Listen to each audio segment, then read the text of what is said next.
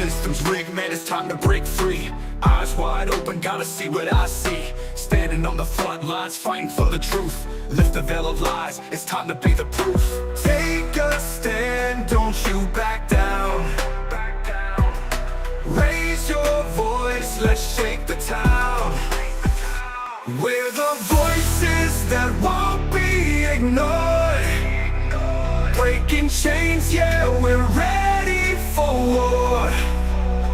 With the power of the people, we'll make them see a world of justice, united and free.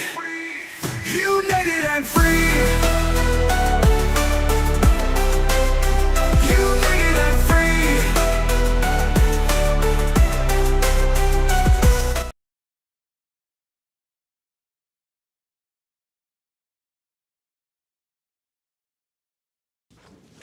Good morning. The court calls the case of State of West Virginia versus Natalie Cochran. This is case number 23-F-343K. The record should reflect that the state appears by Tom Truman, prosecuting attorney for Raleigh County, Ashley Acord, assistant prosecuting attorney for Raleigh County.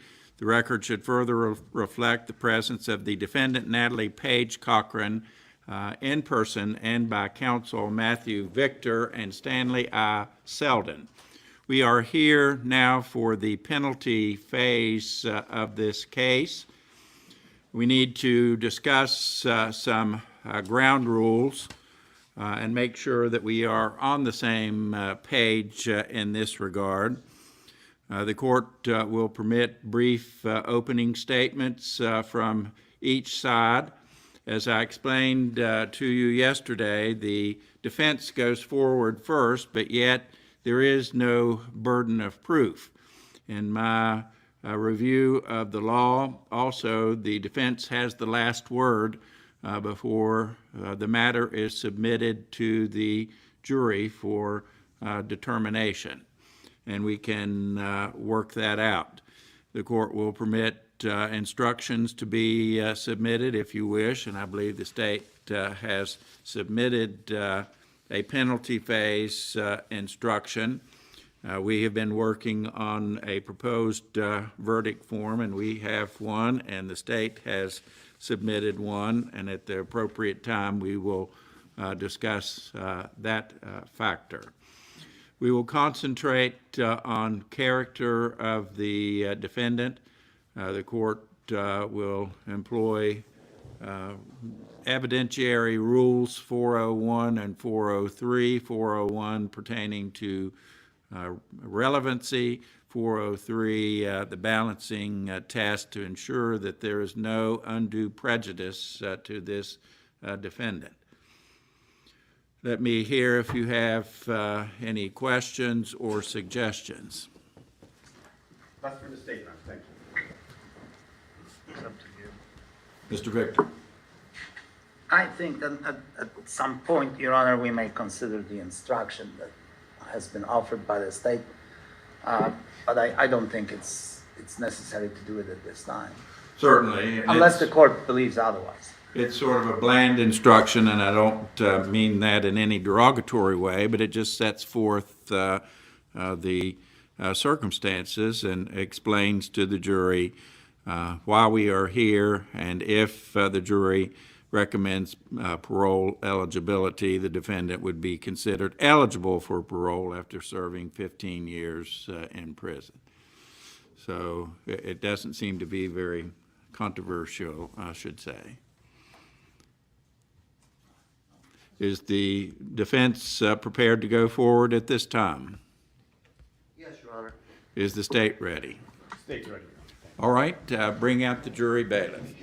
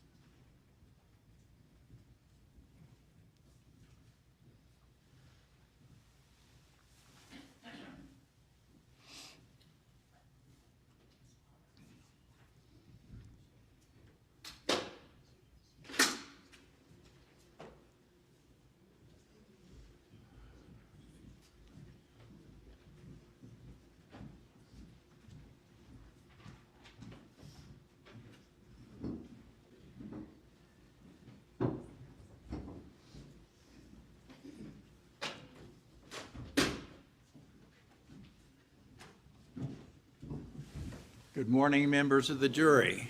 Good morning. You are back, and I'm glad to see you. We are here now for the so-called penalty phase of this case. In this part, the jury has the sole discretion whether this defendant, Natalie Page Cochran, convicted of first-degree murder, should receive mercy. As in the guilt phase, which has already been determined, your verdict must be unanimous. If you recommend parole eligibility, the defendant may be considered eligible for parole after serving 15 years in prison. If you do not recommend parole eligibility, in other words, if you do not recommend mercy, the defendant will receive a life sentence and never be eligible for parole. All right, we switch things up a little bit from what you're used to. In this phase of the case, the court will permit the defense to go forward first. All right, I'll ask Mr. Victor or Mr. Selden to please call their first witness. Your Honor, I believe you mentioned brief opening statements. All right, if you wish to present an opening statement, that would be fine. Thank you, Your Honor.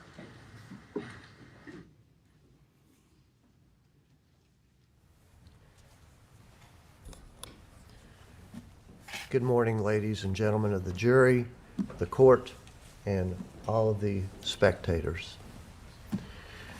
Now, as the judge has told you, we are now entering the penalty phase where you, the jury, and only you, will decide the penalty for Natalie Cochran. As the judge has told you, she's now been convicted of first-degree murder of her husband, Michael. And you, the jury, have to decide if she spends the rest of her life in prison, which would be no mercy, or if she becomes eligible for parole after 15 years, which means you grant her mercy. We'll be calling a number of witnesses that will testify to Natalie Cochran's character, things she has done prior to her conviction, things she has done that indicate her character and her ability to be rehabilitated while in prison.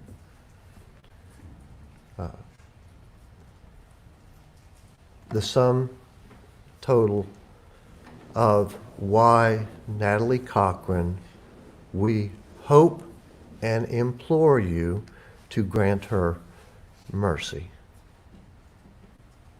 I hope you listen carefully to what they have to say without prejudging them. And again, we beg you to give mercy to Natalie Cochran. Thank you. Mr. Truman. Thank you. Good morning. This will be a lot less information than you had to absorb over the last 2 weeks, and you're thinking, thank goodness. Well, we couldn't have made up a stranger procedure than this, but this is the procedure. The defense is right. You won't get any guidance. You won't get any instructions other than what Judge Kirkpatrick just went over with you. There's really no criteria. You are totally in charge, completely in charge. It's whatever you feel is appropriate. And for that, the state will be putting on some evidence also of what we think accurately portrays the defendant's character. And at the end of it, you'll go back in your jury room and you'll decide, is this defendant worthy of parole at some point or not? And that's it. That's your sole job remaining in this case. So we'll see how the evidence unfolds, and we'll see what you think when you come back out of your jury room with a decision. Thank you. All right, now, Mr. Selden, please call your first witness. Short and to the point.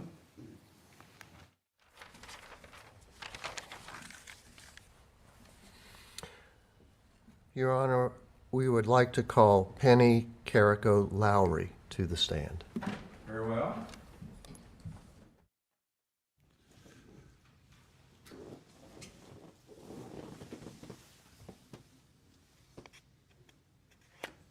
If you'll raise your right hand, please. Do you swear or affirm to tell the truth, the whole truth, and nothing but the truth, so help you God? You may have a seat right there.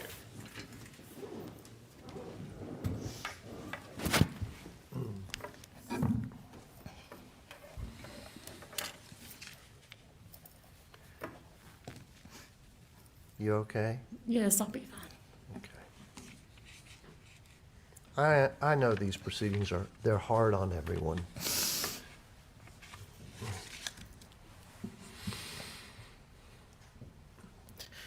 Please tell us your name and the correct spelling of it. Penny Lowry, Penny Lowry.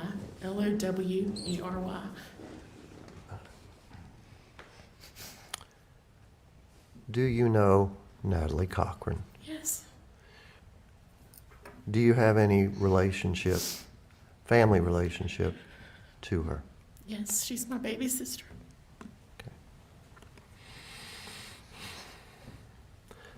So you've known Natalie virtually all of her life. Yes,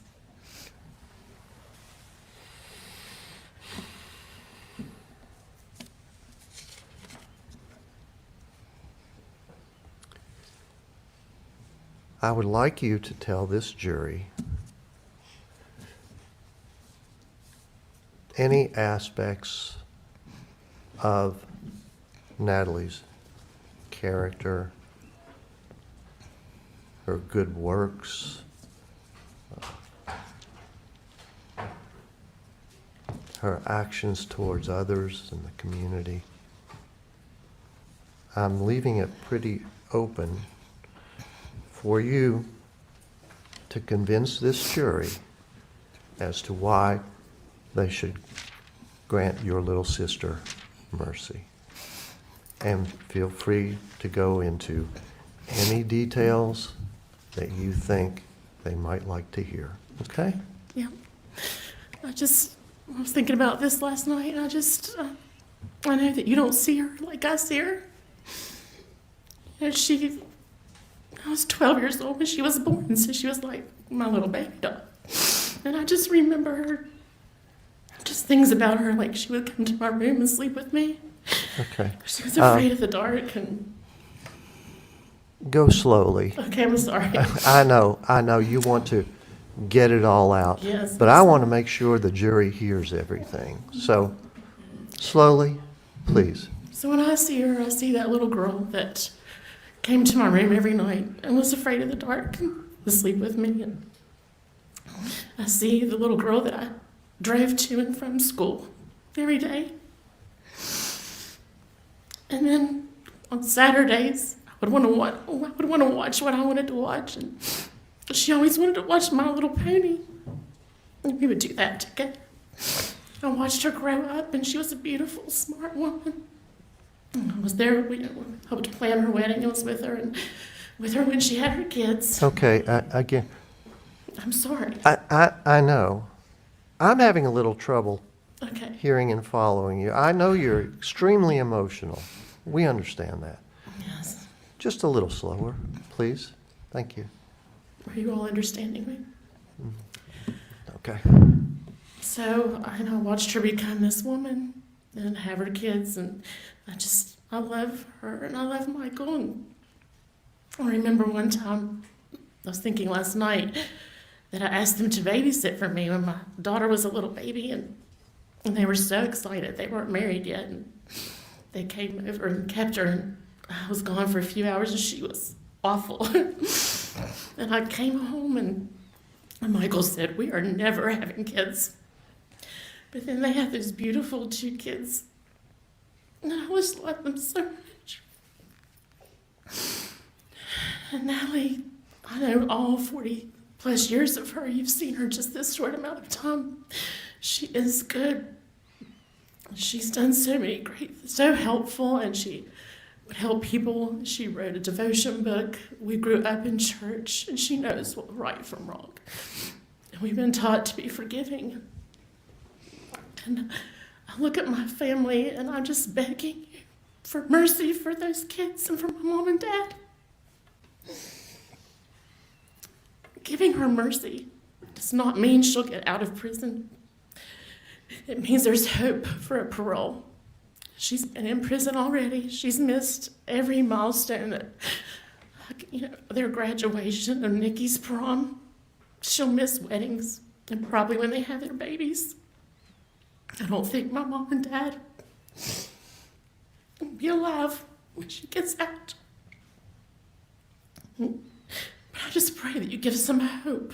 The hope is a powerful thing. There's a statement that says, life without hope is ceasing to live. And I think those kids need some hope to see their mom as she gets older. They've hurt the most. We've all hurt, but they've been hurting the most. They need her. This is the only family they've known. They've been raised by their grandparents.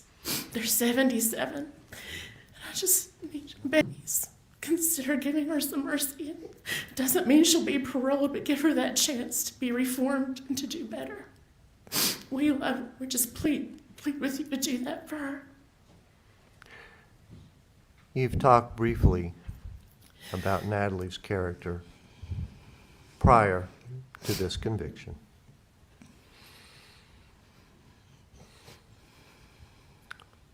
What kind of person was she? And can you talk about any contributions to the community, anything like that? Of course, they always gave back. She worked in the Church of Awanas, and she did all the Little League sports. Anything that her kids needed, she was there. We would always go shopping every year to Pigeon Forge at Thanksgiving when the men would go hunting, and she always made sure her kids had what they needed before she'd buy herself. She never bought herself anything. She served on committees in our community. She served with all the sports. And What kind of committees? which is like team mom, and then served as officers on these sports teams like football and baseball, and she did a lot of things like that. She would do Bible school for the kids, and that was her priority, her family, and they did everything together. She's been in federal prison for a couple of years now.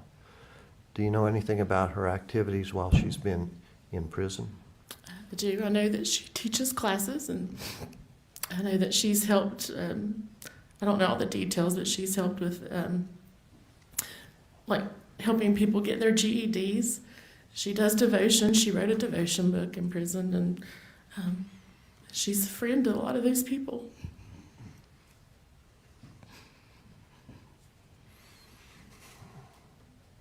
I don't have any more specific questions. Is there anything else you would like the jury to hear? Just asking them to please consider this, for those kids especially, for our family, and what you see there's our family, and we need this, please. We need some hope. Okay. Thank you. Cross-examination. Thank you. Ms. Lowry, the defendant grew up to be a little bit different than she was when she was your little sister, 12 years younger than you. Turned out a little bit different than what it looked like at the time, didn't it? I mean, I don't know what that means, different. I know you found her guilty of this, but she was still my sister. I mean, I always trusted and loved her. Absolutely. And blood is very thick. You're loyal to your sister. Fair enough? Yes. You're also an educator by training, correct? Yes. Do you think there should be consequences for misbehavior? Yes.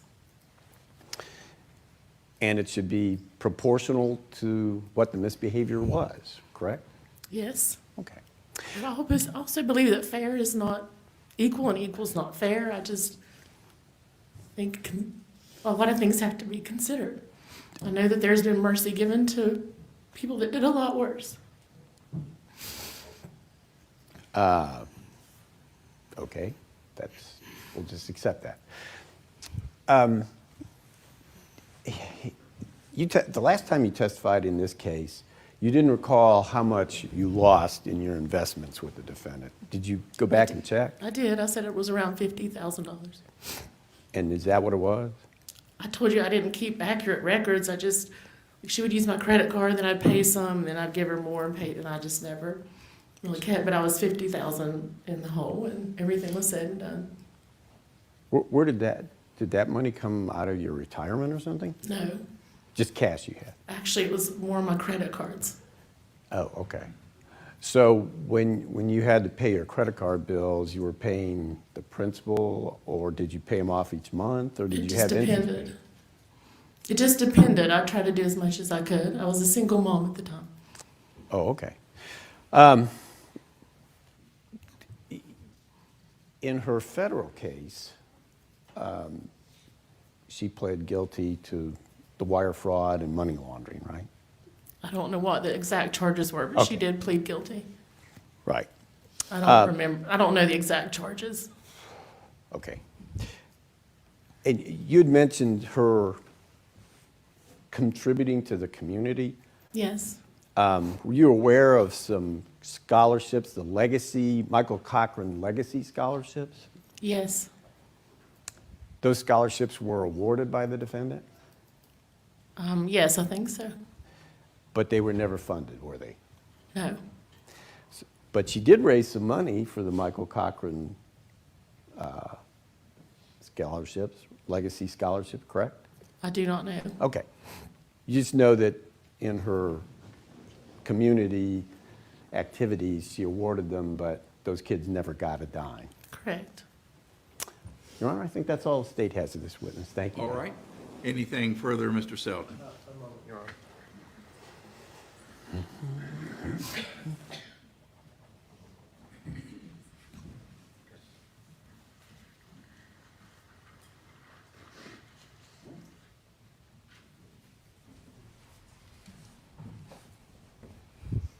Is it okay if I call you Penny? Yes. The prosecutor asked you about money for scholarship fund, et Yes. cetera. Yes. Were you aware that the government seized all of the assets of Natalie? And among those seized assets were any monies, et cetera, that might have been paid to these scholarship funds? I don't know what the money was for, but I do know that the government seized a lot of her money, all of her funds. Okay, thank you. Anything further, Mr. Truman? One follow-up. Those scholarships were awarded in May of 2019, correct? I don't recall I guess that was the date. I don't know. Okay, that's fine. But the search warrant wasn't until the following month, and she wasn't convicted till like September. I don't recall the dates, but I know that it was in the summer. Is Penny? Is Rachel your daughter? Yes. Okay, thank you. That's all the state has, Your Honor. Thanks. Anything, Mr. Selden? Yes, sir.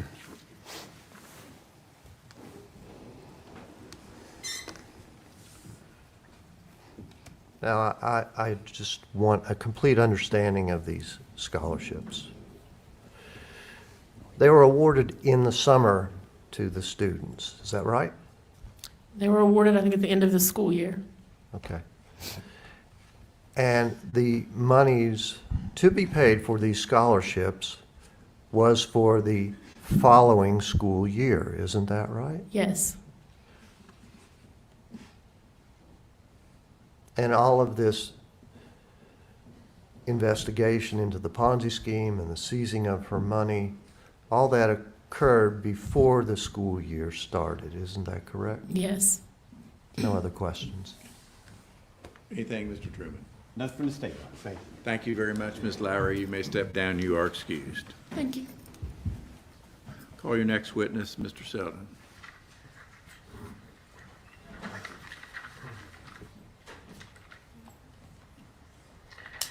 Your Honor, we would like to call Lacey Treadway as our next witness.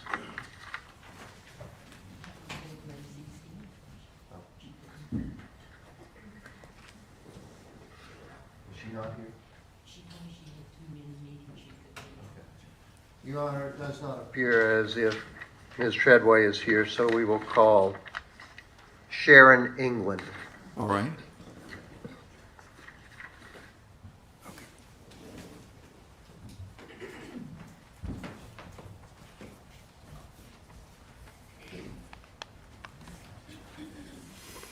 If you could, Mr. Selden, speak up. The jury's having some difficulty hearing you. No problem, Your Honor. I usually have the opposite problem. Thank you. If you'll raise your right hand, ma'am, do you swear or affirm to tell the truth, the whole truth, and nothing but the truth, so help you God? I do. You may have a seat right there.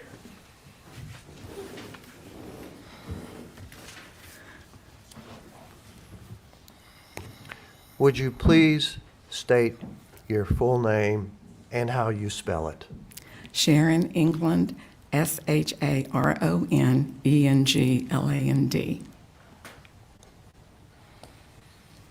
Are you any relation to Natalie Cochran, or how do you know her? She is my niece.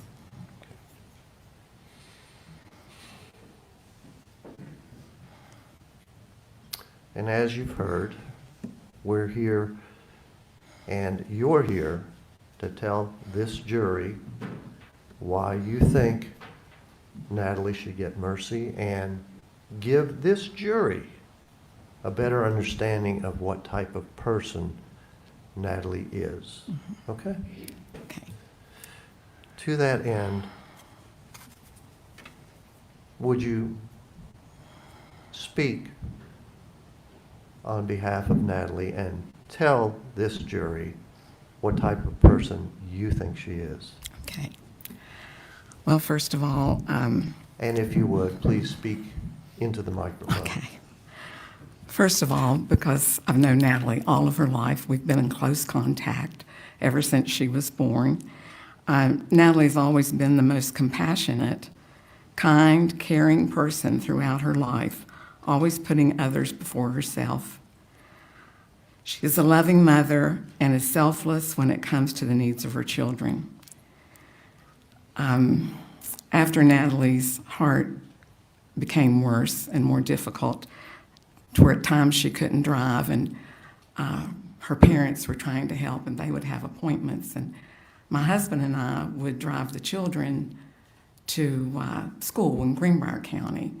And on those trips, just being alone, usually when we were together, it was at big family gatherings, but just having the kids in the car, we became very close with the kids.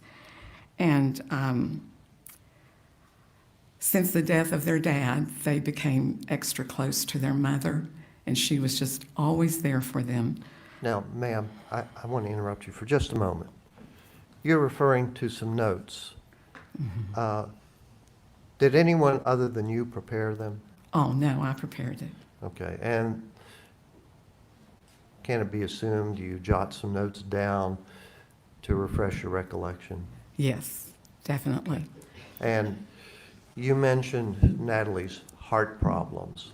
Yes, Were you aware that Natalie had not one, but 2 surgeries on her heart? yes, And that she currently has an implant in her chest to help with her heartbeat? yes. Okay. I'm sorry to interrupt you. Please go on. That's okay. I just, since the kids have become so attached to their mom, I'm just asking that you would have mercy on her, that they might have some hope that at some point in time, when she does get out of prison, they would be able to spend some time with her. That would mean a lot to them. And I want to also emphasize that Natalie has always been faithful to volunteer her services and to help others. And I have a list here of things that I'm aware of personally that she has done. As a youth, she donated her money to buy Christmas presents for the needy. She would come to my elderly aunt's home and other elderly people to give them flu shots and to help with other necessary needs. She volunteered to conduct poison prevention demonstrations at local schools, conducted free health eating course for seniors. She conducted flu shots and clinics at the churches and at Sewing for Souls. She conducted health seminars at the Lions Club, she was a coordinator of juvenile diabetes awareness walks and education classes, organizes medicine planners for their elderly neighbors. She volunteered at Sewing for Souls and at her church with the Bible printing ministry. She taught cubbies and awanas at her church for 5 years and played the piano for 4 years at her local church. She even volunteered at Daniels Elementary when they lost their music teacher because of lack of funding, and she filled in free of charge. She volunteered at Habitat for Humanity as well as Homes for Seniors. And while in prison, she organized and helped with Bible studies, beginners, intermediate, and advanced Bible studies. She wrote 2 devotion books. I know one has been published, I think they both have, and they're using those in the prisons now, and even at Southern Regional Jail they have some, but also in Kentucky and Tennessee. The prison ministries there are using the devotion and study books that she wrote for the women prisoners. I hope that you will consider Natalie's history of being generous, caring, and giving person, and consider giving her mercy on her sentence. And I hope that you'll pray about it and ask God for wisdom and understanding to do the right thing. I know in Matthew chapter 5, verse 7, it says, "Blessed are the merciful, for they shall obtain mercy," and that was said by Jesus. I interpret that to mean that if we're merciful to other people, He will show us mercy. And so I'm asking that you will show grace and mercy to Natalie, just as our Savior Jesus Christ has shown grace and mercy to each of us. We don't deserve it. She might not either, but He gives it to us. It's free. And I'm asking that you would do that for Natalie, not so much for her sake, but for the sake of her children, her parents, and the family. And as you make your decision whether or not to show mercy or no mercy, I know you know your actions will be judged by Natalie's family and loved ones, by Michael's family and loved ones, by the prosecution, and by the defense, but none of that matters. That doesn't matter diddly squat. What really matters is that you will be judged by a powerful Almighty God, and in His word He said, "Blessed are the merciful, for they shall obtain mercy." So I'm asking for you to please give her mercy on this conviction so that someday her children will be able to be in her presence. Thank you. Cross-examination.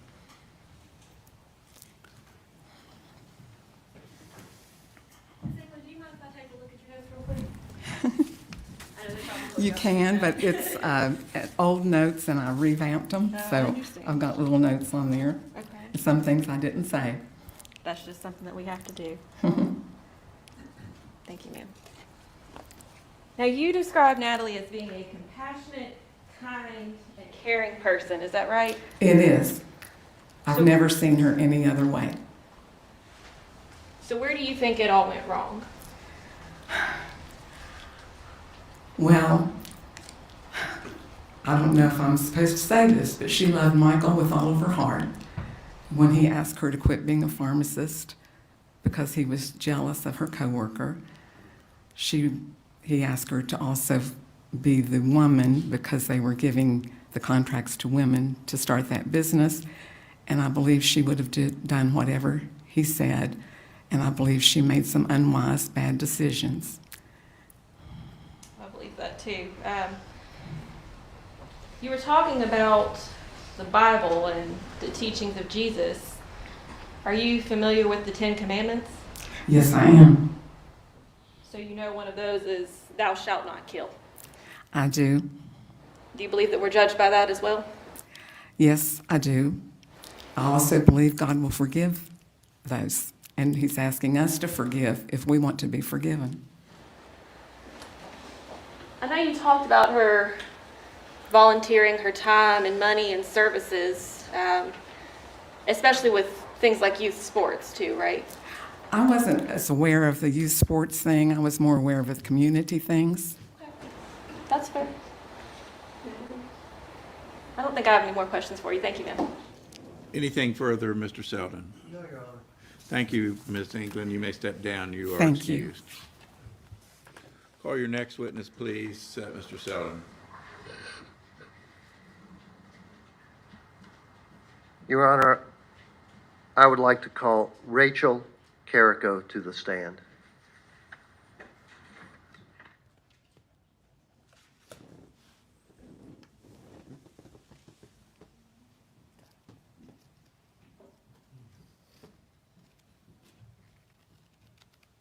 You'll raise your right hand, please. Do you swear or affirm to tell the truth, the whole truth, and nothing but the truth, so help you God?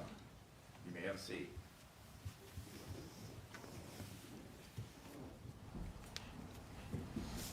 Good morning, Ms. Carrico. Good morning. You appear very emotional. Are you okay? Can you testify? Yes. Okay. And if you would, please talk into the microphone Okay. so the jury can hear you. Okay. All right. Please tell us your full name and spell it, please. Yep. My name is Rachel Carrico. Rachel Carrico. Thank you.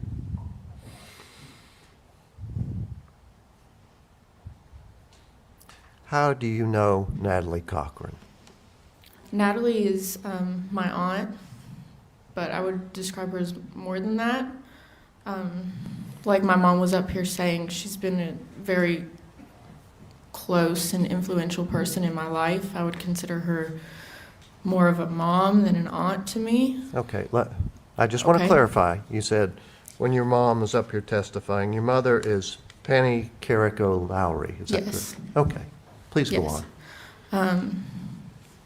Her kids they're my cousins, but we've always been like brother and sister. I'm an only child, so having them with me growing up has been a blessing to me, especially within the past 5 years. I think we've grown very close together because we've needed each other. But I would always be with them growing up.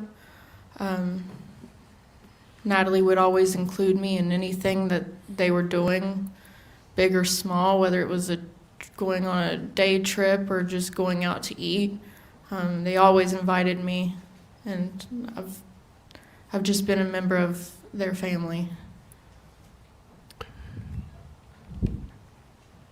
Why do you think this jury should grant Natalie mercy? And you know what that means from the discussions, correct? Yes. So why should they give her mercy?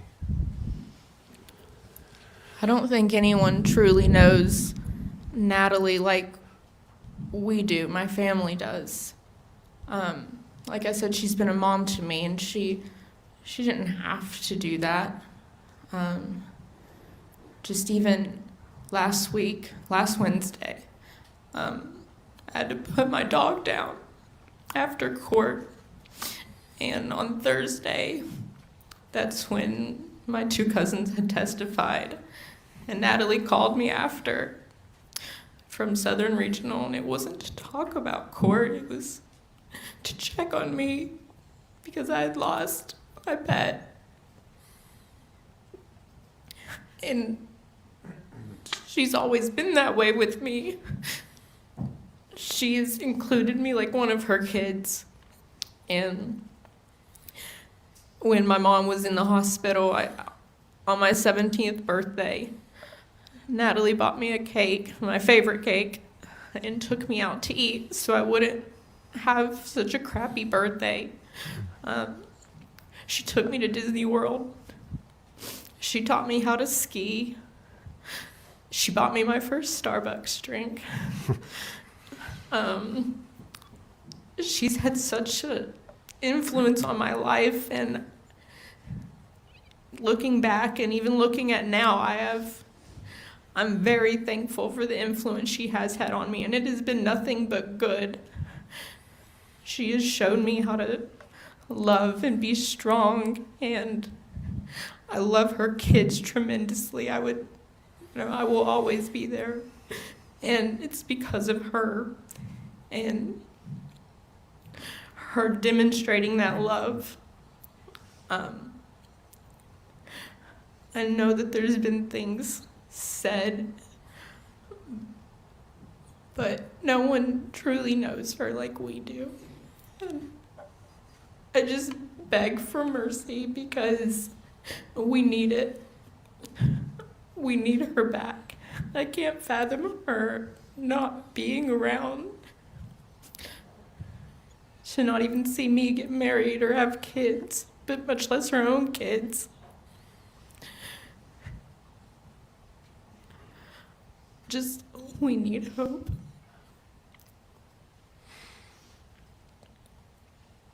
I don't have any more questions, thank you. Oh, I do have one question. You talked about your 17th birthday. How old are you now? I'm 26. Okay, thank you. Cross-examination.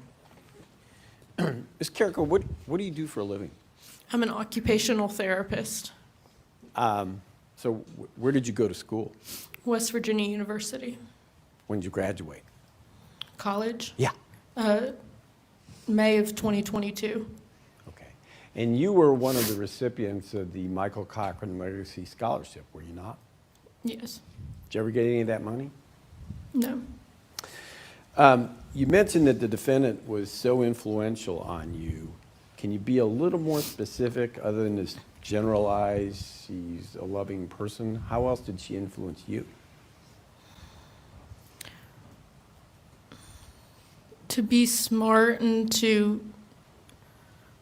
strive for, what I wanted, and encouraged me when I was in college, and just made sure that I knew how proud she was and how good I was doing. And she's influenced what clothes I wear. I like to wear the same type of clothing that she did. And like I said, with coffee, it's little small things that have had a big impact, but also, just the characteristics of her. Not to revisit this day, but anybody that's experienced putting a pet down knows how awful that is. And you got pretty emotional kind of recapturing that terrible day. Yeah. Can you imagine what it's like to be a mom and lose your son? Be hard. As understatements go, being hard would probably work, but it would be a lot more than just being hard, wouldn't I'm it? sorry, I can barely hear the prosecutor. I would like Perhaps you can speak after this. Yes, sir. It would be more than hard to lose a son, correct? I would say so. You also mentioned that the defendant influenced you in terms of accomplishments, and you are clearly accomplished, so you can give her some credit for that. She too was accomplished. It's hard to get into pharmacy school, isn't it? Yeah. So she was well equipped to deal with life in terms of finances just by not only getting in, but graduating and getting a job as a pharmacist. Isn't that true? I know I'm not good with finances personally. I think you're good at what you specialize in, and so financially, I don't know. Okay. In her influencing you, she didn't give you tips on how to run a Ponzi scheme or anything, did she? No. Okay. That's all the questions the state has. Thanks.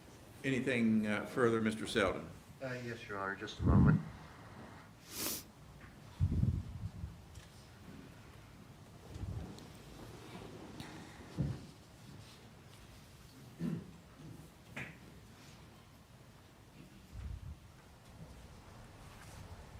Is it okay for me to call you Rachel? Yes. Now, Rachel, the prosecutor asked you questions about not getting money for your scholarship fund. Yes. And that money was promised to you in the following school year. Yes, it was But- going to be for my first fall semester of OT school. Okay. And before that happened, you're aware that Natalie Cochran and Michael Cochran's assets were all seized. There wouldn't be any money for your scholarship fund, correct? Yes. Okay.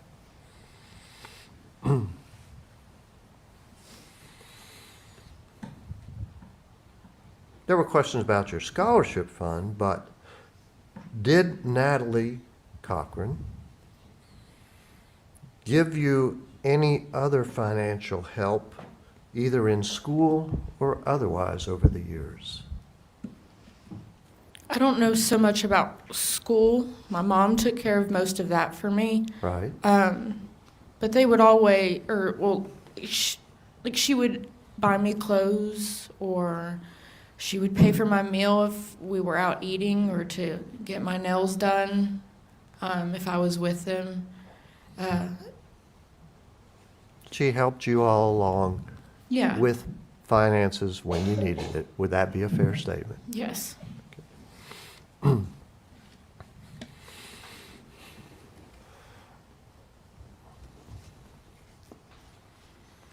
The prosecutor asked some questions about Natalie being equipped for life, etc. Did Natalie help you to become equipped for life and all of its bumps and challenges? Yes. And how did she do that? Through natural life lessons, whether it was a breakup with a boyfriend in high school, she was there to console me and to tell me that things would be better, and it was okay to cry, but I would be stronger. Whether it was helping to motivate me when it came time, like my senior year of high school or starting college, and she gave me the talk of what alcohol and drugs would be, and she would always be there to call if I ever needed help, and I didn't feel comfortable telling my own mom that she was there and she would do what she could to help me or protect me. I never doubted her love for me. I still don't. Yeah. Okay. That's good. I mean, that's sufficient. Now, did there come a time when Natalie Cochran had to have heart surgeries? Yes. Did you care for her in any way or at any time as a result of those surgeries? Yes. Like I said, I was in college in Morgantown, and she had to have a heart surgery. It was like an outpatient surgery. It wasn't something huge, but I took her up to Morgantown, and we stayed at my apartment, and I took her to that surgery, and I waited for what felt like forever, and the nurse had actually called me and said, "Hey, this is the number that was on file, but Natalie's asking for a Michael. Do you know a Michael?" I was like, "I do, but he's not here." like I would be there to get her. And I went and consoled her. Let me clear something up here. Mm-hmm. You're talking about Michael Cochran, right? Yes. Yeah. And Michael was still alive at that time, correct? No. No, he'd already passed? Yeah. Okay. But she was under like an anesthetic. And Okay. so-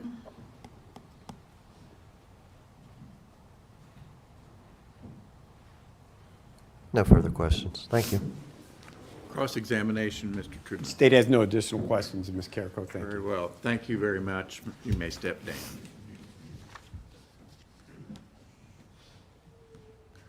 Call your next witness, Mr. Selden. The defense would like to call Larry Jessup.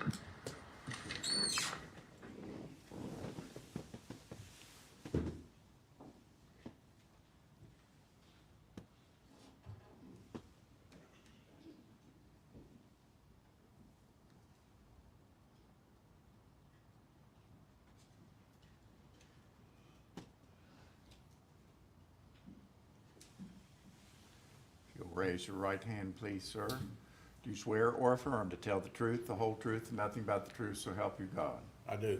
You may have a seat.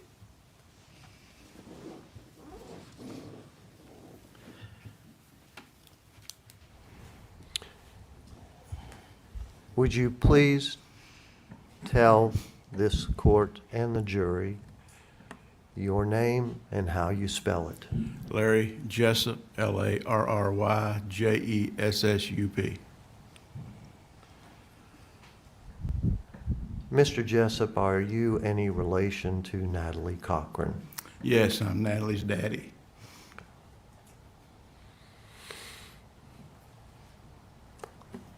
I am again going to ask you sort of open-ended questions. You're here on Natalie's behalf today, isn't that correct? Yes, sir. And since you're Natalie's father, you know her pretty well. You've been with her all of her life, correct? Yes, sir. Would you please tell this jury what kind of person you know Natalie to be and why you think they should grant her mercy? Well, Natalie was my daughter. Naturally, she grew up in our household. She was always a great youngster. She was always very giving person. She helped us, my wife and I, Daphne, all in her growing up years. She went to high school here in Beckley, and she, in high school, she did a lot of different things extra for her school. Like what, if you recall? Well, she's on committees, and she did social service work and that kind of thing. Okay, please go on. As far as the timeline in her life, I can kind of go along those kind of lines. My sister Sharon has already mentioned a lot of things that she did, and as she grew up. But she met Michael in high school, and he would come to our house, and so I got to be friends with him, and then they both went to WVU to school, and then they decided to get married in 2019, and then they were married May the 20th of 2020. They didn't have a place to stay, so my wife and I bought him a mobile home, and he didn't have a car to drive, so I gave him a pickup truck that I had, and so they went all the way through college at WVU, and then they went to Tennessee after they got out of school. They moved to Tennessee, and I think he went to work at a company called Nova, and she went to work as a pharmacist. Okay. And, Please talk into the microphone. You're kind of fading out a little bit. Okay, Thank try you. to do better. You're doing fine, sir. So my wife and I, we would go visit them periodically, and Michael and I would go fishing in the mountains at Pigeon Forge. They lived right outside of Pigeon Forge.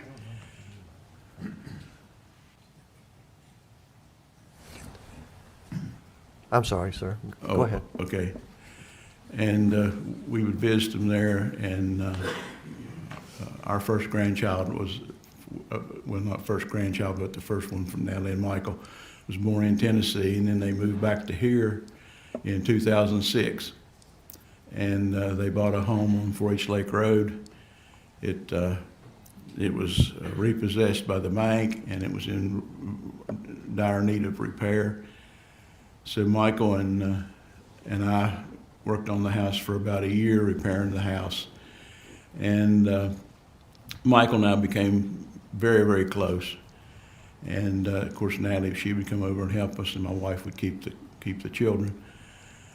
And then they moved, of course, into that house. They stayed with us while we were repairing the house. And then they've, they had a good life there. They did a lot of things together.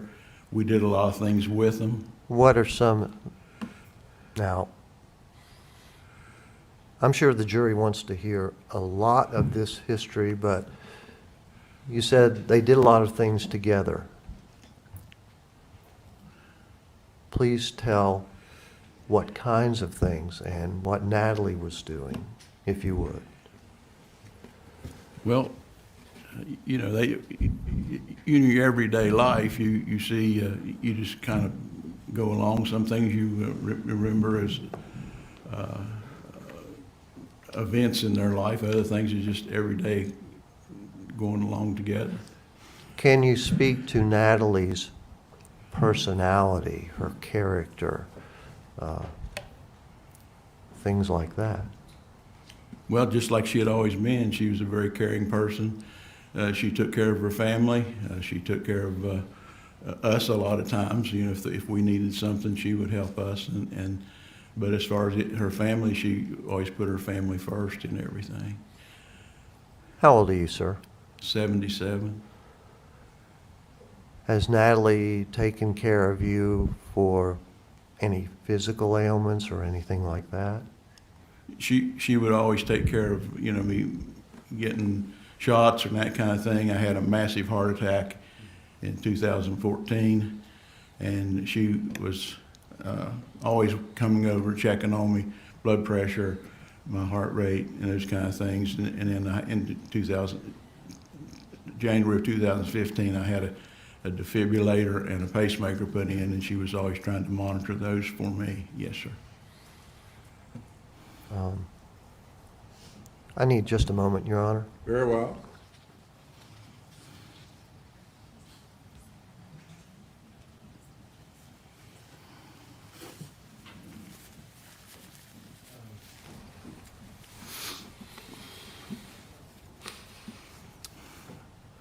Mr. Jessup, as we get older, we kind of get some dates mixed up. Wasn't it true that Natalie and Michael got married in the year 2000, not 2019 or 2020? Oh, I'm sorry, 2000. I'm sorry. Okay. Yeah, sorry about that. Oh, that's fine. Yeah. I'm having trouble with my memory as I get older.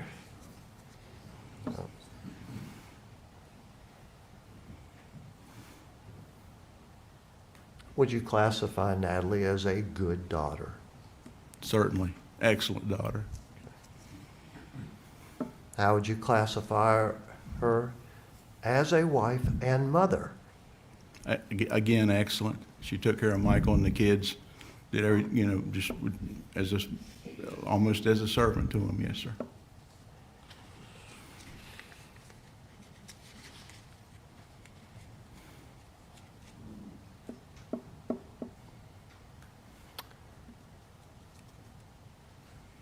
You've talked about how close you were to Michael, right? Yes, sir. Yeah, And Natalie. Yes, both. Mike and I developed a really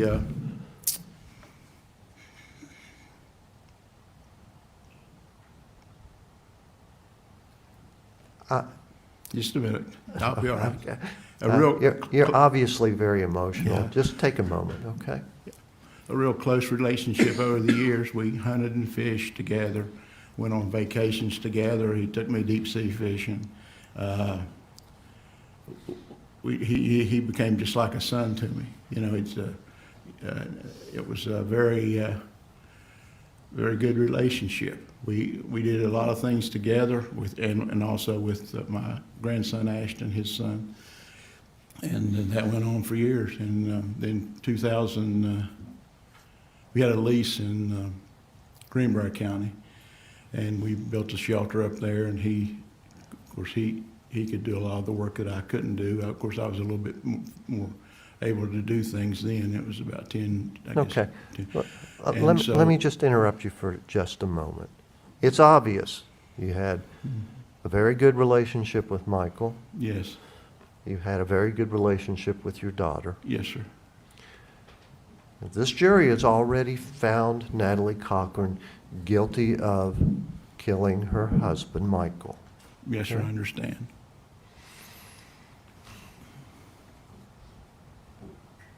Do you think she should be punished for that act by spending the rest of her life in prison? Well, I would hope that the jury would see fit to grant her mercy. I know they made their decision. Certainly, I don't agree with it. I felt like that there was a lot of variables there and a lot of unanswered questions. So I would plead with the jury, have compassion, and to give her mercy. So, I mean, I'll never be able to touch her again. All the time I'll be able to see her be behind the glass wall. But, you know, her kids, if she spends 15 years, they would be 35 and 33, I guess. So they would be able to have. Yeah, take a moment, sir. Yeah, okay. Some more time with her kids. But as far as I'm concerned, of course, she's my daughter. I thought she was the best kid we could ever have. We had 4 kids, and all of them were great. Okay. And so. And I just, you're 77 now, right? Yes. So when Natalie is possibly up for parole, if the jury gives her mercy, Yes. if my math is correct, you're going to be 92 years old, is that right? Yes, sir. I don't figure I'll ever make it to 92 with my heart, but I would be 92. Mm-hmm. So you may or may not be alive after that 15 years, is that That's right? correct, yes.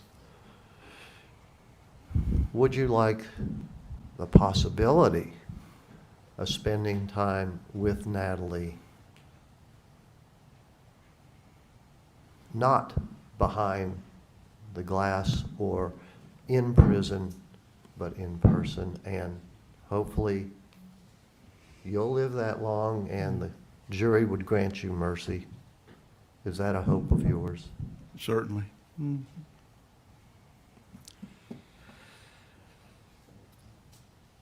I don't think I have any more questions. Thank you. Cross-examination. Mr. Jessup, I just want to ask you one thing, and then I'll let you go, okay? Okay. Now, we've heard a lot of talk already this morning from other witnesses and from you about wanting to reunite Natalie with her kids so that they have their mom. Yes. How does it make you feel to know that they will never be reunited with their father? Makes me extremely sad. Thank you, sir. That's it. I have no further questions. Anything further, Mr. Selden? May I, No, sir, just hold on. No. No other questions for this witness. Thank you. Thank you very much, Mr. Jessup. You may step down. You are excused.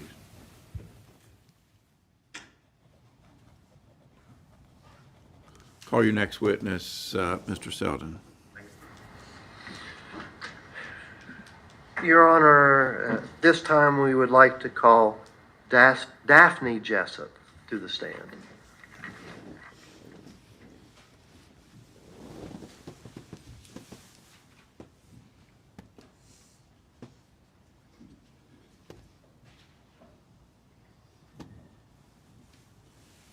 If you'll raise your right hand, please, ma'am.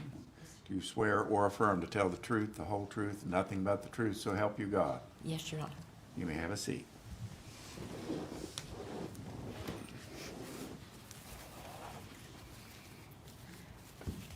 Are you okay? I'll be fine. All right. Would you please tell this court and the jury your full name and spell it? Daphne Jessup, D-A, And talk into the microphone. D-A-P-H-N-E, J-E-S-S-U-P. Are you any relation to Natalie Cochran? Yes, sir, I'm her mother. And you're appearing here on her behalf, is that right? Absolutely.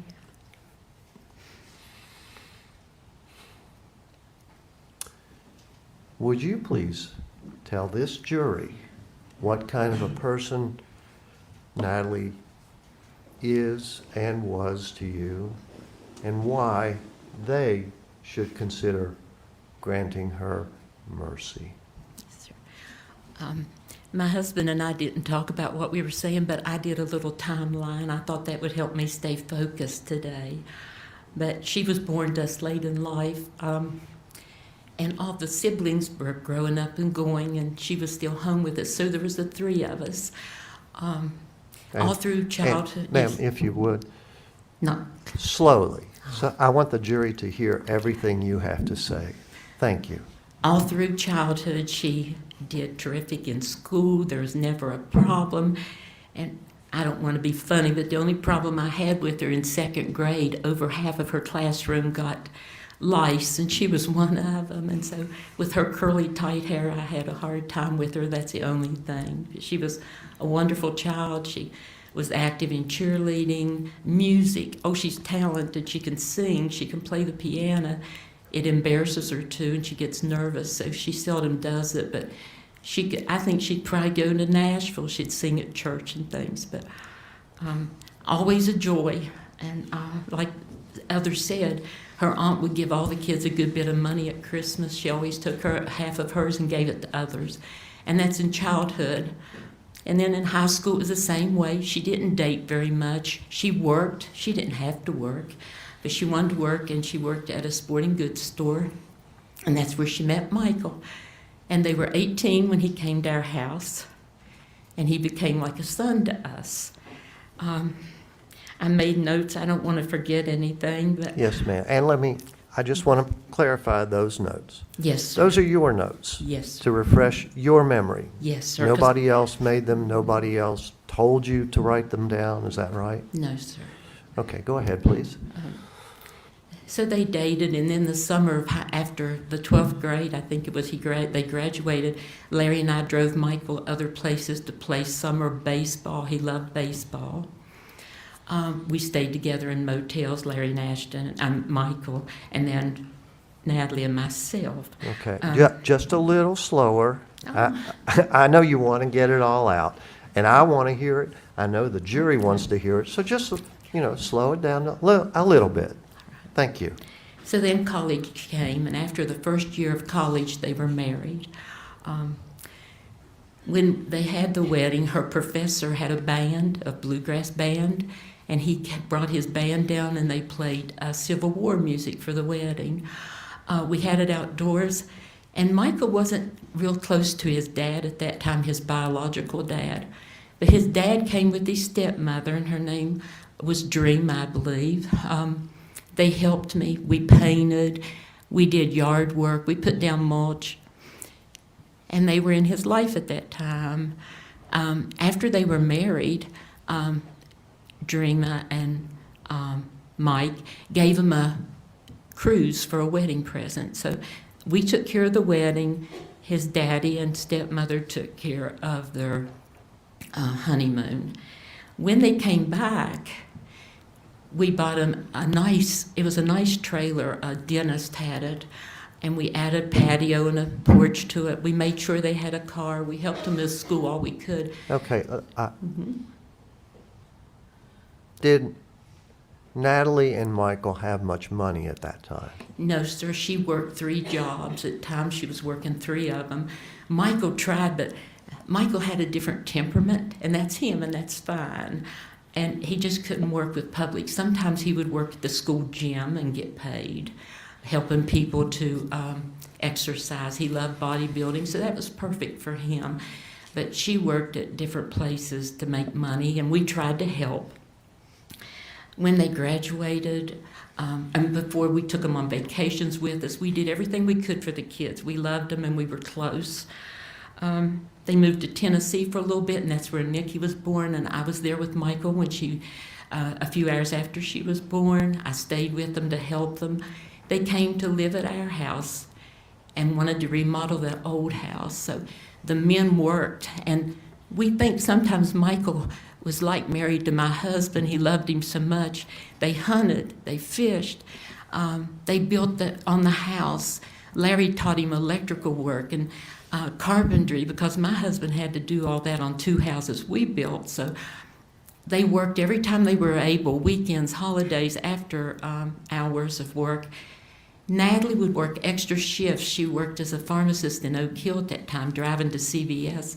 I would keep the baby when I got home from teaching. And then they moved in their house, and here came Ashton. So now we're a family of 6, the 4 of them and the 2 of us. Again, vacations, holidays, moving in the house. And I retired when Ashton was born so that I could be their babysitter. I just don't want to leave anything out that I wanted to tell you. Hold just a Okay. moment.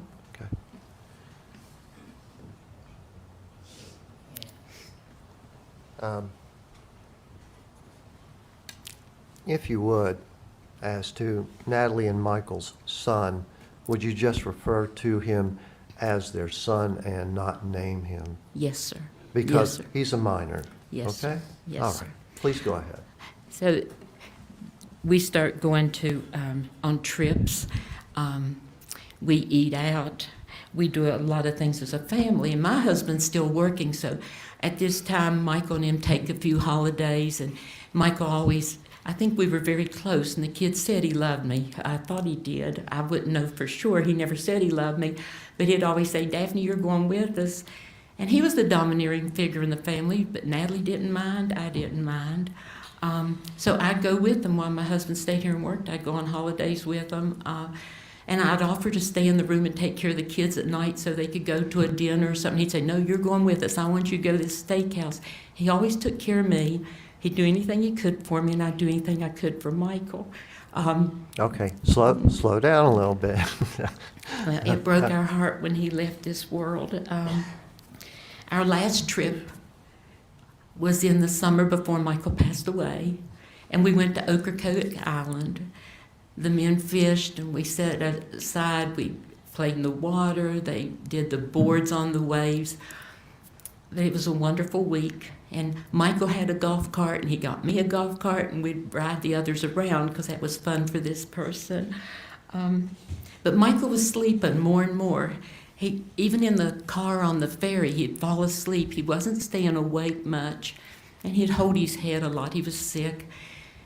When we came home, there was foods he liked to eat, and he had asked me to cook, and he'd come after work. He liked breakfast foods in the evening, and all breakfast foods at one time. And I'd fix it, and then he'd have to lay on the couch. He thought it was green mold that was making him sick. He was working in a house. Ma'am, I don't want Okay. you to go into the case in chief. Okay. I want you to talk about Natalie's character, etc. We're not here to relitigate the case, okay? Okay, I didn't want to bring the case up, no, sir. Okay, But I thank was you. just telling you, I just wanted everybody to know that Michael and I had a good relationship. The kids did everything they could for me. Natalie helped me with my ministry, so did Michael. I was always all about kids. I love children of all colors, all sizes, and I've helped children and families in 45 countries. Michael helped me furnish, and Natalie, they helped me furnish seed in Zambia for Matambo village. I'm sorry. Could you clarify that a little bit? What are you talking about? Well, in Matambo village is one of my favorite villages in Africa, and I've been there twice. They plant things like corn, tomatoes, cabbages. The government buys it, and then the government didn't give them money one time, and they couldn't buy seed. Who is they? Who are you referring to? The Zambians, under Pastor Mukatasha, lives there. It's a village in Africa. All right, go ahead. So we bought sacks of seeds. It was a total of $5,000 for all the seed for the village. And I had every kid there a mattress and a blanket. They were $81 for a mattress and a Okay, blanket. when you say we bought this, who are you talking about? Well, I have a ministry, and it's under the church. Other churches and people support me. It's all these people, we work together. Okay, I want you to concentrate on Natalie. Okay. Well, that's what I said. Natalie and Michael gave me $5,000 one Christmas. And we finished getting every child in that village a blanket and a mattress, because it gets down to 40 degrees at night there, and some of them get close to fires and they burn. Okay, let's skip ahead over that. So you're talking about Natalie and possibly Michael giving you money to help this village in Africa? Yes. Okay. They also bought playground equipment for the school in that little village. Okay. And when you say they, you're talking about Michael Natalie? and Natalie. Okay. Anything else? Let me look through my notes if you don't mind real Sure. quick. Go ahead, take your time. I wasn't able to be here during some of the trial because they thought I might be a rebuttal witness or something, so I don't know what was said and done. But it bothered me when I came back and there was a picture of Michael on the floor. No one ever explained why he was there, but I knew why. People said, take a picture the next time he passes out. Ma'am, again, we're not Can't say that. relitigating the case. We're talking about Natalie's character and why this jury should consider granting her mercy. So we don't want to relitigate the case, okay? I'll just mention that then I begged for mercy. I don't know how to beg from you. My children, they're my grandchildren, they need their mother. Larry and I probably won't be here much longer at our age. If she's gone that long, we'll probably never get a hold of her again. But maybe her children can if you give us some mercy. And it's funny that Larry used hope, Penny used hope, and that's what I had in my notes. We need hope. We just need maybe the morrow's coming where she can look forward to something. And about her character, can I mention what she's done in the prisons? Yes, yes, you can. She's written one devotional book, and it's being used a lot. And for the record, you're showing that devotional book? Yes, sir. This is her devotional book, and her daughter, Nikki, on the back did all the reflection pages. If you have journal writing in the prisons, federal prisons, you can have a book like this if it's for journaling and for religious reasons. So there's 2 reasons these girls get to keep these. And it helps inmates. It's Natalie's inner feelings about being there, things that she faced outside, inside. These girls relate to it. There's no one else that can relate like this girl does. And I hope God doesn't keep her there forever. And you're pointing to Natalie, is that right? Yes, sir. Okay, go I ahead. don't want God to keep her in prison forever, but she's a prison ministry person. And it's called the Dandelion Ministry, because even a dandelion will grow through concrete. I have my own ministry called Sowing for Souls, but I've also adopted this ministry, And I'm going to do all I can. I'm already doing things for inmates, and so is she. We get books, we get Bibles, we get clothes for them. Some of these girls have 0 people. They were raised on the street. Nobody knows the heartache these girls inmates in prisons go through. Okay, I just want to interrupt you a little bit. You're talking about things Natalie has been doing in prison, both in the federal prison and possibly the Southern Regional Jail. You know, I think there was about 30 some of these books at Southern Regional, and a girl came out there the other day and told Natalie she had been in a drug rehab in Charleston. She said, they're using your book down there. The second book's at the publishers are on its way. I finished typing and doing things. It's been sent out. But she makes such a difference. You're She's worked talking for about, and administration. again, you're talking about Natalie. Yes, sir. Okay. Natalie's worked for administration. She works as the barista at the prison. That's serving the guards and people Starbucks coffee. She trains people to do that out on the streets once they're released. And this is while she's been in prison. Incarcerated, yes, sir. Okay. I didn't think she would live there. She's never struck a kid. She's never struck her pets or anything. She's soft-voiced, and we all thought somebody will kill her.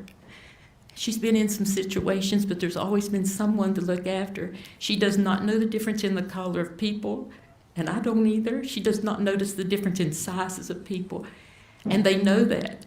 A woman wrote me and said as soon as she walked in the prison, they knew there was a difference there, a light, and she is a light, and that's what she's been to me. She's a light. And whenever I need something, she'll say, Mommy, I'm fine. Don't worry, I'm fine. And so when I know she says fine, I know she's not really fine. She's just trying to keep me from being upset. And again, you're talking about your Natalie, conversations my with, daughter. you're talking about conversations with Natalie in prison, Yes, right? sir. Yes, Okay. sir. And we've run across so many good people. There are so many ugly people out there, how they treat others. But in her path, there have been so many good people, administrators and all that have helped. And I don't know if I can say it in court. No one would give her heart medicine at Southern Regional. She was so sick.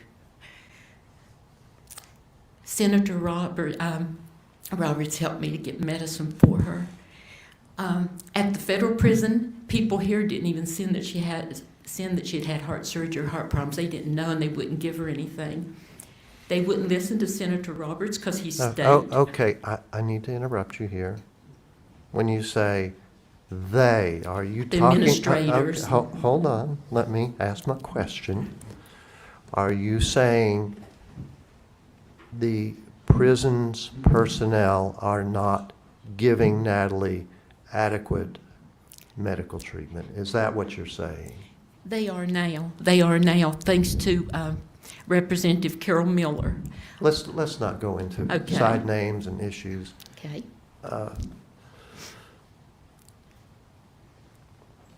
So you're concerned for Natalie's health while she's in prison. Would that be a fair statement? Oh, yes, because every time she's drugged down here, she misses her heart appointments because they keep putting them out, and you never know when you have an appointment. They just come and get you sometime at 6:30 in the morning and say, it's your appointment, let's go to Morgantown. But she hasn't had her heart looked at or some other problems. You look at her teeth. One tooth is falling out, her gums turn black, she can't get dental help. I beg for things like that, and I'll work for it. I'm not an advocate, I'm not a good speaker, you can Okay, see that. Okay, let's, again, we don't want to get confused in side issues and names, but you're telling this jury about Natalie's neglect and improper care in prison. Is that what you're summarizing? Yes, sir. Yes, sir. Okay. How old are you, ma'am? 77. So, like your husband, even if this jury gives Natalie mercy, you may not be alive when she gets out, possibly in 15 years. I don't look for that. My mother lived to be over 100, but I don't feel like I can. Okay. So you're hopeful that Natalie might get out and you might be able to spend more time with her. Is that correct? I'd love to be able to spend, I want to hug her. And the bailiff here's let me give her a couple of hugs, but I want to just hold her for a long time. Okay, now, this jury's already decided that Natalie has killed her husband, Michael. And you've talked about your close relationship with Michael, your husband's close relationship. Given that they've already made that decision, do you think Natalie should have the opportunity to be paroled in 15 years or more and have the opportunity to get out of prison even though they found she killed Michael? I do. I beg. I don't know what else I can say except please give mercy to her. It won't be for me probably, but be for her and her children and grandchildren someday. Thank you, ma'am. Yep. Cross-examination. Thank you. Ms. Jessup, how many years did you teach 30 years. in Raleigh County? Yes, sir. What did you teach? Elementary school mostly. Wow, 30 years. Was Mr. Jessup a teacher too? My husband, I'm sorry, Your Honor. Again, I'm having some trouble hearing the prosecutor. Was Mr. Jessup a teacher too? no, he worked at the Board of Education in accounting. Oh, he did. He He was assistant down there to the main accountant. Does he have a degree in accounting? That was his major in school. And he was also a state tax examiner at one time. I think he wrote maybe the manual for that at one time. I don't know if they still use the manual or not.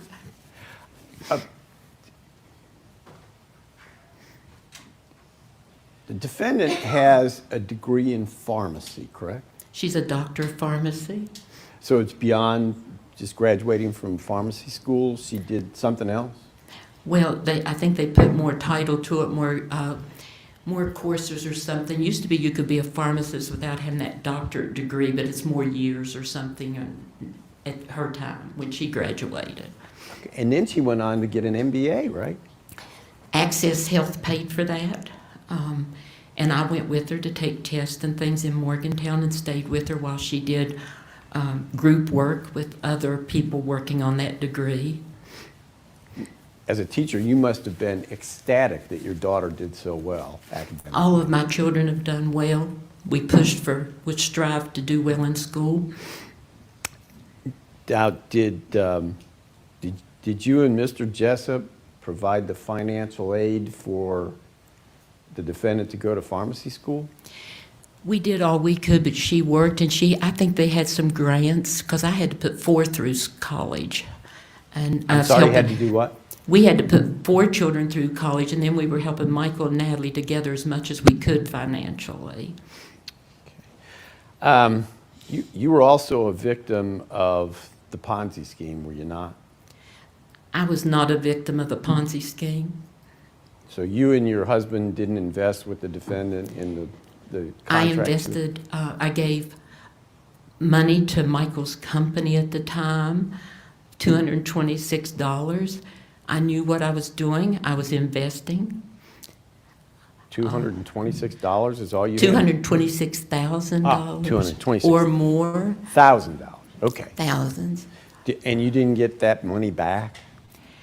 No, all the money was seized and taken and sealed. We do not know how much money was in their accounts. We do not know how much money was in the company. No one investigated to see if this was maybe a scam on the kids. The kids would never hurt me. Michael and Natalie would never do anything to hurt us. Something's wrong, but no one investigated. Didn't you file a claim as part of the federal restitution? My husband took care of that but I think they didn't think we were victims. We're not victims. We'll never get any money back. Natalie asked the government to consider us victims. They said no.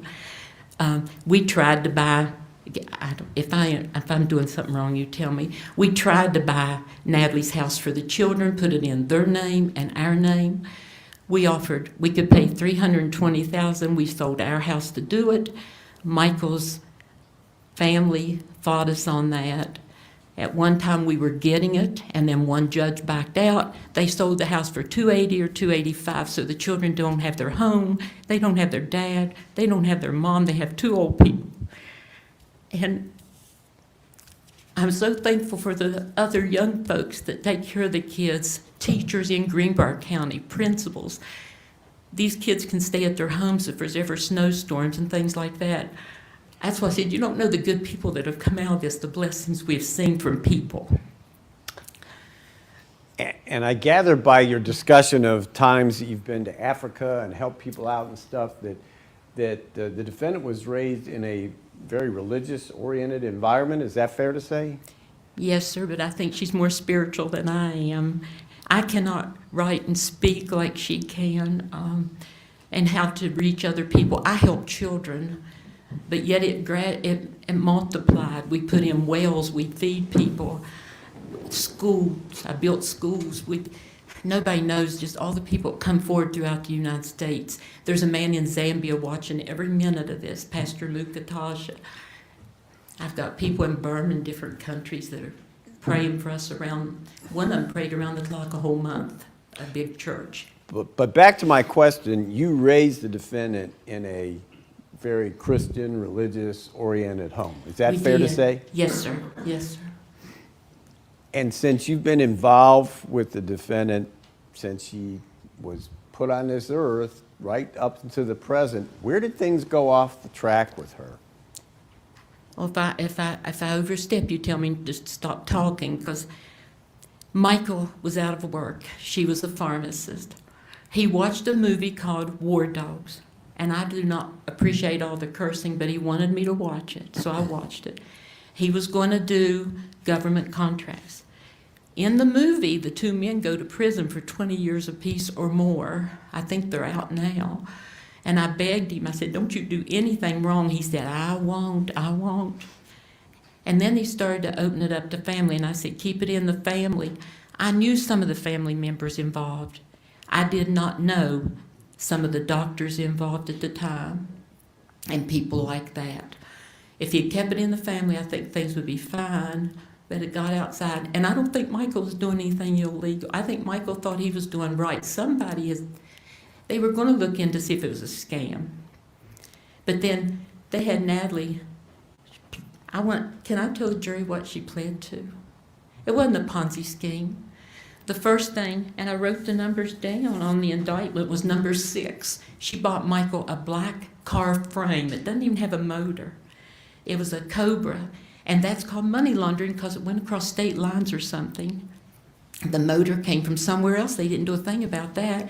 The other thing, her name was on the bank account. If my husband gets arrested, my name's on the account. I'll probably go too. And the same with the kids. If Michael were here, he and Natalie would both be in trouble, but maybe some help would come for them. Michael and Natalie loves us. They would never hurt us in any way. You and Mr. Jessup had 4 children, is that right? Yes, sir. And they're all still alive? Yes, sir. Can you think how awful it would be to lose one of them? We lost one. We lost Michael. He was like a son to us.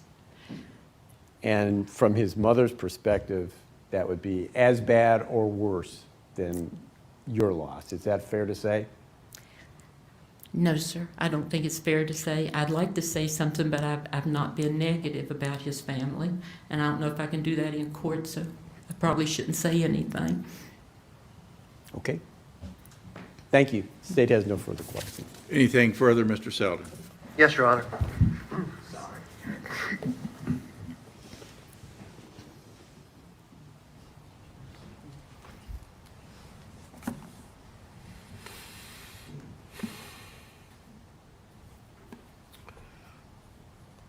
Ms. Jessup, you said,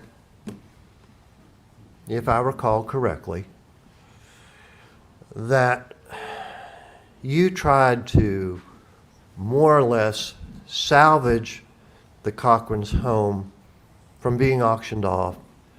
You made an offer of over $300,000, is that right?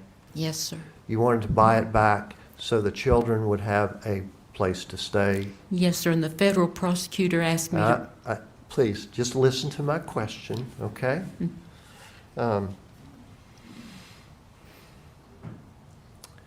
Now, because you couldn't do that for whatever reason, okay? You said that now the children don't have a home anymore and have to depend on others. Is that what you said? They have a home with me. Okay. If I could have bought their home, their names would have been on the deed with all four of our names would on it. The home I bought now just has my husband and my names on Okay, it. so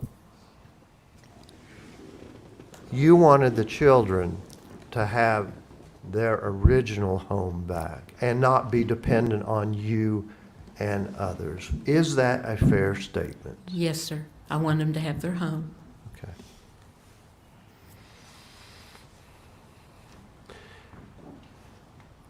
And if I'm correct, and you correct me if I'm not, you said Michael didn't do anything wrong. Is that what you've said? He was trying not to do anything wrong. Something may have Okay. happened. You said you don't believe Michael did anything wrong, but did you, what about Natalie? No, sir. Neither one. Okay. They would never do anything wrong or not do anything to hurt us. That's all, Your Honor. Anything further, Mr. Truman? State has no additional questions of Ms. Jessup. Thank you. All right. Thank you very much, Ms. Jessup. You may step down. Let's go ahead and take a brief recess, 10 minutes at least. Please do not discuss the case among yourselves or with anyone else, ladies and gentlemen of the jury. You may go with the bailiff to your jury room.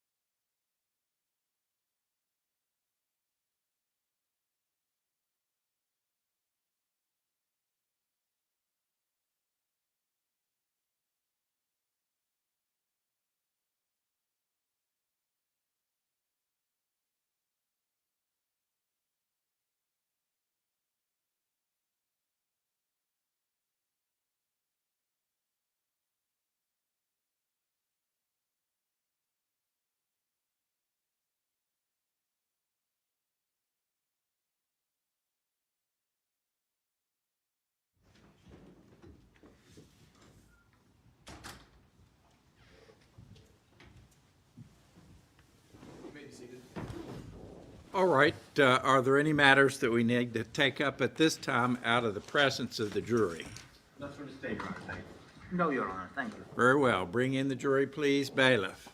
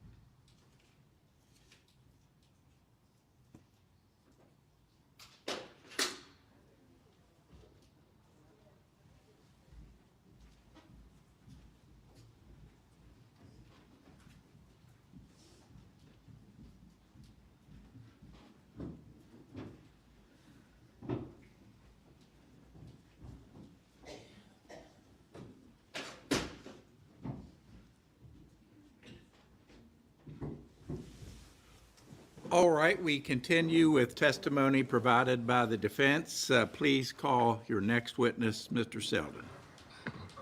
Thank you, Your Honor. At this time, we would like to call to the stand Angie Martin.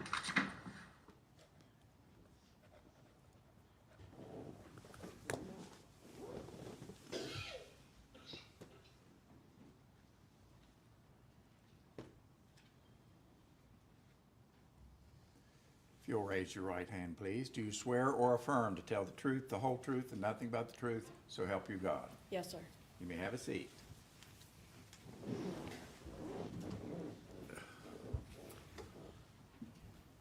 Good morning. Good morning. Would you please state your full name and spell it for the record? It's Angie Martin, Angie Martin. Do you know Natalie Cochran? Yes, sir. How long have you known her? Approximately. 6 years, Okay. maybe 5. I don't know. Uh, I'm not. a If good you're going to mathema- speak, please speak I'm not a up. good mathematician. I don't That's know. fine.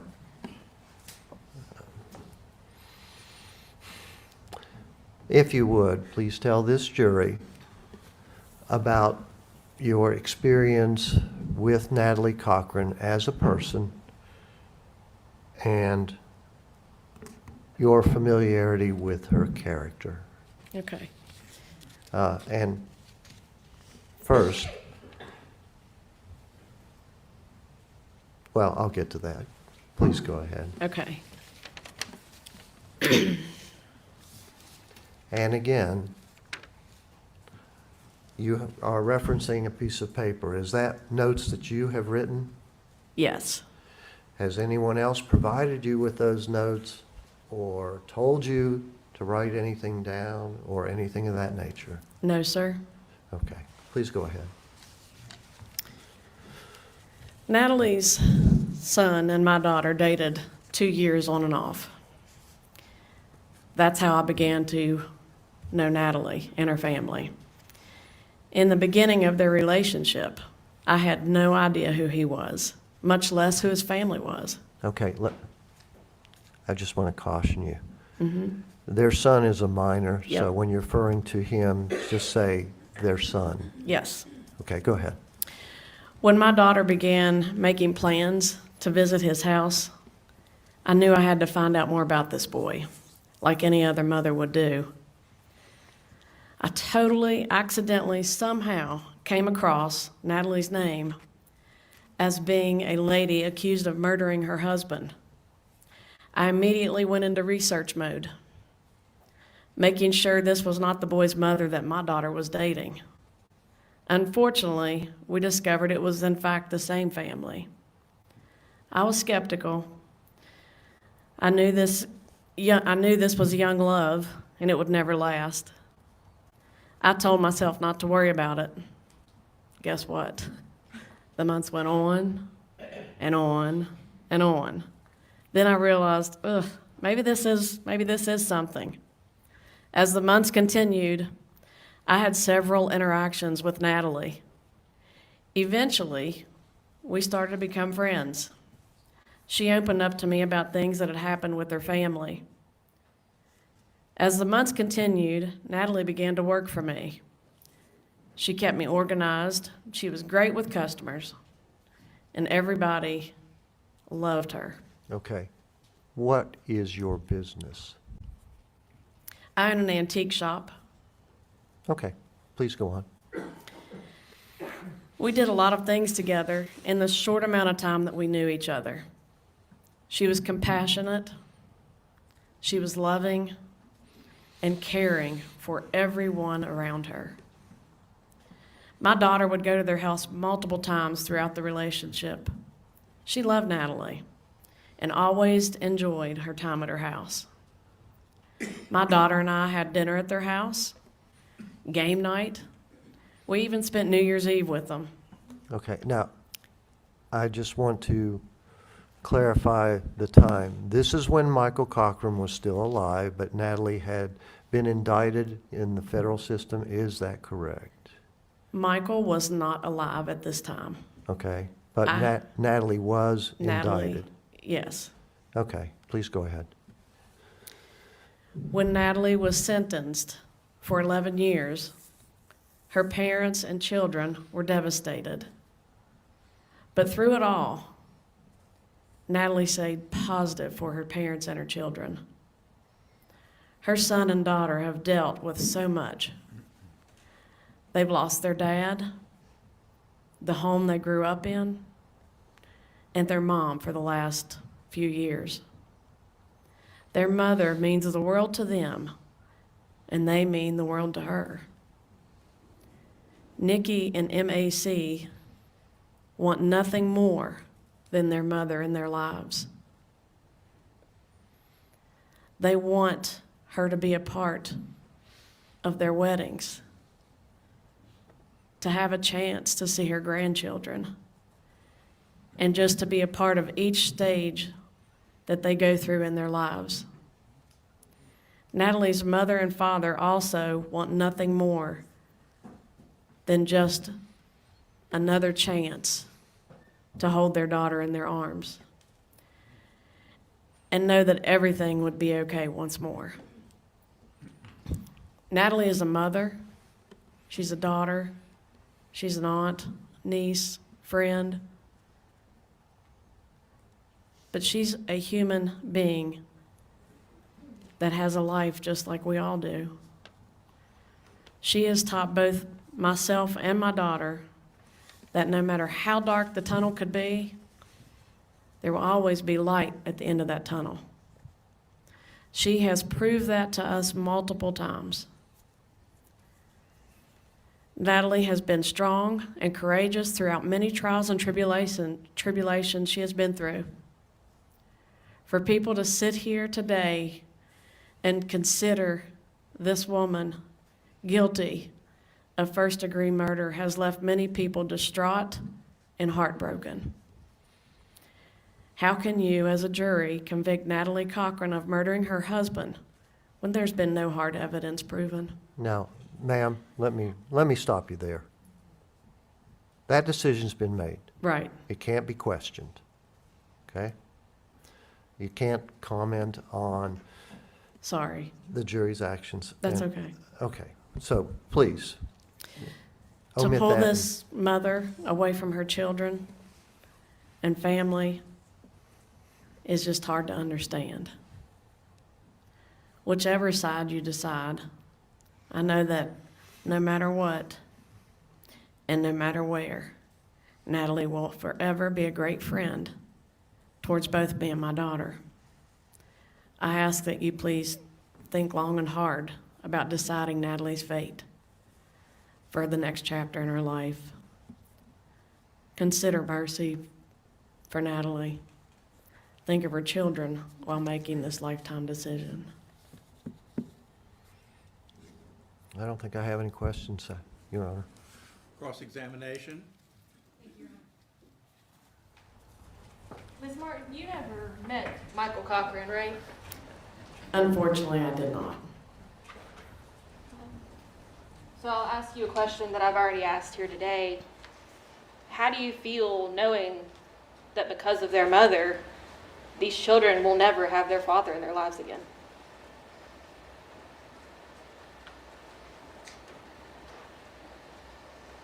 Because of their mother? She has been convicted of first-degree murder. And how do I think they feel? How do you feel knowing that those children will never have their father in their lives again? I'm definitely sad for the kids, obviously. Thank you. I have no further questions, Your Honor. Anything further, Mr. Selden? No, Your Honor, nothing further of this witness.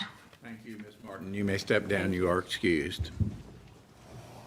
Call your next witness, Mr. Selden.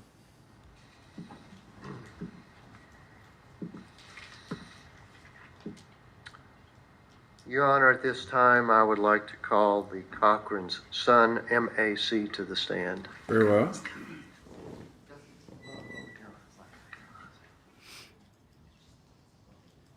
And Your Honor, my co-counsel has pointed out that he cannot be on camera, and they cannot show his identity. All right, we've gone through this drill before, and I direct this admonition to the media folks in the back. You can blur out his face or put a block on his face or whatever is done now, but I do not want his face to be portrayed on camera. All right.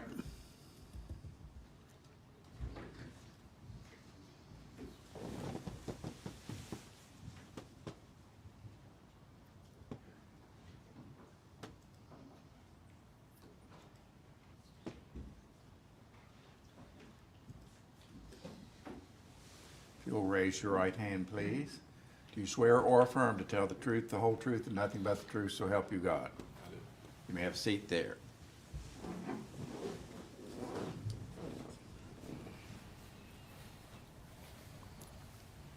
Good morning.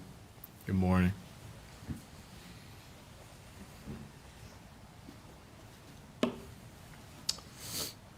How do you know Natalie Cochran? And, well, first of all, Your Honor, instead of this witness going through his full name, I'll just ask him to identify himself by the initials M.A.C. All right, that would be appropriate.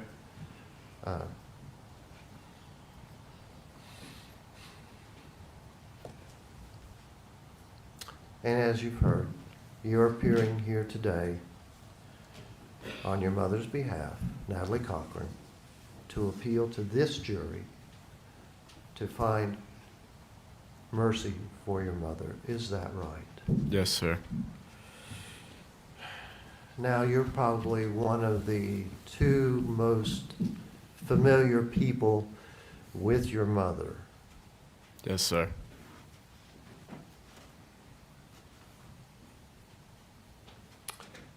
I'll ask you, would you tell this jury why your mother should be granted mercy despite the fact that she's been convicted by this jury of first-degree murder? Would you please address the jury on that?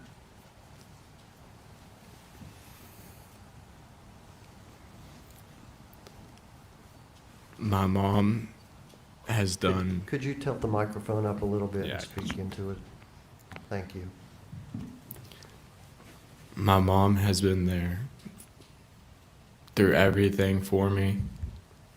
Every baseball game, football game, school event. She's helped me live my day-to-day life. She still calls me more than once a day, as much as possible. And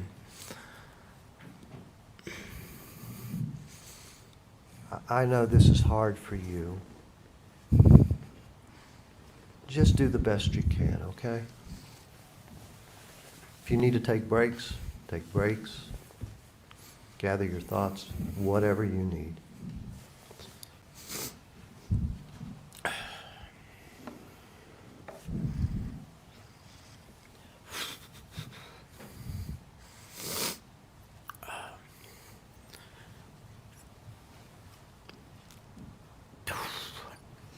after my dad died, we were all very depressed, a very sad family. She would always text me in the middle of the night, asking me if I wanted my midnight snack or checking up on me, making sure I'm good. She always let me do whatever made me happy.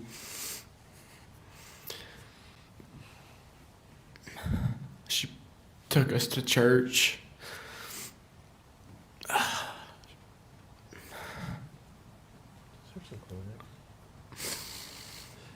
If you need to use it, the Kleenex box is there.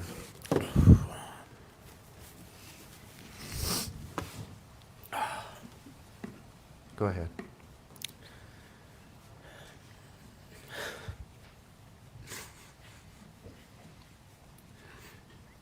Let me direct questions a little bit. I know it's difficult for you to formulate your thoughts.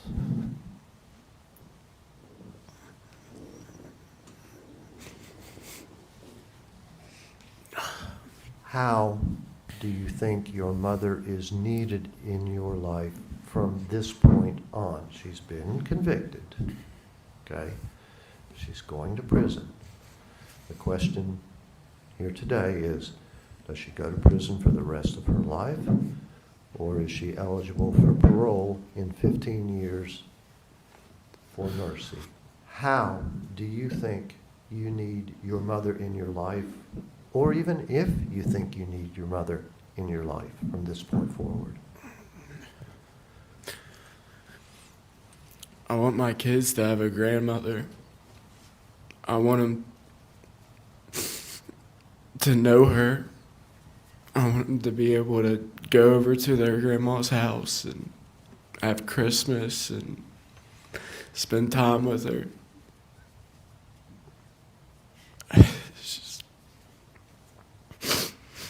Would you like her to be around and possibly out of prison if you get married or anything like that? Yes.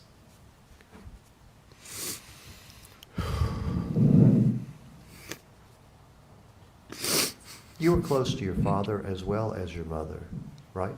Very.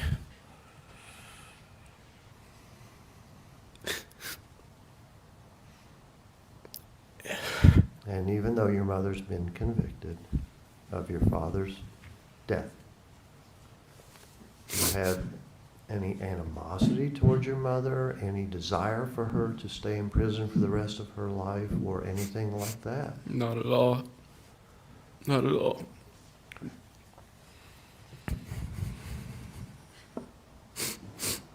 I love both of them to death. And he knows that he was abusing steroids. It's his fault. Do anything to save him. I'm sorry? Do anything to save him. Both of them. Who would do anything to save him? I would. Okay.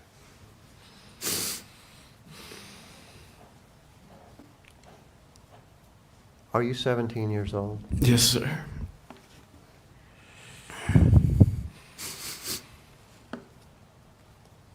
And I don't mean to be leading, but if your mother is allowed to attempt to be paroled, it's going to be at least 15 years. So you'd be 32, right? Yes, sir.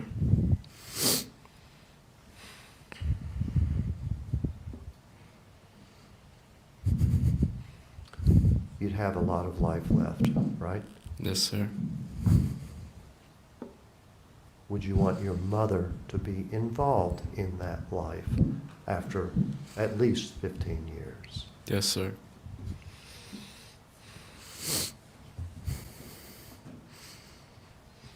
What do you think you've learned from your mother in being raised by her and your father?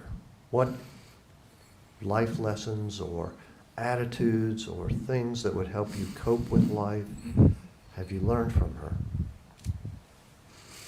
If you can put it into words.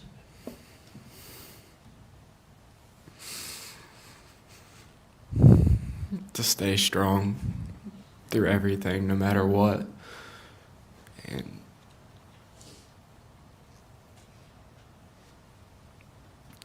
just to be nice to people. Very kind human being.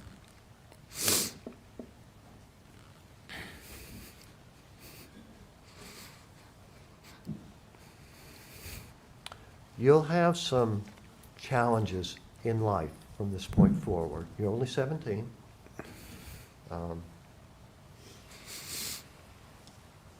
You'll have to face many of life's problems, challenges. Do you think your mother, if she is allowed mercy, would help you through those difficult times? Of course. Of course.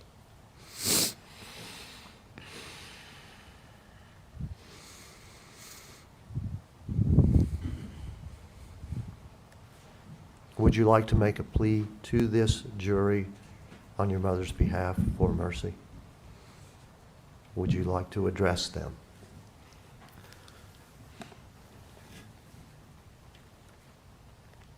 I just hope you all understand that it's not just her life that y'all are picking and choosing to mess with, but it's the kids too and the whole families. And a lot of us really want our mom back. Really want her back. And I just beg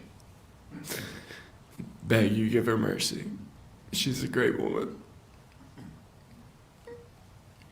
Thank you.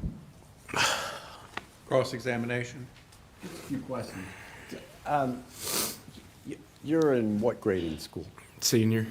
Oh, you're a senior. Yes, sir. What's your plans for next year? Hopefully get a scholarship, play baseball at some college. Do you know where you're going to go? Not yet. Do you have any idea what you want to do when you get there? Go into some type of business form. Kind of like your sister, she's in accounting. You want to have something similar or comparable to that? Something like that, yes. It's fair to say you've had a really bad last 5 or 6 years, right? Yes, sir. And during that time, you've lived with your grandma and grandpa Jessup, is that right? Yes, sir. Still do? Yes, sir. Okay.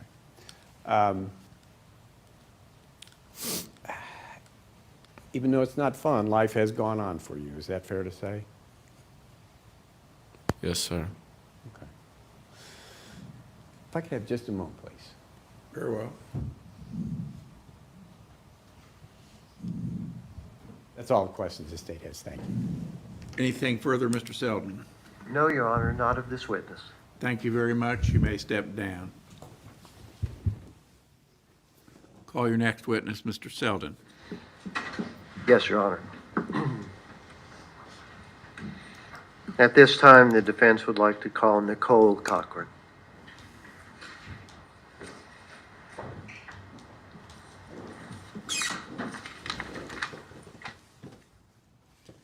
Come forward. You'll raise your right hand, please. Do you swear or affirm to tell the truth, the whole truth, and nothing but the truth, so help you God? Yes, Your Honor. You may have a seat.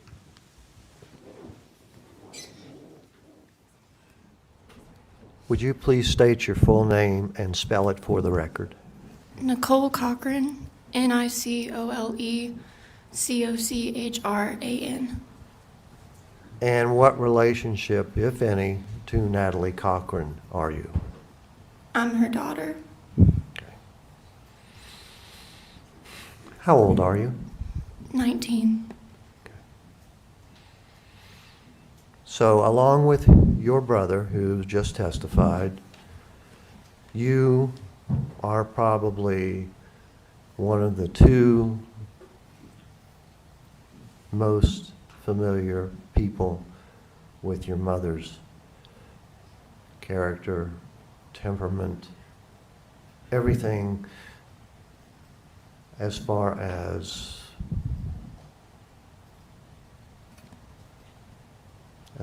her possible qualifications for mercy. Would that be a fair statement? Yes, sir. Do you wish your mother to be granted mercy by this jury? Yes, very, very badly. I know you're very emotional. I couldn't hear your answer. Take a moment, Sorry. please.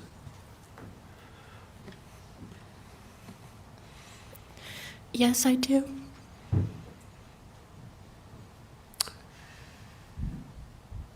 And I know this is a broad question, but can you tell this jury why you want your mother to receive mercy? And by that, I would like you to talk about how mercy or no mercy would affect your life. She is my mother, but I've always kind of considered her to be my best friend. Growing up, it was Natalie, my mom. She just meant the world to me, and she would do the basic motherly duties, like pack my lunches, take me to school, take me to music lessons, to tennis practices, but we also did so much above that. She would read me bedtime stories when I was a young girl, and she kind of brought forth my love for books from that.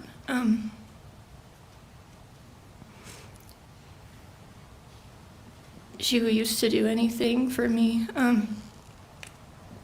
She watched hours of YouTube videos to learn how to do my hair a certain way so that I could have it for tennis practices. I've missed so many moments with my mother. I've missed getting ready with her for proms. I missed having her when I got my driver's license. I've missed her at birthdays and Christmases and Thanksgivings. I missed her at my high school graduation, and I missed her on the day I moved into college. I'm begging you to give her mercy so that I don't have to miss more. I want her at my birthdays in the future. I want her there when I get married, when I have kids, if I'm able. I want her there for all the major milestones in my life that I have left.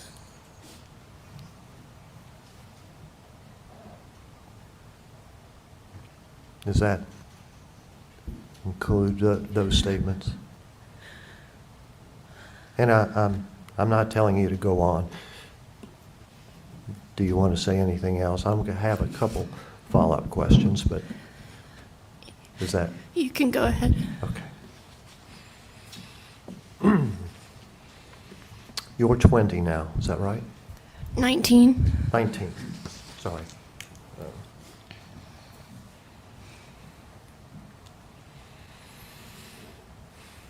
Your mother now is 44. You know that? Yes, sir. So even if she's granted mercy, she's going to be in jail for a minimum of 15 years. You understand that? Yes, sir. So you're going to be 34 years old after 15 years, and your mother's going to be 59 years old. Do you know that? Yes, sir. Do you think if your mother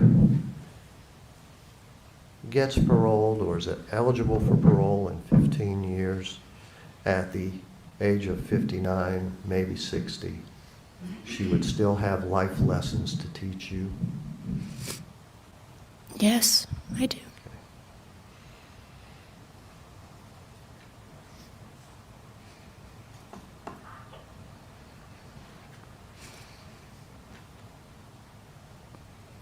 This jury has already found that your mother killed your father. You understand that? Yes, I do. And you loved your father, correct? Yes. Do you have any malice or hatred or anything along those lines to your mother because of that?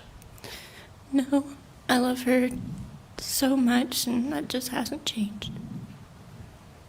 Okay, thank you. Cross-examination? I don't have any questions for this witness, Your Honor. Thank you. You may step down, Ms. Cochran. Call your next witness, Mr. Selden. Your Honor, at this point, we are no longer calling any more defense witnesses. All right. This would be a good time for us to take our lunch break, members of the jury. It's a little bit before noon. We'll start back up at 1 o'clock, please. This will give you a little extra time to have your lunch. Please do not discuss the case among yourselves or with anyone else. Please do not access any reports about this case at all online, in the newspaper, or on the television. Enjoy your lunch, and I'll see you back at 1 o'clock. You may follow the bailiff.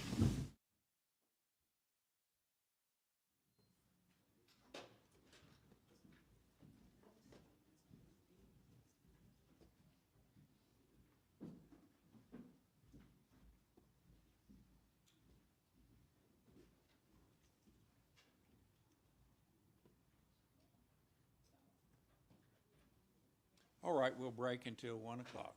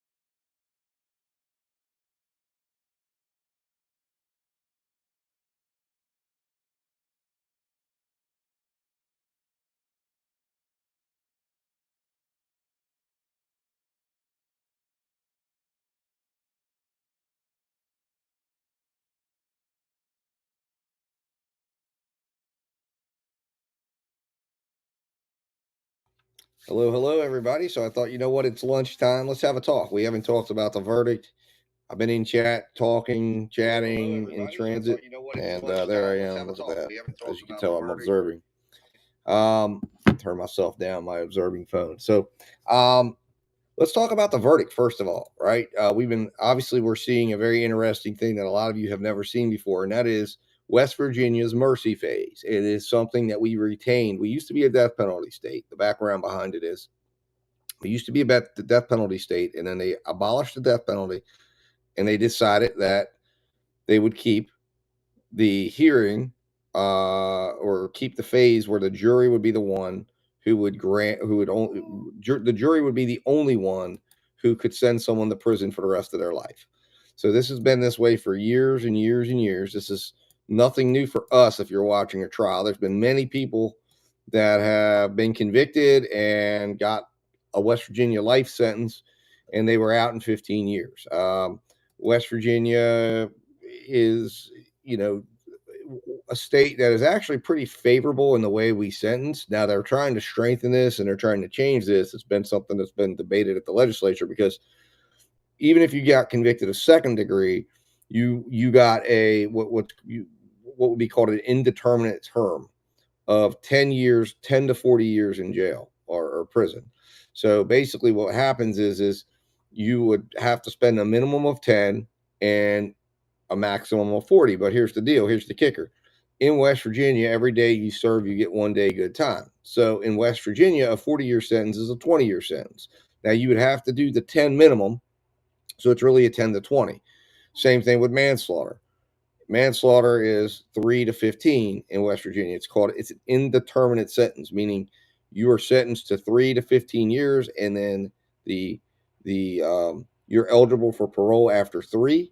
And now, if you use the firearm, you have to serve a minimum of 3 years on any sentence that involves a firearm in West Virginia. So that kind of kicks in depending on those. That's more for, like, we have a charge called wanton endangerment, where if you were to fire a firearm, say, out in the middle of a park, we had that happen one time here, you would receive, it's a 1 to 10. So you would be required to serve a minimum of 3 years before you'd be eligible to see the parole board. But your maximum is 5 years if you serve good time, if you behave yourself.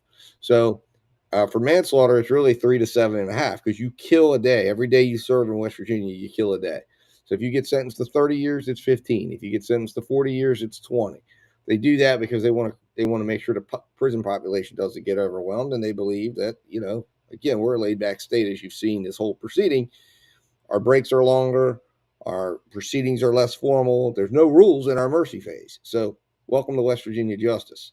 Like I said, it's a state my dad practiced in and was considered to be the best criminal defense attorney in the state of West Virginia. And if you don't believe me, go ask somebody who was around when he was around, and they'll tell you that. But he had several clients of his that I've looked up that when I've been researching his career to see if they were still locked away. People I remember being in the courtroom when they were convicted, and they got out in 15 years. A lot of people get out 15 years. So it's very likely she would get out in 15 years. That jury's going to know that. So whether this jury decides to do that or not, we're seeing. Now, anyways, I want to just give you that background on the mercy phase. So let's talk about the verdict and what happened there. So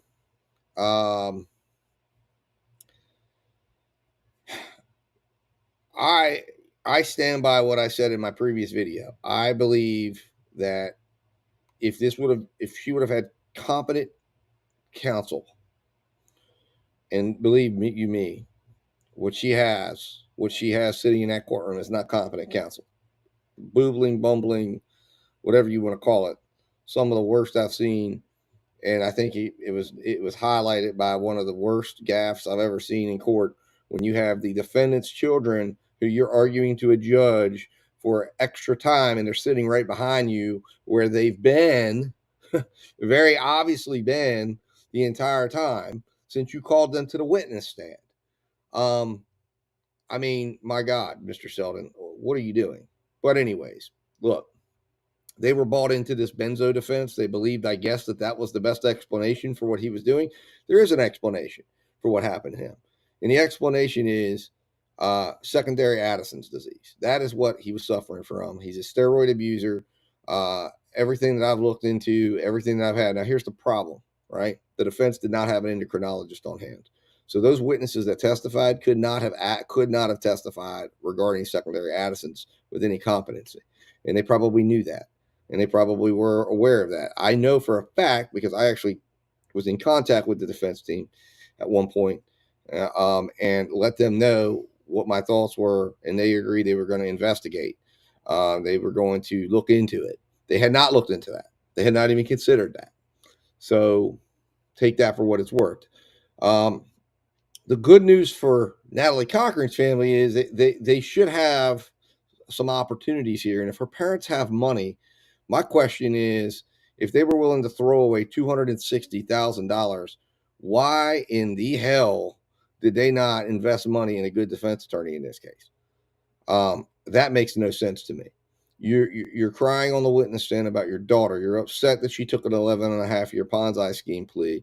You're saying she's innocent, and you're giving her, without flinching an eye, $260,000. You're willing to sell your house for your grandkids to have a house to live in, but you weren't willing to go out and buy a good attorney who could have fought this case and could have won this case and should have won this case, because the state had a problem, and the problem exists today as it will exist. And they were literally asking for a form of jury nullification. It's one of the rare cases here where that was the only way this jury gets to guilty. And that is, it's the same kind of thing, although a little bit different here because Murdoch is a totally different thing. But it's the idea that this is a bad person who does bad things, who stole money from people.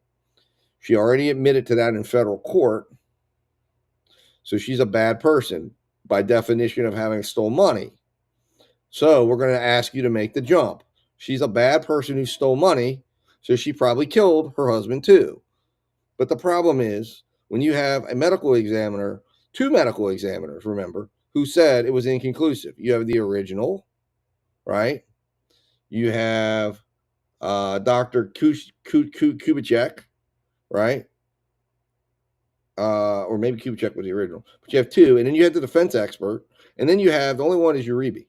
Uribe is the only one, and Uribe is, of course, he's a guy who investigated insulin cases, but he himself had to acknowledge that he had to utilize things outside of the medical of the realm. So he had to use other circumstantial evidence. My argument to that would be, and the defense's argument should have been, that's not what the doctor's allowed to do. The doctor's allowed to evaluate medically and is allowed to make a medical determination. I'm wondering, why was Uribe allowed to go extraneously and say, I'm going to go look at these other factors and make a conclusion? He made a conclusion that was a jury's decision. And that's the problem with the case. But anyways, those are all things that will obviously be settled. Is she a bad person? Yes. Is she someone who you shouldn't trust? Absolutely. But the problem I have with this case, just like I had with the theory of motive in the Murdoch case, and it's what was the benefit of her having offed her husband? And if someone in chat wants to tell me what was the benefit? What was the benefit in your mind in her offering her husband? Because guess what? She got caught for the Ponzi scheme. If that's what the benefit was, what was she trying to do? Buy 2 weeks? So let me kill him for what? So that we go another month before people are asking for their money? Let me kill the guy, right? I know she's the front. She's 51, but there's 49%. He's the guy that's doing all the work for the contracts. So what government contracts are being fulfilled now that he's gone? What is she doing? Putting on her, work hat and going out and doing that? He was the one that was doing all this stuff, right? Now the questions are going to come pretty hugely, because now one half of the family's gone. What did it buy her? It didn't get her life insurance money. It didn't, I could see that being a viable motive if she was going to get a large payout that was going to somehow make her Ponzi scheme whole. But she didn't win that. She was in handcuffs for the Ponzi scheme. They were raiding her house by May. He died in February. It bought her 3 months? It's the same thing as in the Murdoch case. What did it buy him? He was afraid of a civil proceeding. He was going to go down one way or another once they started looking. And there's one great way to get people looking. Go ahead and kill your spouse.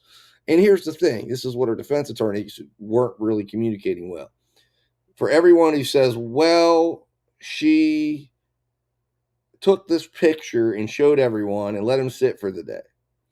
Here's the problem with that.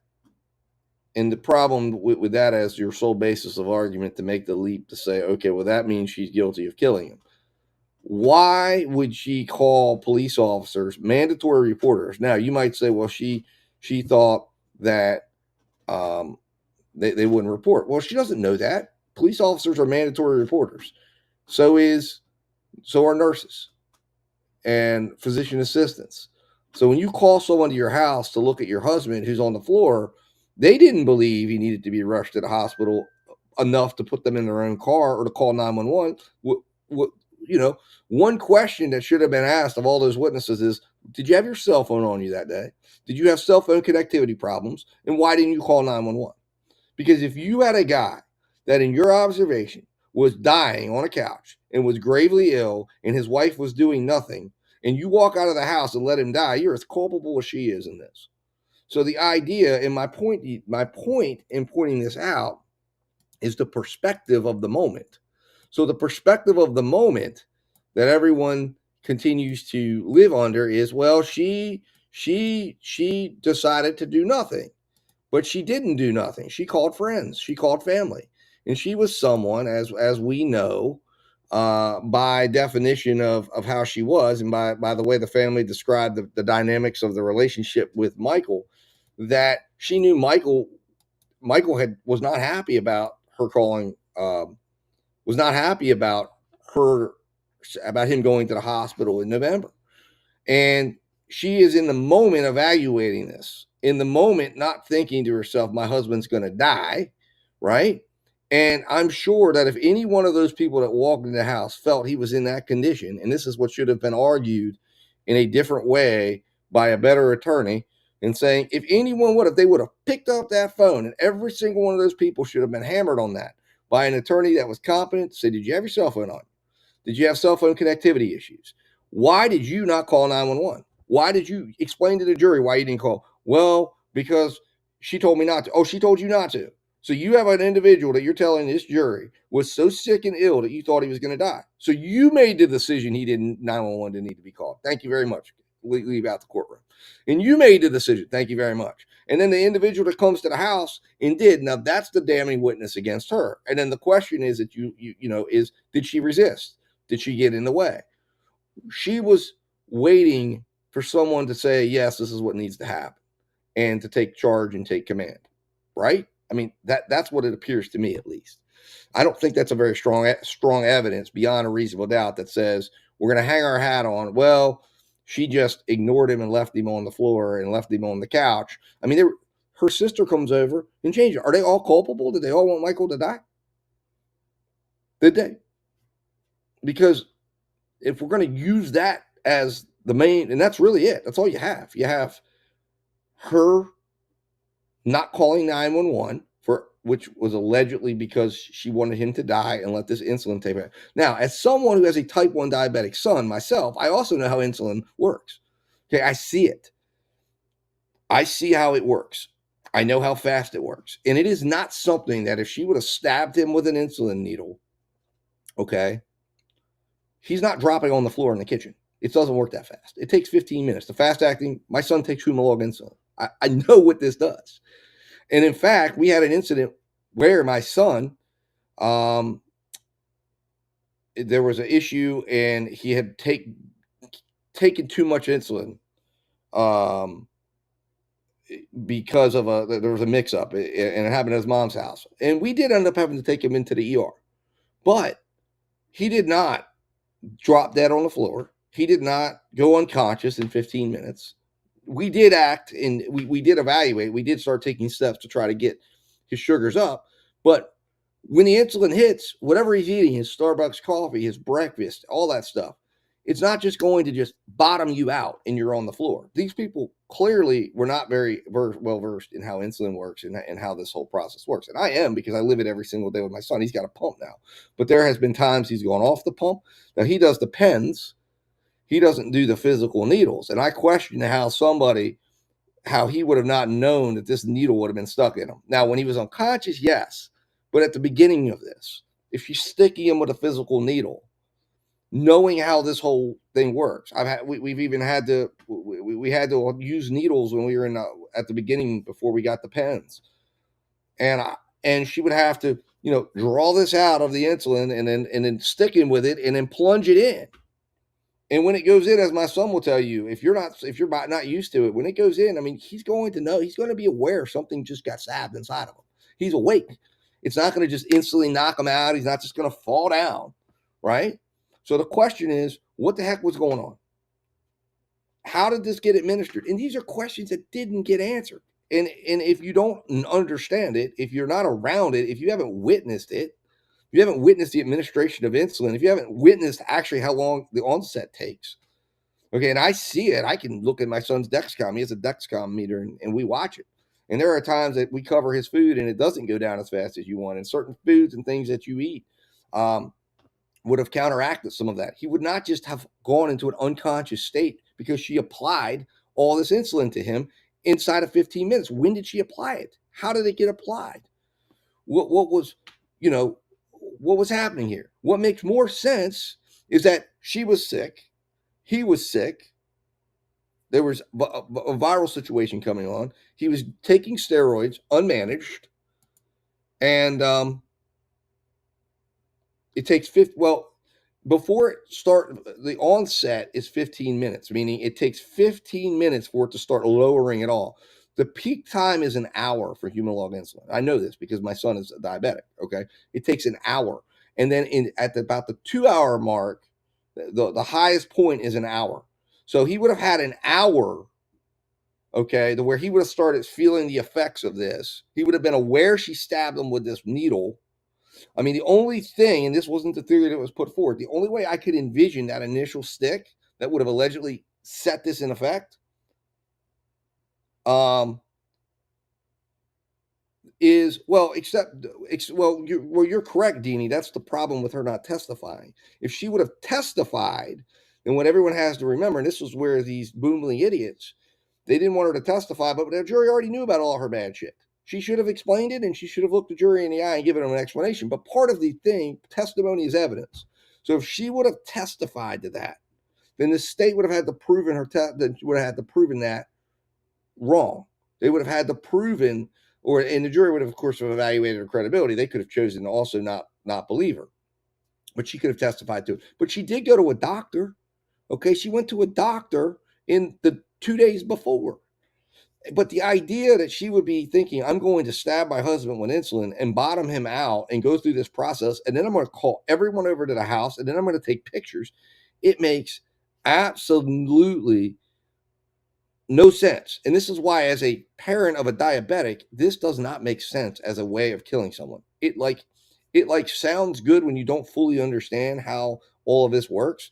But when you have been around it, when I have watched the way insulin works in a body, you do not just go into the state he was in. And that's what the defense attorney was trying to get across to the jury. But the jury doesn't understand that. And no one understands it until you're seeing it and until you have an appreciation. Oh, of course she could have, but she listened to them, and most people will listen to their attorneys, because I think the attorneys, most people will listen to her attorneys.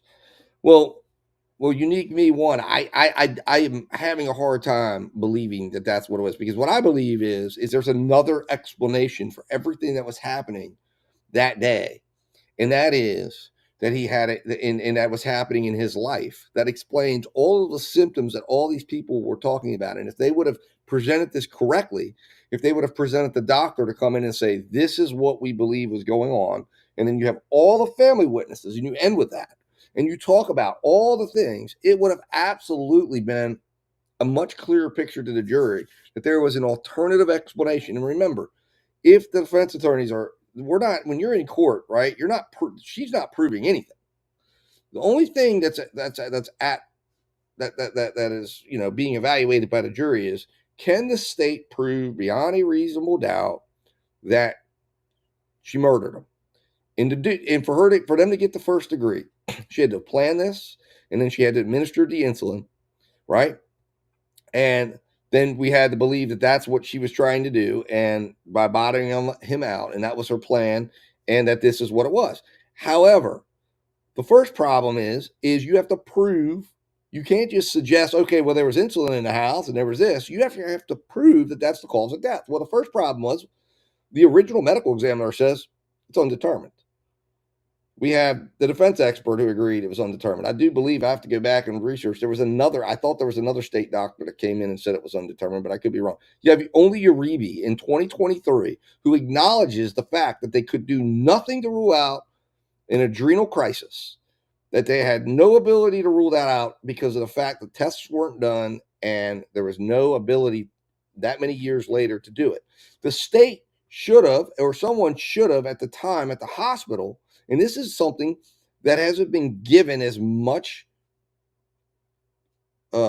importance, but the perspective of the individuals in the ER who made the decision to pass him on and not require, or wherever, whoever came out and addressed him. I just went through this earlier in the year with my dad. They came out and they, whoever's picking him up, whether it's the from I guess he was in hospice. I don't know if he was at his house or not, or where he passed away. I don't recall, but I know he was in hospice care.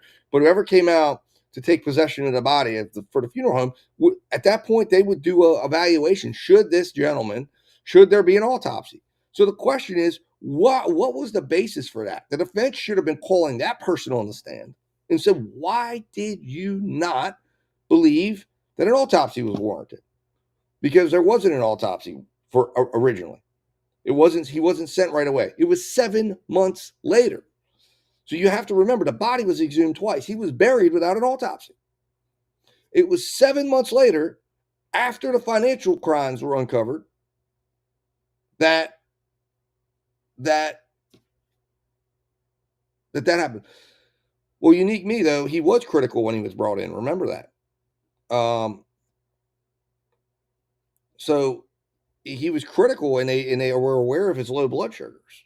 So part of the things that he wasn't responding, if you recall, and if you're recalling the testimony to what they were talking about, when he went in, he was in 21 and he wasn't responding to treatment on the blood sugar. So that would have been a question that should have been. And in fact, the reason why he died was brain swelling due to the low, or at least that's what the theory of Uribe was that he had the swelling of the brain due to the low sugars. So the low sugars was something they were trying to figure out. And the state's answer to that was that he had to have been injected in the car on the way. The jury has to believe that she took this needle with him and she injected him in the car, and that the reason why they couldn't get the sugars up was because he had all this insulin running through his body for the 4 to 6 hours that it would have been sitting in his body. Remember, it takes 15 minutes onset, hour for the most powerful, and after that it tapers off. But that was something that they should have been looking into, and the fact that it wasn't done isn't held against the defendant in this case. But it wasn't done, and they were again. This is the whole point. An adrenal crisis. This is why, in my research on adrenal crises, and my wife is a nurse in the ER as well, and it's not something that's going to be looked at right away. Okay, it's not something that's going to be looked at right away, and that's why it was missed. That's why this wasn't picked up on. But that's why it can't be ruled out. And because it can't be ruled out, because it's as potentially likely as it is that he was a victim of extragenous insulin, which means basically a fancy way of saying he was stabbed with insulin that came from outside his body, because it's just as likely that could have happened, that is the definition of reasonable doubt. And that is why this case should have been a not guilty verdict, and she should be walking, back to the federal penitentiary to that. But because the quality of her attorneys is definitely not very strong, based on what we've seen in this case, that's not where she's going. She's going to be going to the West Virginia. She's going to be going to Lakin, and that's the map. By the way, Lakin is the maximum security women's prison, and that's where she'll be spending her time for at least possibly the rest of her life, or or up to 15 years. And if she gets life, no parole, she will probably, now listen, I will tell you this right now, don't be surprised. Her family seems to be very connected. You already heard there were names of senators and representatives and people politically connected. So there's always a chance that a governor could come in and commute her sentence. And if her family is well connected and has a lot of connections, and I don't know if they do or not, if they've got people, there's other ways that she could potentially have this thing. She could end up out of prison at some point. But the bottom line is, in this case, as this was presented to the jury, she was the victim of terrible attorney, in just terrible strategy, terrible approach, unlikable. I mean, there's nobody on the defense side that was likable. Neither attorneys were likable to the jury. Neither attorneys were likable to her. And I thought they had a good shot going in after the family came in, but I believe that they put them on early. And in fact, they needed to have the family members come on as their final witnesses, in my opinion, because if that's what they would have left the jury with on their side, it would have been much more powerful than the absolutely disastrous, unprepared approach. The only one that was, it looked if any semblance of prepared was the final witness, but even she wasn't given the full stuff. I mean, these attorneys were so ridiculously stupid. They didn't even prepare their expert witnesses with all the information. Like that was the whole point. So essentially, that's why the final prosecutor, he was a skilled prosecutor, has been prosecutor up there for years. He says, listen, they didn't even have the full picture. Just disregard their whole testimony. Like the defense had them review the case and the facts of the case, and it wasn't. Our people had experience. They're experts on insulin. And you know what? The jury found that, and they said, fine, we will. No, I don't think it's white privilege as much as I think this is a situation where the family doesn't think she's guilty. And some of the family members were adhering to that idea that they could not say that to the jury, but they don't think she's guilty. That's it. That's just, and they're not respecting the jury's verdict. And I think that's very dangerous too. I mean, what they should have been talking about with these witnesses was just talking about, okay, your mother's been convicted, and what do you think she could do with her life? Do you think she's a danger? Do you think she could ever do this again? Saying that we respect the jury's verdict. Have you ever known her to be a violent person or doing this? But I mean, the jury is going to say, listen, if you take the facts that this jury found, they said she's stealing money from people, and then she kills her husband to cover it up. Don't be surprised when the jury comes back with no parole. I mean, because that's what's going to happen. But this is just a family who has a different belief of what happened, and they have other information that we don't too. Remember that they've been there for the whole time. They have the full information in regards to the Ponzi scheme, which I have not really myself been able to fully, completely understand how they were saying this thing was working, and how Michael would have been completely unaware that this was happening. I feel like there had to have been some realm of that there's a missing component to where this is something that got out of control. This is something where they had a belief, and maybe at some point had a well-founded belief that money was going to come in and make this thing whole. But the problem is like, it doesn't make sense. Why would she just start taking all these people's money? You know you're going to get caught. How does it work? There's a missing component. I don't know. Well, Kathy Williams, that is something, as I was explaining earlier, and I'll go back and re-explain it again. West Virginia did away. First of all, Texas does actually, the jury gets to impose, the defendant decides, do you want the jury or the judge to impose? So in Texas, they have full sentencing hearings with a jury. Secondly, this is a remnant of when West Virginia had the death penalty. I believe it was in 1955. I could be wrong on that date, but it was sometime like in the 50s.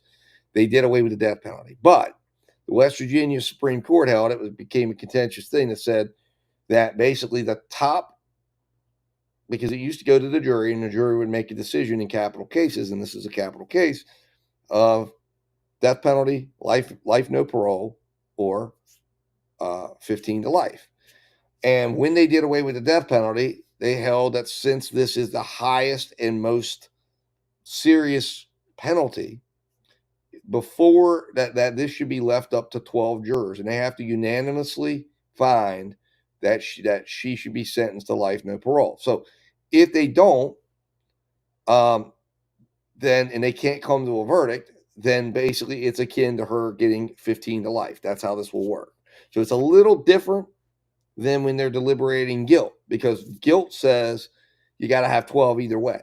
This is 12 must agree that she gets life, no parole. If 12 don't, then it falls back, and then the judge is limited to 15 to life. Now, the judge still, I do believe the judge still has the potential that I think the judge could give her less if he wanted to, but most judges will not do that.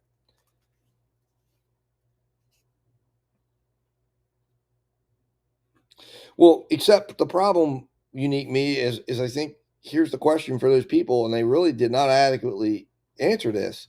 If they believed he should be hospitalized, why would they not have called 911 themselves? I mean, like if I'm standing there, if I was called over to my neighbor's house, and I'm over there, and this guy's like, unconscious and looking like he's about to die, I'm calling 911. And that's what I'm going to do. You know what I'm saying? I'm a sort of person. I'm not going to let somebody die. And if I'm looking at him and I'm like, listen, hey, why would you not? I'm going to debate her. I'm going to be like, what are you doing? What do you mean? You're a pharmacist. Let's call 911. Let's get him to the hospital. Let's get him evaluated. Well, he doesn't want to. He's unconscious. He's on the couch. He's pissing himself. Oh, excuse me. He's peeing himself. We're going to the hospital. So the picture that these people saw did not drive them to do that. So unless all these people wanted Michael Cochran to die, then I have to believe that in that moment, in that time, without looking backwards at what happened and looking only at that moment, that no one thought he was in a situation where he was going to pass away and die. Nobody looked at it in that light. People were suggesting things that maybe he should, and there was a debate, but everyone believed it was a debatable thing. And at that point, if everyone believed it, if everyone thinks it was reasonable that it was debatable, and to keep waiting, and eventually she calls the gentleman that comes over, who's a state trooper, and he comes over and he says, okay, I think it's time. And he's the guy that took him over there before. And my belief is that she didn't want the responsibility when Michael woke up. She didn't believe he was going to die. She didn't want the responsibility when he woke up. She knew that guy already had that responsibility. So he comes in, he puts him in the car and takes him. And nobody had a concern of her going. Nobody thought she was trying to kill him. I understand that, but I'm saying that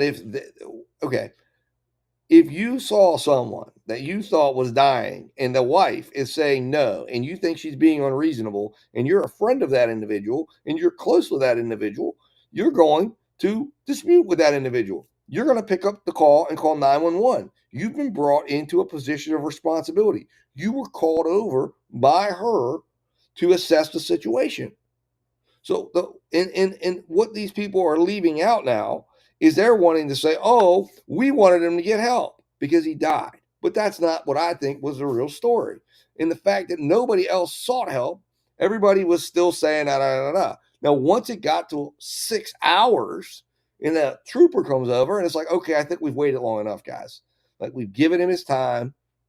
We know he's not going to be happy. I'll take responsibility when we get him over there and he wakes up. I'll take the responsibility and I'll take the heat. Well, that's exactly right, Kathy Williams. That's my point. Her attorneys were so unlikable, and she is so unlikable. That jury clearly didn't hear anything. They didn't deliberate. It was an hour, little over an hour. They went back there. They probably had a donut and a coffee, used the bathroom, and boom. I think most of us would have called Unique Me. That's what I'm saying. Like, I would have called. I mean, anybody would have called under the circumstances as close as these people were. But the defense was so freaking terrible. It's so unlikable that the jury had no confidence in them. And the jury clearly didn't like her. And again, listen, there's been a lot of people popping in and out, apparently, in my chat and discussing the terrible things. This is a terrible person in terms of what she's done into the community-wise. She's a despicable, unlike person. She robbed the Little League, allegedly. I'm going to put allegedly in front of all these things. She was convicted of the Ponzi scheme. She's now been convicted of killing her husband. She allegedly faked cancer, because that's never been proven, but there was allusions to that in there. Okay. She was a very, very unlikable person, an untrustworthy person. And then you go get these two, you get two bumbling dudes in there who are bumbling around the courtroom, who are yelling and screaming at witnesses, who are coming across as unlikable as any attorneys could come across. You got one who's just completely unprepared. He literally almost gives himself a concussion off the microphone while he's questioning a witness. I mean, I don't know what he was doing with the podium half the time. It was like he would have these ridiculous pauses that were just cringeworthy. I mean, it was just unbelievable distractions for the jury. And the jury's just like, these guys have no credibility. They're just stupid. And then you have the defense. Then you have the prosecution. You've got a well-respected prosecutor standing up there. You've got the prosecution is prepared. Their witnesses are prepared. Their witnesses have evaluated at least everything. There was nothing to show that they hadn't. One was reaching a little bit, but for the most part, you had a pretty well-prepared prosecution. And then you had this defense team, appointed counsel. One, I believe, specializes, or at least that's what I saw in my research. He specializes in insurance, focusing on fighting insurance companies. I doubt either of them have really tried cases like this before on a regular basis. She didn't have a choice, Deanie. They were appointed. That's what I was saying earlier. They were appointed counsel. Okay, they were appointed counsel.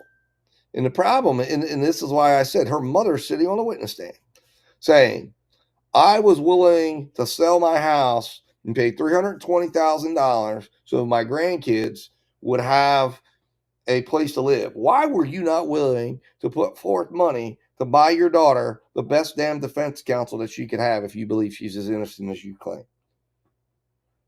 You believe she's innocent of the Ponzi scheme. You believe she's innocent of this. You believe she's innocent on all these things. Yet you did not want to invest a dime in. Those are the things that my dad would say.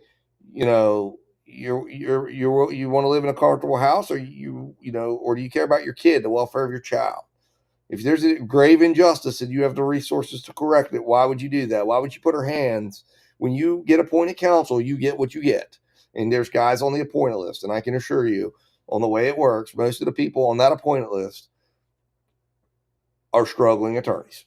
They're not making it. That's why they're doing appointed stuff. If they were making it as private sector attorneys and getting paid, in these communities out there in West Virginia, there's a lot of starving attorneys out there. Oh, no, you don't get the request, No, not unless you have good reason. I mean, what would be the reason? I mean, listen, she would have had to have made a request to say what? Well, I mean, they got the case dismissed at one point. Remember, these charges were filed originally and then they were dismissed.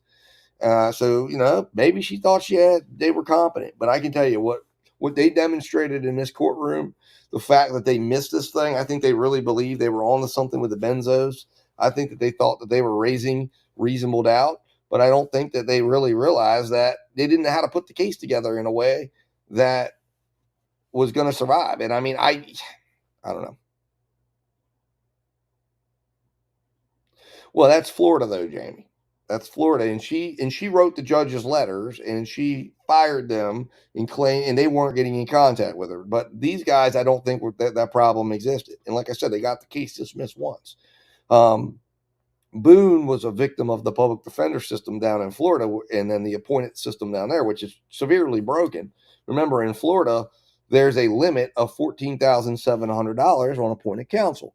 And that limit is not per attorney. That limit is for the entire defense. So some of those attorneys were working literally for free. They were getting only expenses. They were getting no fees. So they were putting the exact amount that they were getting paid, which is zero effort, into the case. And that's why she was upset, because they weren't calling her back. They weren't preparing motions. And that's exactly what happens. And it's a problem in Florida. That's why Ty Tucker was talking about that, how bad the appointed system is. It's why he went pro se, was to bring that issue up. There's plenty, and there's also probably other rulings that we weren't privy to leading up to this. Because I mean, one of the things, like in the Murdaugh case, is the ability for them to present normally to tie in and say they were doing it as motive, right? But the state, remember, isn't required to prove motive. So you can't bring in bad character and say she's just bad character, like we just hate her, which is what the state ultimately argued. Remember, she said somebody capable of a Ponzi scheme is basically capable of lying to you and killing someone. So yeah, there's going to be ripe places for a good appellate attorney to tear apart what happened in this case, because they actually made that argument, but it wasn't brought in for that purpose. It wasn't brought in to show that she's a bad person, thereby she did this. It was brought in to show that Michael found out about the Ponzi scheme, and as a result, she killed him to cover it up. So it wasn't to be used to say her character is so bad that she killed her husband. It wasn't to be used to make them hate her and do that. Yet that's exactly what the state prosecutor did in its closing. And the attorneys didn't object, though. So, they should have, but they didn't. But it's still part of the closing argument. It's still how it was used. It still goes back to they'd already kind of have captured that issue because, well, I don't know if they did. I don't know. I don't have access to what pretrial motions were.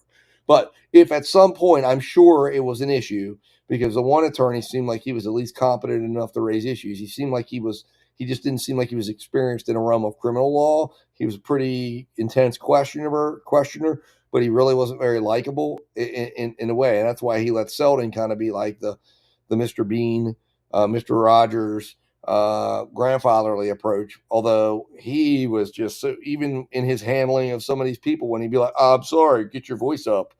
We can't hear you. And it's like, he was pissing off his own witnesses. The guy's just really, I hope he watches back the tape. Sometimes it's just watching yourself back and seeing how you're acting can help you improve. Although he's an older person, so he's probably not going to change. But the point is, yes, I think they're ripe. Ripe for appeal issues. Absolutely. 100%. So when they address them as appointed attorneys, does that mean they are public defenders, as in not? That's correct. Yes. We have a system. We have the public defender's office, and then we have appointed counsel. And attorneys can file in West Virginia to be on what's called an appointed list. So there will be cases, like in capital cases, they will, where she's entitled to multiple attorneys, they will appoint people. Sometimes, especially in West Virginia, where we have these small town communities, we might only have one or two public defenders. So in serious cases, they will go to the appointed list if these other attorneys are already filled up. So what happens is you go on the appointed list, and then they will appoint you to the case. And then what happens is he gets paid, I believe, if I'm not mistaken, the appointed hourly rate now is $150 an hour, I believe. It may have gone up a little bit. Who knows? We're in inflationary times. But I know it was at one point $150 an hour plus expenses. And I know the experts was $200. So maybe it's $250 an hour now. But it's like $150 to $250 an hour. It might be $250 an hour. But anyways, that's what they get, $150 to $250 an hour. You might think that sounds like a lot, but it's really not, because if you're hiring private counsel, you're probably paying $400 to $500 an hour for that attorney to do your case, potentially in some situations. Now, that's what they would be, being given for their time. And I don't know if they split it, but I think it comes in as a whole. So each attorney, but they got to file for it. They got to get reimbursed, and it's a process.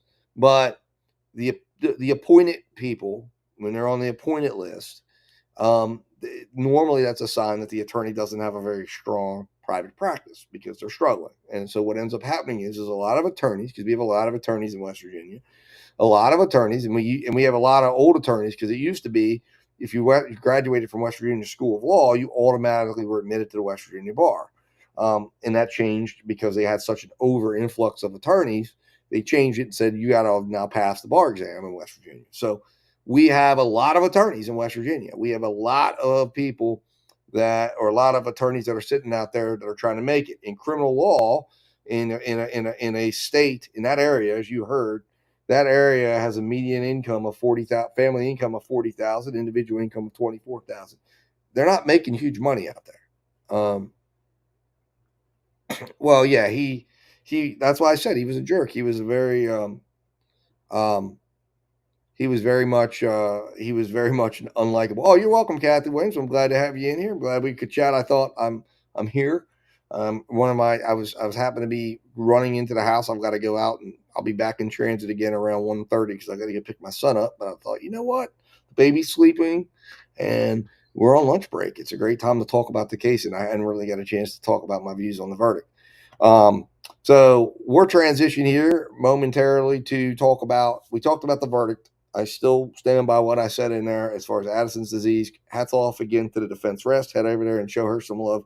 She is the one that recognized what it was. And I believe, based on a blizzard of research that I've done, in this, and I've dug deep into it, I think that was a very viable defense. I do now understand, though, that an endocrinologist would have been absolutely required to have looked into that and to have been available for the defense. And the defense could have gotten it, but not at the 24th hour, right before they're going to go present their case. So they went with the benzo case.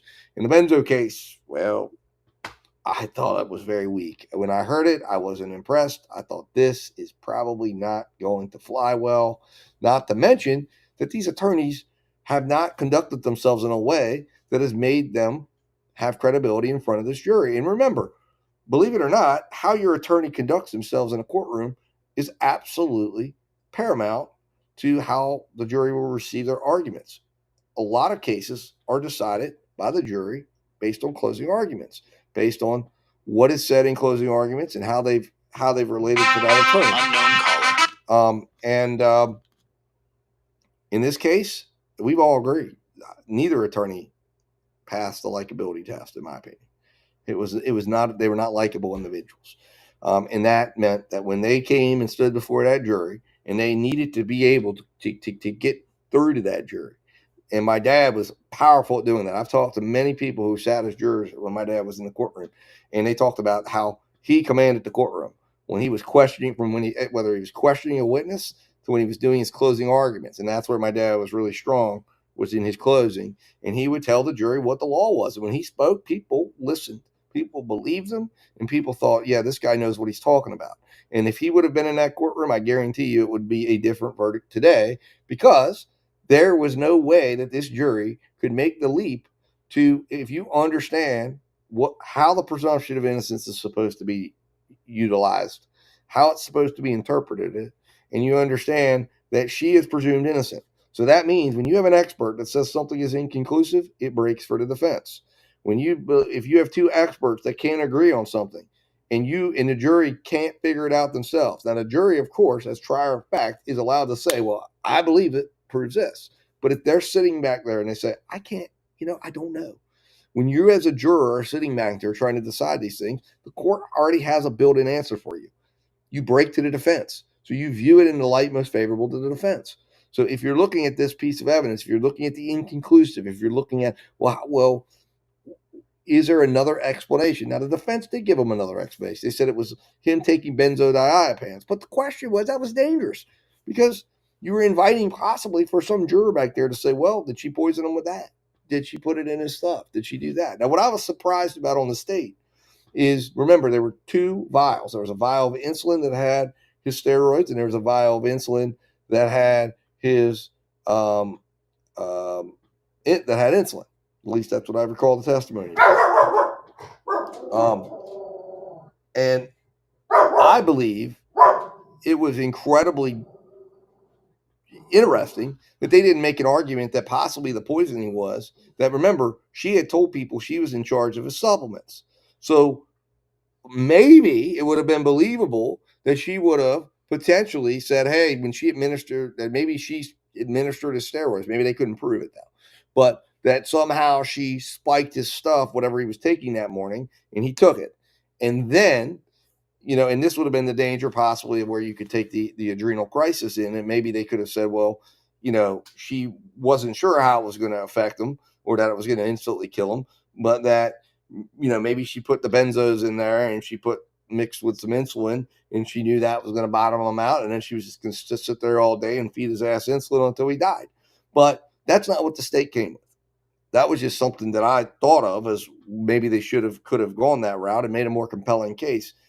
But what the state came with and what they were ultimately left with, to me, doesn't get past the presumption of innocence. She's presumed innocent, and there was reasonable doubt because there were two potential. To me,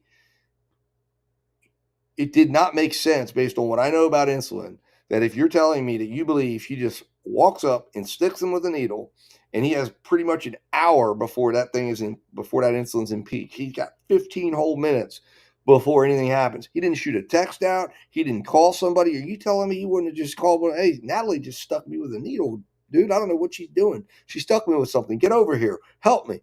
All of those things should have been done. And those are the things that should have been being said to the jury by someone who maybe was a little bit of a better order, because those are the things that you would expect to happen. And the fact that they didn't, that's reasonable doubt. The fact that nobody called 911 is reasonable doubt. The fact that we don't know when or how, we don't know when this was administered, we can't explain it. No one can explain it. That's a reasonable doubt. The fact that the original medical examiner said inconclusive is a reasonable doubt. And as great as Dr. Uribe is, as wonderful as he is, he can't say it. He still has to say it's inconclusive. So what are we left with? We're left with what she's already been convicted of. A Ponzi scheme. A dishonest person financially. And it's not even 100% clear what benefit she received because they already arrested her. They arrested her on the Ponzi scheme anyways. She didn't get any additional money. She didn't become rich. She didn't get some big life insurance payout. In fact, it wrecked her whole life when he died. So what the hell was the reason for doing it? Mindy asking. It made no sense whatsoever. So moving on to the mercy phase. What do I think the jury will do? I think the jury, again, for all the aforesaid reasons, the fact that this defense team decided that we're going to put people on the stand to call out the jury publicly, I don't think this jury is going to be moved too much. I think they're going to think about the kids. My opinion is they're going to think these kids don't understand. That's correct, Jamie. She will get a different, and anytime there's an appeal, they always do a different attorney because the attorney, part of the appellate process is reviewing the attorney's job. Now, here's what I hope they do, and this is what I think they will do. I think her family's going to step up to the plate now, and I think her parents will probably hire an appellate attorney, and I think they will hire a competent one, and I think they will get this thing reversed, and I think we will be back for round 2 at some point. And then there's also potential, now that she's serving state time, it's very possible that if they got this reversed, that the state might be amenable to letting her plead to manslaughter or second degree or something like that, because this isn't going to be a quick process either. It's going to probably take three years to do this. So she will have already gotten some state time under her belt, because what's going to happen in this is the state will go to the court of record. They will file basically what amounts to habeas corpus to say we need her and we want to take her possession of her. She will get credit for the time served federally because the feds will do that since it's a life sentence. And she'll go to Lakin Correctional, which is in Point Pleasant, West Virginia, and she will go serve her time there, and she'll begin serving whatever 15 to life or life. I think it'll be life, no parole. I don't see how a jury convicts her of what they did, believing under the circumstances that they accepted from the prosecution, and says, oh yeah, let's let her walk around in 15 years so she can go victimize more people and come up with more schemes and then kill more people to cover it up. So, well, I thought they said something about that they sold their house or something, and we're going to have $320,000 to buy this other house. So I don't know. Maybe they don't have. I thought they might have still had some resources, but perhaps they don't have any resources left. Maybe they got rid of all of them. But I feel like there's going to be some. If they do have any resources, they'll probably have to spend maybe $20,000 to $30,000. I think it would be a 20 or 30 grand well spent. Figure out where you got to pull it from, because if they let her have more appointed counsel review this thing. I mean, it's just getting Dumb and Dumber to get dumber, and maybe the dumbest to come in and review Dumb and Dumber. And I mean, you don't get anywhere with it. So, I mean, it is what it is. You're gonna get what you pay for.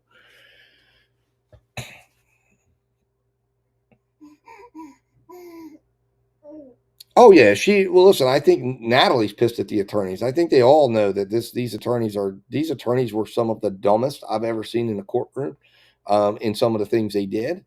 They probably weren't the dumbest, but they were really inadequate and they were really terrible, and they should be ashamed of themselves for the way they conducted themselves. And I hope now that they actually have the benefit to go back and watch,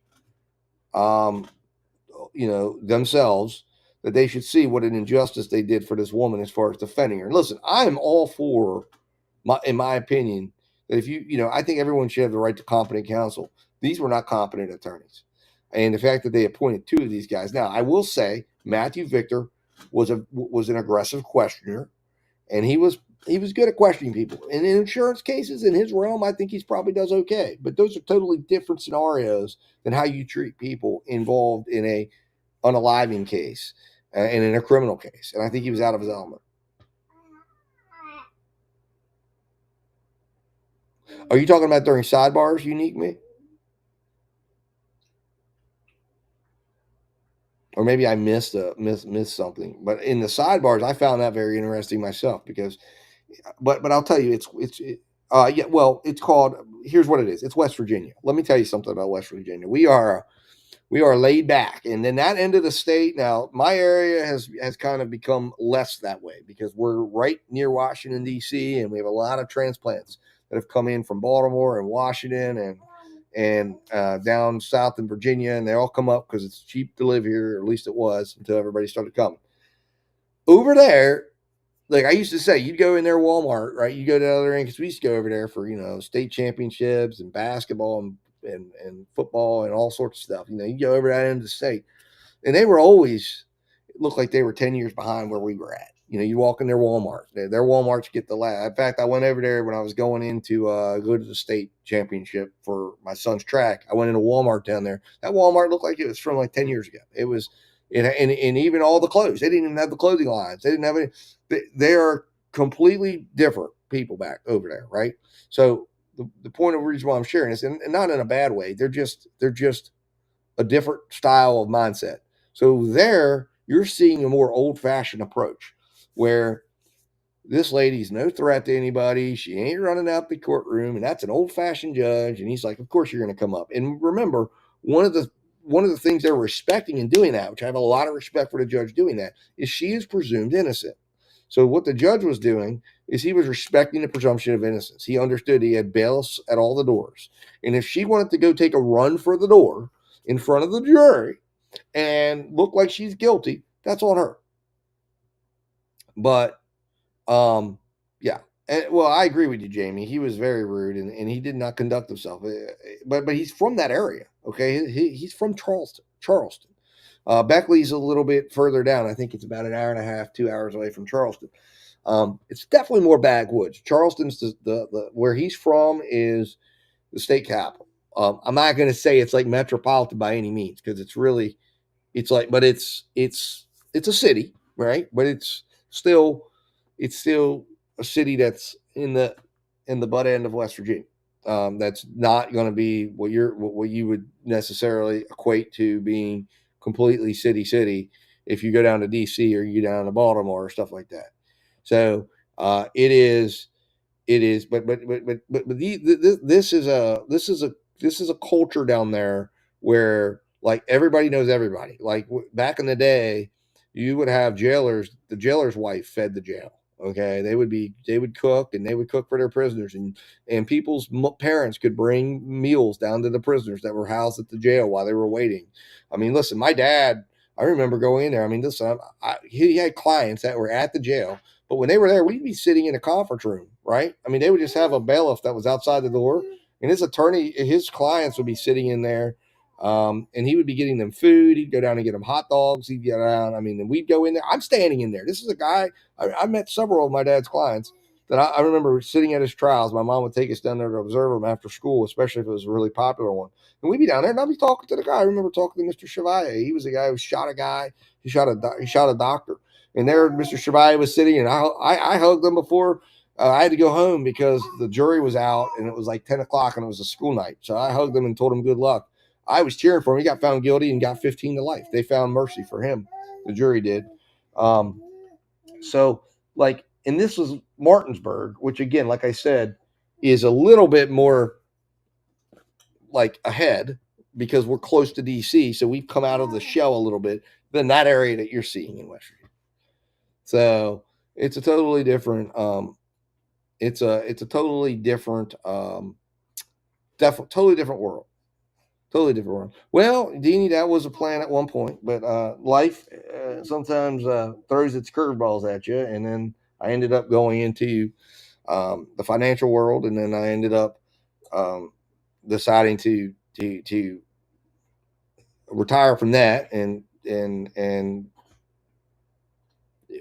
focus on my dad's situation. And also my wife and I decided to, I started to, like I said, I mentioned I have 2 older boys, and then I have you here the first installment. So I decided to step back from all of that stuff, and then we made our way here. So, and just kind of be able to be part of the things I missed when I was out working and on the road and trying to make money, make dollars over seeing some of the important stuff with my kids. But it's amazing as I'm watching through this whole as I've been here and really involved in my 5-year-old and watching him evolve. And then we've got my little one here that sits next to me, and it's you know, there's a lot of milestones that you miss when you're focused on things and you're whipping in and out, and you're like, wow. So it's been unfortunate to be able to do that. And perhaps, you know, I might pursue at this point. That's been something that maybe at some point I will. I appreciate that. Thank you, Deanie. I appreciate that. You know, but for now, that will be 5 years in the making, because I want to, once I get both of the boys in school, and my 2 oldest, I've got one that's a freshman, so he'll be getting to college soon. And once we get him on his way, and hopefully in college, and my oldest will be out of college, and then we're focused on I might do that. I don't know. But then I've been enjoying doing this, you know. So this is watching trials, and I picked this up for my dad. It is my 5-year-old, who I will be picking up in a little while. He is at that age now where it's like I'm getting to know him as a person, and seeing his personality and he's at a fun, very, very fun age, and very just pretty cool to see what he comes up with and talks about. Absolutely, it is. All right, listen, unique me, it is. I will tell you that right now. Yes, it is. But it's not hard in a bad way. But it takes a lot of time and a lot of effort, and it's a lot more to it. And hats off to my mom and all the moms out there that I know were doing a lot of these things, you know, throughout. But it's definitely not. It is not easy. It is not easy work. It is definitely not easy work, but it's good work, and it pays off big. Thank you, Icy Woo. I appreciate that.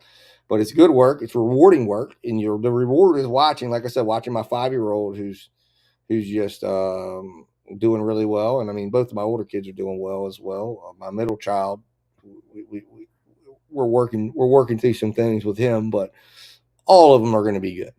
But I'm just happy to be able to you know, to have the experience. You know, you only get it once. It's rewarding, and it's a lifetime deal too, because as they get older, like I said, I have one in college, and I'm still talking to him. I still talk to him on a daily basis, and you know, and still help him out with things. As I told him, you know, we try to have the balance, because he's being 19 now. He's got to be able to do these things on his own, but he still he still knows I'm a phone call away to help him and get through things. And he's doing real well for himself. He's actually at the same school my dad went to. He wants to be a lawyer. So like I said, I told him, I said, well, that'll be good because then you can be my legal analyst. I'll bring you on once you're doing cases and I'll cover your cases. And maybe we'll see him up there one time, taking on the family business and continue it on. Cause he's probably the most like my dad. He's got an iron trap mind like my dad had, remembers everything, and he speaks like him, talks like him. He looks like him sort of, but he's got blonde hair. My dad was dark haired. So, but we'll see. So it should be an interesting time here when he finally, about 7 years from now, when he's hopefully graduating law school, if he goes that route. Now he doesn't have to. I've told him that, you don't have to. Only do it if you want to. If there's something else you want to do, go do it. Like you don't feel like you have to do it just because your grandfather did. And he's up there around people that knew his grandfather and everything. So, I said, don't feel like you got to, because you got people around you telling you do this, or that you remind them of them, because everybody says you remind me of your grandfather. But, we're sick. So, oh, absolutely. Very, very proud, very, very rewarding. Like I said, that's the rewards. Those are the things that when you invest your time in your kids and you see that end result, that's something that, you can't put a price tag on when you see that. And that to me is that's what you're looking for. And there's no greater reward in life than seeing your kids succeed. That's what my dad used to always say: you're as happy as your unhappiest child. And I understand what he means by that. So you want your kids to always be happy, and you always want to try to, figure out how you can be there to help them with that, but at the same point, you got to teach them responsibility too. Cause they gotta, like I always tell my 15-year-old, who has been definitely one that's required a little bit more of intervention at times. But I've told him, we got like 3 more years to where we got to get you right. We got to get you to where you're making the right decision, and not because you're afraid of getting caught by your parents, but because it's the right thing. Because what I've tried to get through to my boys is like, what we create in a household is a small microcosm of what society is going to ask of you. So guess what? Yeah, you're going to outgrow your parents, but then your dad becomes law, right? The law, and becomes the police, and becomes your boss, and becomes the society's rules that you got to abide by. So you're not going to escape just because you turn 18.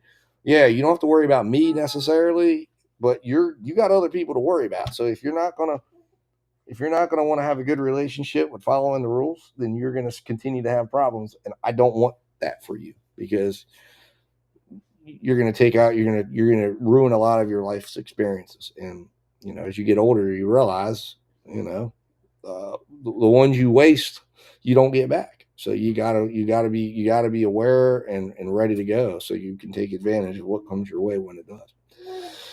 That's exactly right. Guidance. That's exactly right.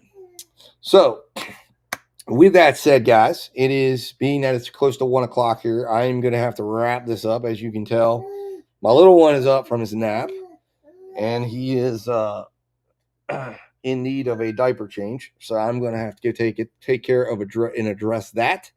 And then on top of that, I got to get ready to go get my 5-year-old. So we will be coming back to, I guess, the cross-examination. I kind of missed the end of the daughter. I thought that they cut it off. I thought they should have just let her finish. Maybe she did, but I guess I think the defense might be done.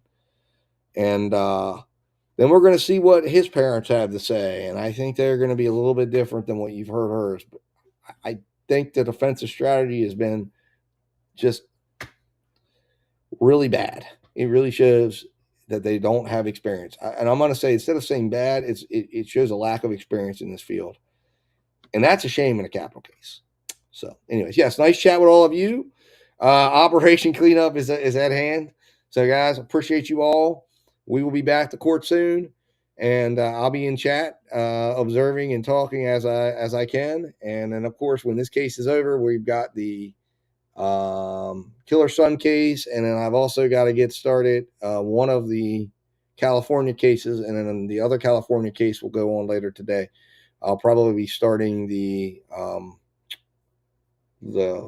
what's her name, Cimentilla case will be the one that'll start, and ASAP Rocky will play this evening for anybody wanting to catch up that's involved in this case and not able to watch. Anyways, with that said, guys, talk to you soon. Appreciate you all. Members, new members, welcome. Appreciate you. Subscribers, appreciate you. I'll talk to you soon.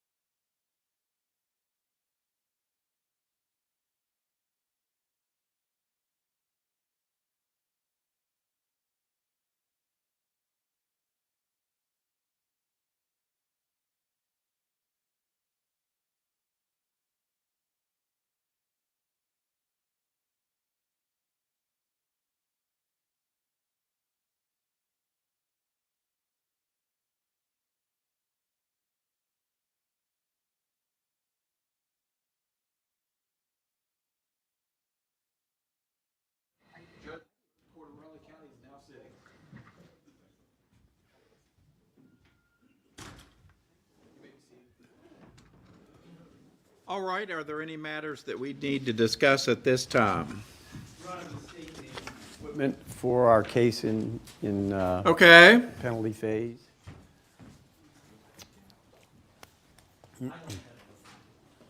Nothing from the defense. Your Nothing from the defense. Very good.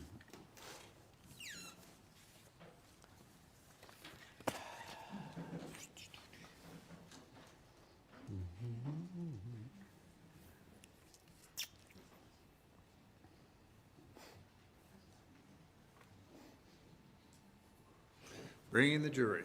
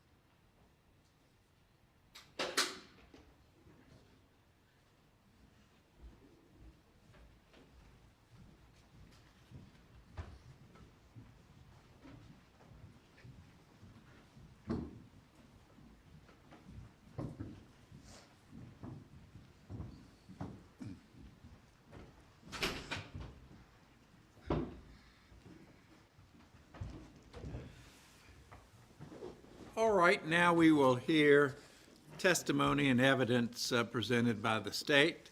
Mr. Truman, please call your first witness. Thank you, Your Honor. State called Stephanie Hamilton. Raise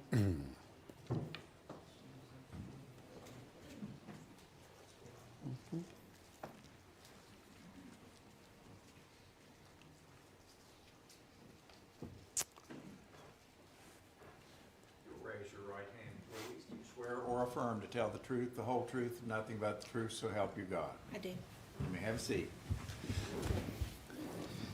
You are Stephanie Hamilton? I am Stephanie Hamilton. And the jury has already heard your testimony previously, but we're now in the penalty phase, and that involves the character of the defendant. Could you describe just briefly your relationship with the defendant? I met her through the Youth Football League.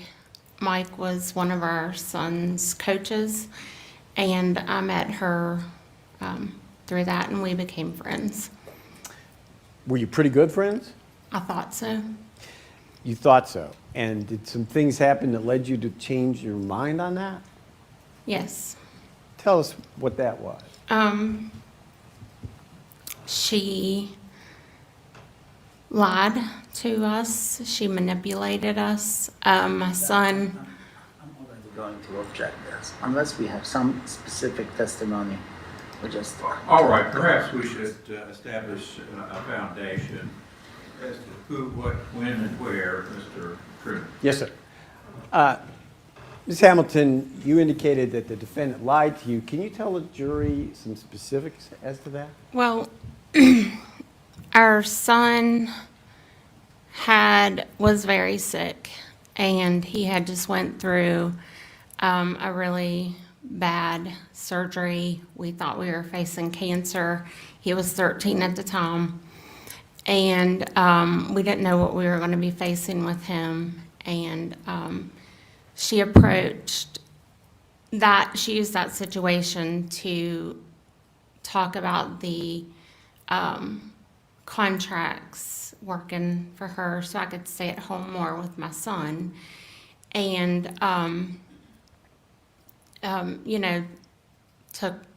we gave money. There was always, promises of money, more money. And there was never money. So you're talking about the investment with the defendant, and you were never paid back. Is that right? Right. Okay. The jury may recall that you are a physician's assistant, and you explained to them in general terms what that did. Right. Did the defendant utilize your position as a physician's assistant and take advantage of you on some occasions? Yes, I mean, she had asked me for medication once. She used my position for her cover. Explain And- that. Sorry. When you say that, used your position as cover, what did you mean by that? The day of Michael's sickness. And how did she go about using you as cover? Telling everyone that she had me there as the provider. I'm going to object. We need to approach the bench on this one. All right.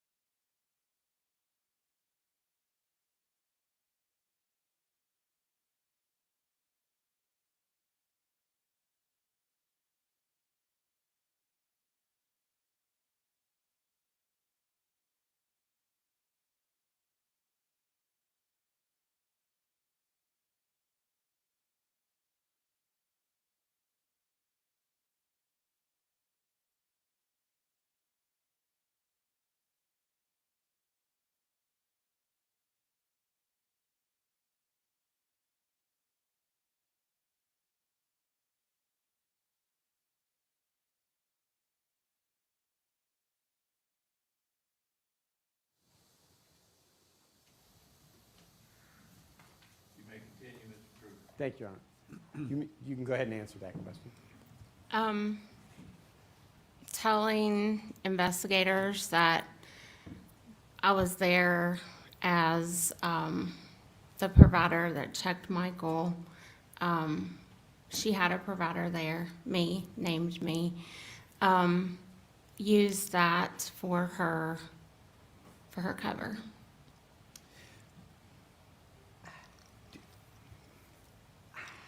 Do you have some survivor's guilt or witness guilt in terms of Michael having died and you were present at the time or on the day that he fell? What is it now? I'm Do you sorry. have some survivor's guilt over that? I think we all do, hindsight, but when you think about the events of the day and you go there and she tells the story, and I didn't know his history. I didn't know anything about what the situation was there. I was there briefly, and I advised her, what she should do, and made many efforts to make suggestions to go here, to go there, we'll go here. And she was not going to take that, but as a friend, you don't think that someone has done something to their husband. That's all the questions the state has. Thank you. Cross-examination. You said you lost some money in investing in Natalie Cochran's business, right? Yes. How much did you lose? It's somewhere between $15,000-$17,000, Never recovered that money, right? right? All right, that's all. Thank you. Anything further? A follow-up to that, when did you make that investment? And I think the first time was in January of 2019, mid-January. And did you put, the number you just gave defense counsel, was that all up front, or did you take No, that over time. Was some of it after Michael died? Yes. That's all the questions the state had. So in those increments, you lost what, $17,000? Yes. So when did you first learn that you were scammed?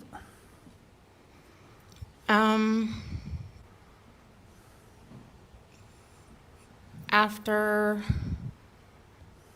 I started realizing there was multiple excuses as to why there wasn't anything coming back. And you thought about all those increments of money that you paid Natalie or whoever, the company, right? What is it? And you thought about all those increments of money that you paid to the company, right? I knew there was. I had never added it up until the end. And that made you really mad.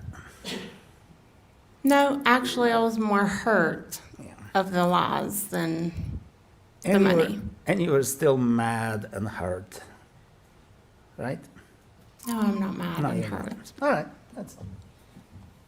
Anything further, Mr. Truman?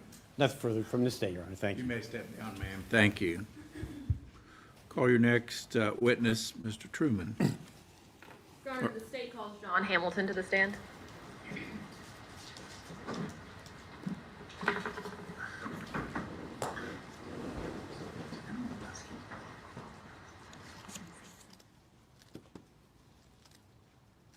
You'll raise your right hand, please, sir. Do you swear or affirm to tell the truth, the whole truth, and nothing but the truth, so help you God? Yes, Your Honor. You can have a seat right there.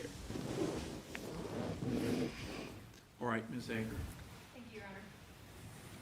Can you please state your name for the record? John David Hamilton. And we've already heard you testify here previously in the case in chief, is that right? Yes, ma'am. How do you know the defendant, Natalie Cochran?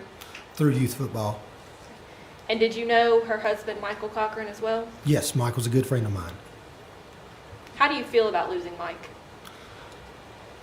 I mean, losing Mike is bad on everybody. Donna, we lost a son, a father, a coach, and a friend.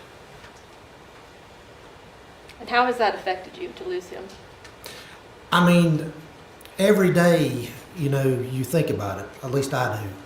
And you go to someone's house as a friend, they call you over to help them. Just like my wife said, you take your friends at face value. You don't ever think that your friends are going to try to kill their husband or anything like that. You just take them at face value because why would they? These are people you went to football games with, you've ate pizza with, you've hung out with. So along that same line, how have the defendant's actions with regard to Michael affected your life? How have they made you feel? I mean, it's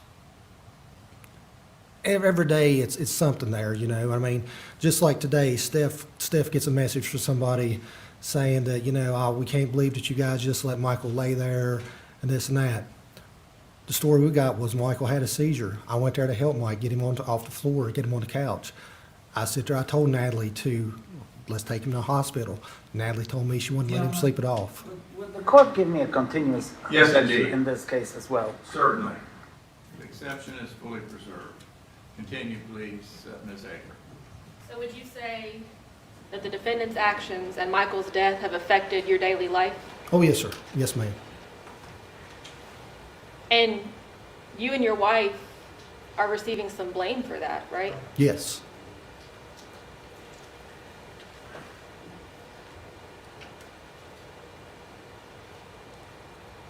How do you feel about the role that you played on February 6th of 2019?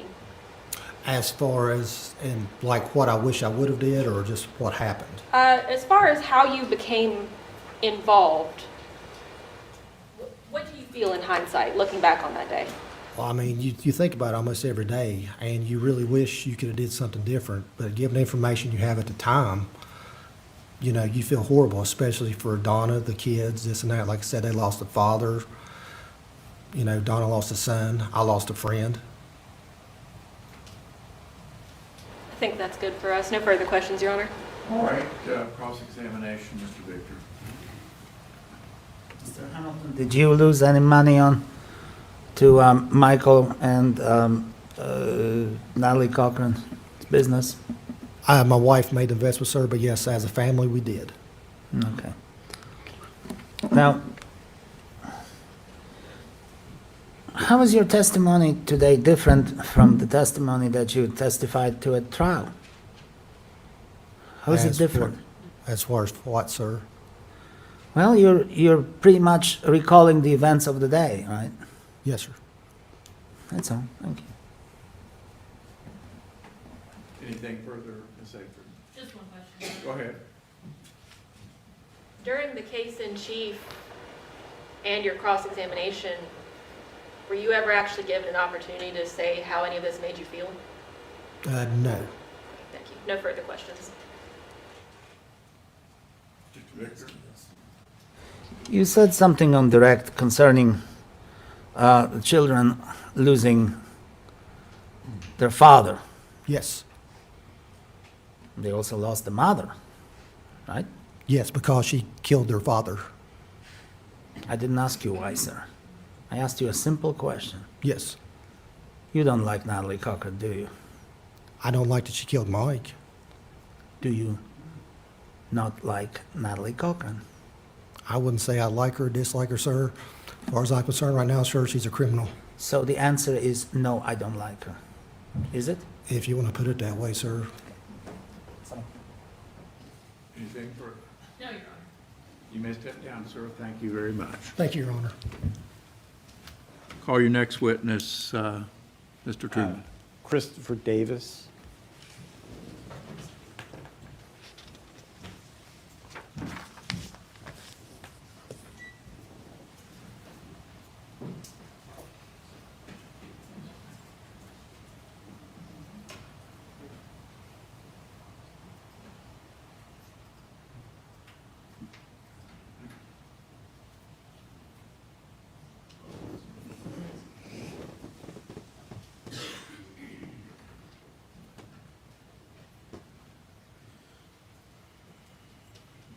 If you'll raise your right hand, please. Do you swear or affirm to tell the truth, the whole truth, and nothing but the truth, so help you God? I do.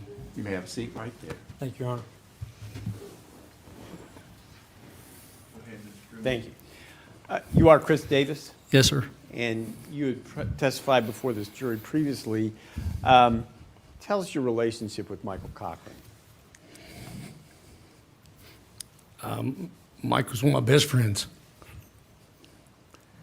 And, you know, we did a lot together and spent a lot of time together. And, you know, we not only personally, but we coached sports together and, you know, vacationed together. And he was he is a dear friend. You miss him? I do.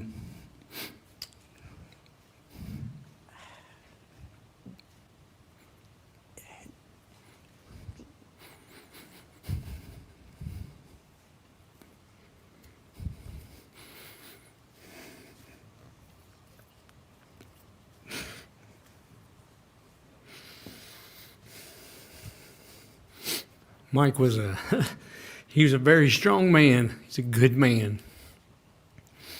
And he would want me to be strong now as well. And he was a good man, a very good man. He wasn't the best father, the best friend, or the best husband, but I'm not either.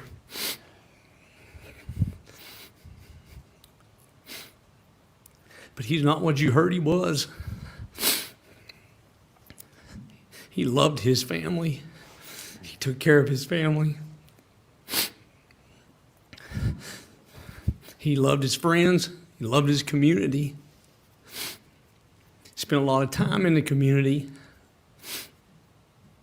He loved life. He wasn't sick. He wasn't ready to die. He was healthy. Even up until the day he died.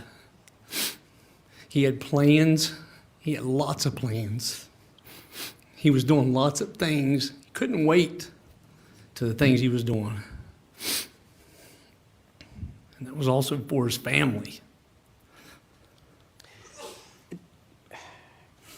Let me shift gears totally with you. You and a couple other fellas gave some money to the defendant in this case, correct? We did, yes. What was the total amount you gave her? It was $511,000. And how much of that did you get back? The exact amount we got back, I'm not sure. I think it was probably around 50 or 60. And the reason I don't know is because there at the end, she was trying to send wires, and some would come, some wouldn't come, and some would, so it's somewhere in that I area. object and have the same continuing objection as in the other situation. Go ahead, continue, please. Go ahead, Chris. And so the exact amount that we got back, I'm not for sure. I think it was probably, like I said, 50 or 60. Did the three investors, did you give any money to the defendant after Mike died? No, we did not. We were given the opportunity to reinvest. I mean, so we didn't give any additional money, but the idea to reinvest, I guess you could say we gave her that because we said, whatever, sure. I mean, it doesn't matter. During that time, there was so much stuff coming back and forth. We were trying to figure this out and trying to figure what was going on. And so, but there were reinvestment opportunities offered. And Who offered you the reinvestment opportunities? Natalie? And that was after Mike died? Yes. Is it fair to say you were a strong supporter of the defendant until you found out that things were not what you thought they would, what they appeared to be? Yeah, I believe that's fair because we trusted her. As my wife testified as well, we trusted her. Was that trust violated? Yeah, because, we trusted her with the most precious thing to us, our family, our son, our kid, with respect, because as Jennifer said, she would ask her questions about diabetes and things like that. And so, yeah, that was absolutely violated, even on the day that, the way she perpetrated it to Jennifer to even get insulin, and that lie that was perpetrated, and even throughout this trial, attempted to continue to lie about that. And I'm going to object again, because we're not retrying this case because I'm really sorry, but this I think I have to sustain that objection. And the idea that she was never given, she never kept insulin for our son.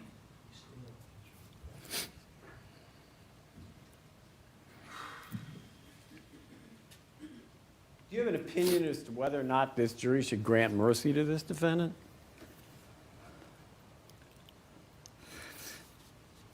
I think this jury has been here for 3 weeks. And this jury's heard everything they need to know. They don't need my opinion, don't need my thoughts, and you don't need me preaching at you. You know what you know. So with all due respect, I don't have opinion for these folks. I thank you. I know Mike would thank you. That's all the questions the state has. Thank you. All right, cross-examination, Mr. Victor. Mr. Davis, I only have a couple of questions. When was the first time that you and your family met Natalie Cochran and Michael Cochran? Just give me a year if you... I'm going to say 2011 or 2010. Okay. So would you agree with me, sir, that throughout these years, you and your family and Natalie Cochran and her family became friends? You were neighbors and you were friends. Absolutely. And you did a lot of things together, right? Absolutely. That included Natalie Cochran, right? Absolutely. And dinners, maybe some holidays, almost daily. You were in some contact with Natalie and Mike, right?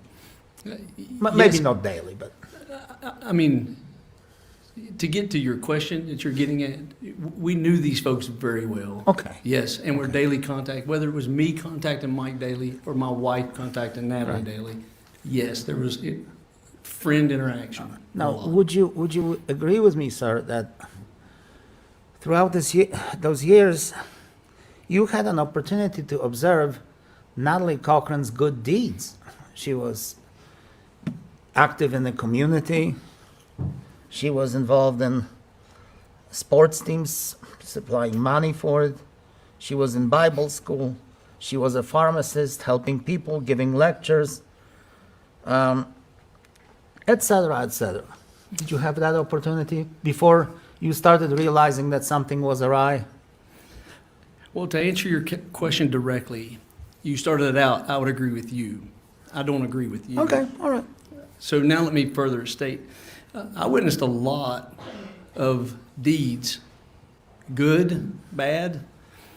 The reason that I can't say I agree with you because I can't sit here and say that I believe any of those deeds were done in good, bad, or irrelevant fashion because Okay. the truth of the matter is, was it a lie then as it is a lie now? Or was some of it true? All right. Or was some of it false? So we don't agree. Okay. Mr. Davis, let me ask you this. Did you ever see Natalie being involved in any volunteer work? We were all involved in No, I mean, volunteer no, work. no, please answer my question. Have you ever seen her involved in any volunteer work? We were all involved in volunteer work. Your Honor, this is. All right, please answer the question pertaining to Natalie, if you would, Mr. Davis. Volunteer work requires you to do that because you're doing it for the benefit of others, and therefore it's hard for me to answer, was it volunteer or not? That's a very subjective question, and although I don't answer it the way you want me to, I can tell you subjectively, was it volunteer? I don't know. But I do know there was activity. I don't know if it was volunteer or not. Your Honor, I move to strike that answer as non-responsive. Did Natalie ever help people with her pharmaceutical skills? Absolutely. Okay. Did she ever, well, maybe you don't agree with me on this, but prior to the events of the federal case, she led a crime-free life, didn't she? I have no idea. She was committing crimes throughout her life. Okay. But you have no way of knowing whether she was convicted of any crimes prior to the federal conviction? I'm unaware if she was ever convicted of any Okay, crimes. Okay. Now, you were also friends, I presume you knew her children, right? Absolutely. All right. Especially her son. And her parents, I presume also. I did know them. Okay. And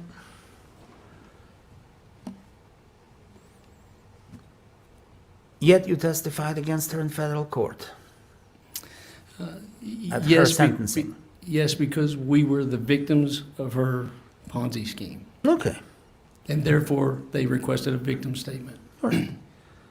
And then, were you also her attorney at some point? I had represented the family on several different occasions. But after Michael died, you were also with Natalie to obtain some loans as her lawyer, right? I was not. No? Okay. But then she filed an ethics complaint against you with the state disciplinary board, right? Yes, she did. Okay. And those are never pleasant. It was not. No. Okay. Are you interested in the outcome? No, I'm not asking about the Because outcome. it was dismissed. Of course it was. Then Of you course it answered was. something that I didn't ask, but that's fine. You're welcome. Now, and after all of this, after her perhaps good deeds, well, was she, let me ask you one more question. Was she a good mother to her children?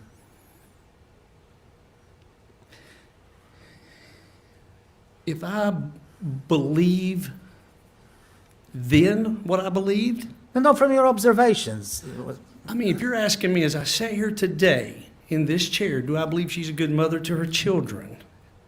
That's the No, question you're Mr. asking me, or you asked me, do I no. believe she was a good mother No, to her children before? Mr. Davis, I just asked you whether you observed her being a good mother to her children. Define good mother. Did she care for them? Did she provide them with food? Did she have a nice relationship with them? All of this that goes into the definition of a good mother. I believe, under what I thought before, during those times, yes. Okay. But I don't believe that as I sit here and think now.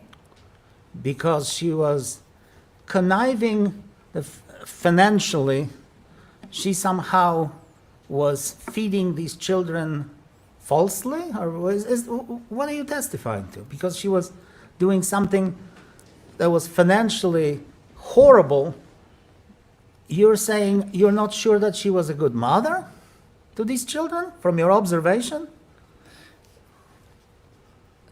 I believe exposing your children to what has now occurred and what those folks there affirmed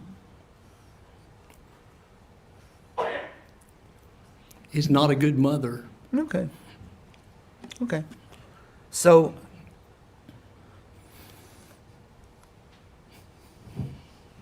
well, I guess from your response to the prosecutor's question, I take it that you're not condemning her to life in prison and to never have a chance to become a person that you knew before the financial scheme, right? I would not invade the jury's providence to make that decision. I wouldn't do it before, and I won't do it now. Okay. They Well, don't need me to give them that decision. Well, thank you for your sincere answer. Thank you. Redirect. You were asked if the defendant performed philanthropic acts. Did you ever see Michael do that? Absolutely. Tell us about that. Your Honor, I'm going to object to this line of questioning. Michael's character is not at issue here. It's the defendant's character. Fair point. I withdraw that. All right. I'll give you the opportunity to address the ethics complaint the defendant filed against you. How did that come to pass? Once she was sentenced to federal prison, she filed the complaint. It was answered. The evidence was submitted to the state bar, and the state bar dismissed her complaint against me as not being found any evidence to support the same. And it was at that time that, as part of that evidence, the investigation included in that was that this investigation for this case was pending at that time. And there was questions as to whether or not what was really the intent behind it, whether to try to intimidate witnesses or not. In any event, it didn't work, did it? It did not. That's all the questions the state has. Thank you. Anything further, Mr. Victor? No, Your Honor. Thank you. Thank you, Mr. Davis. You may step down. Thank you, Judge. Would it be possible to have about a 2-minute recess, please? Sure. Thank you. Members of the jury, we're going to take a quick recess for about 5 minutes or so. Please do not discuss the case. You may go with the bailiff to your jury room.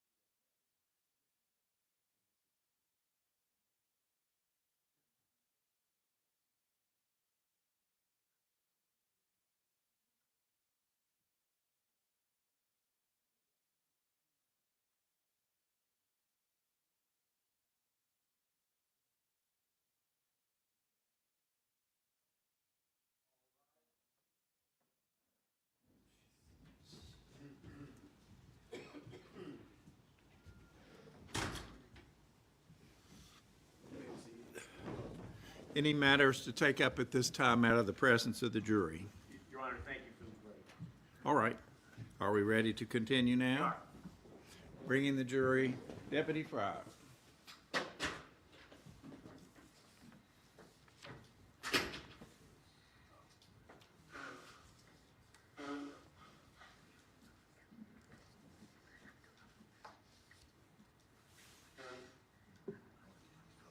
Maybe you better get that verdict form. I think it's on your desk.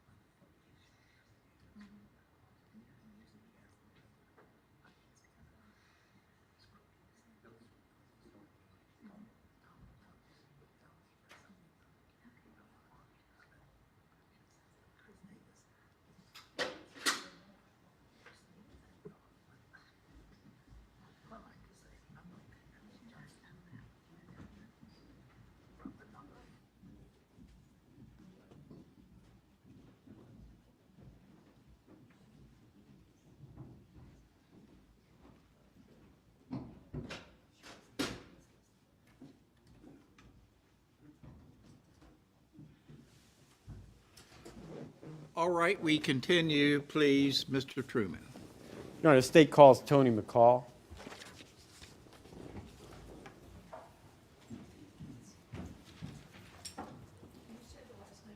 McCall. I will have her spell.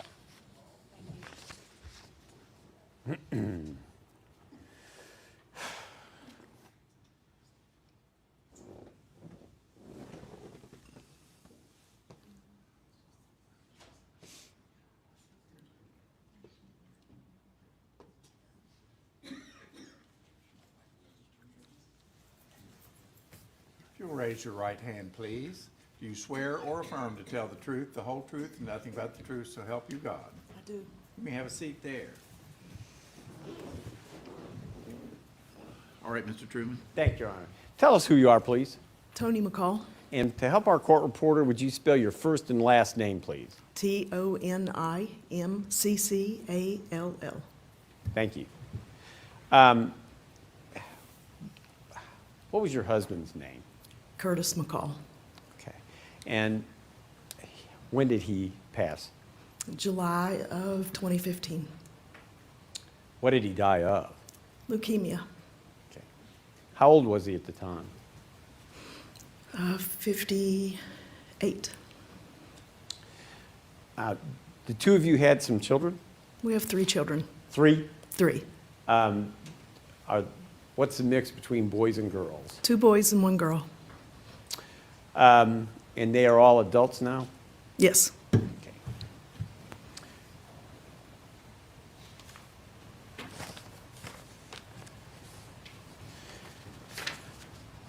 If I could have these two marked as states 1 and 2, please. All right. It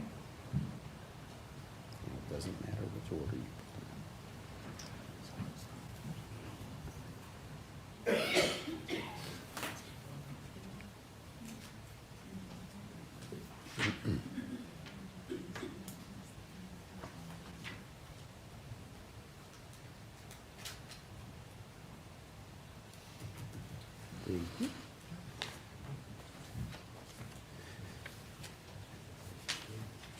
Matthew 1 and 2. It's the same thing. Let's call ahead you what's been marked for identification as States Exhibit 1 and ask you to take a look at that. You All right. recognize that document? Yes. What is it? That was the fake scholarship that my son received. And in fact, I think what's been marked for identification as State 2. Is that the actual document he received? Or Yes. one Yes. similar to that? Yes. You said fake scholarship. Tell us about that, please. Natalie called me one day, and she said that she was doing a scholarship in Mike's memory, and that she was giving one to Dylan because she knew that Mike would want him to have it. Can you put a time frame on when that happened? Let's see, my son graduated in 2019, and it was probably, well, it was before they do the program for the kids that got scholarships at the school, which is closer to the end of the year. So this is probably February, March of 2019, March, April, maybe? I don't remember. Could have been May? It could have been. Okay. It could have been. It's a while back. Okay. Stage 2, that's actually what your son receives, correct? Yes, but it was big. It was about this big. It was, Okay. It was pretty. Yeah, very pretty. It was. Graphically done. Did Dylan ever get any of that money from the scholarship? No. Let me shift gears on you a little bit. Your other son's name, what's his name? His name is Landon Cash, but we call him Cash. Cash.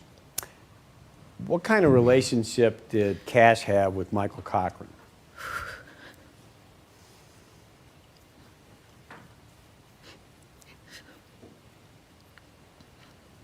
He loved Mike. He met Michael in April the year after Curtis passed, so in 2016.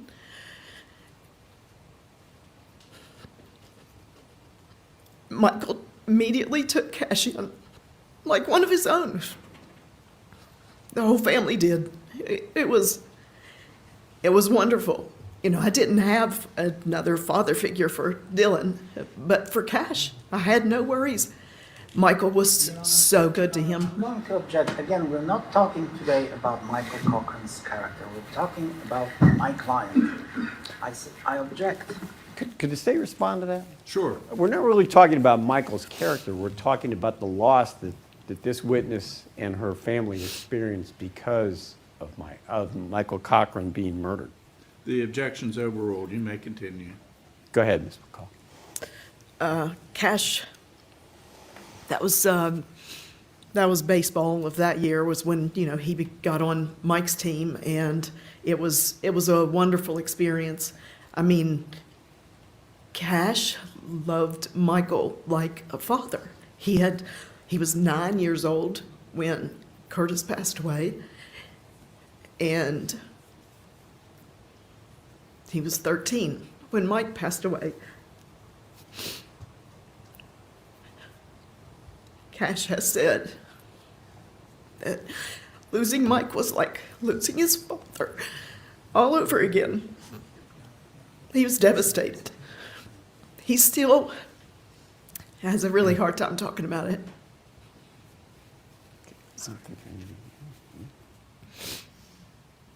Your Honor, we move states 1 and 2 into evidence, and with that, we have no additional questions this witness. Any objection? No, sir. All right, states 1 and 2 are admitted into evidence. Cross-examination. Ms. McCall, when was the scholarship offered? The 2019, Okay. In the spring of 2019? yes. And when was it supposed to be received? For the fall? Yes. of- Yes. Well, did you know, ma'am, that on June the 23rd of 2019, the government froze all of my client's assets and she couldn't give you any scholarship whatsoever? Did you know that, yes or no?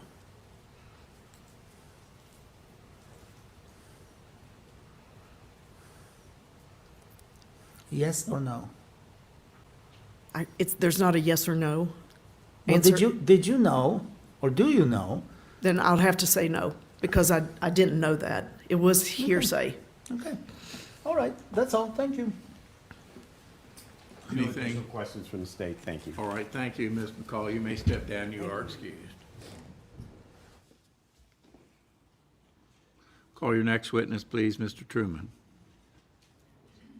Your Honor, the state calls Ed Bolt to the stand. May we remove the exhibit, Oh, sure.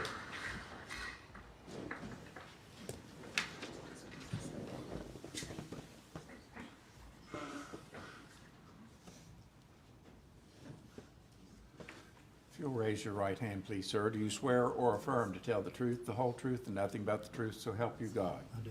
You may have a seat. All right, Ms. Cochran. Sir, can you please state your name and spell it for the record? My name is Ed Bolt, E-D-B-O-L-T. And do you know the defendant, Natalie Cochran? Yes, I do. How do you know her? She was married to my stepson, Michael. She's my daughter-in-law. And before Michael passed away, what was your relationship like with the defendant? We love Natalie. We just thought of her as a daughter. And just yes or no, do you believe that this jury should grant her mercy in this matter? No. And why is that? Well, I have a statement. Are those notes that you have done yourself? Yes, ma'am. Okay, you can go ahead. That'll maybe answer some of that question if you don't mind. Yes, sir. Go ahead.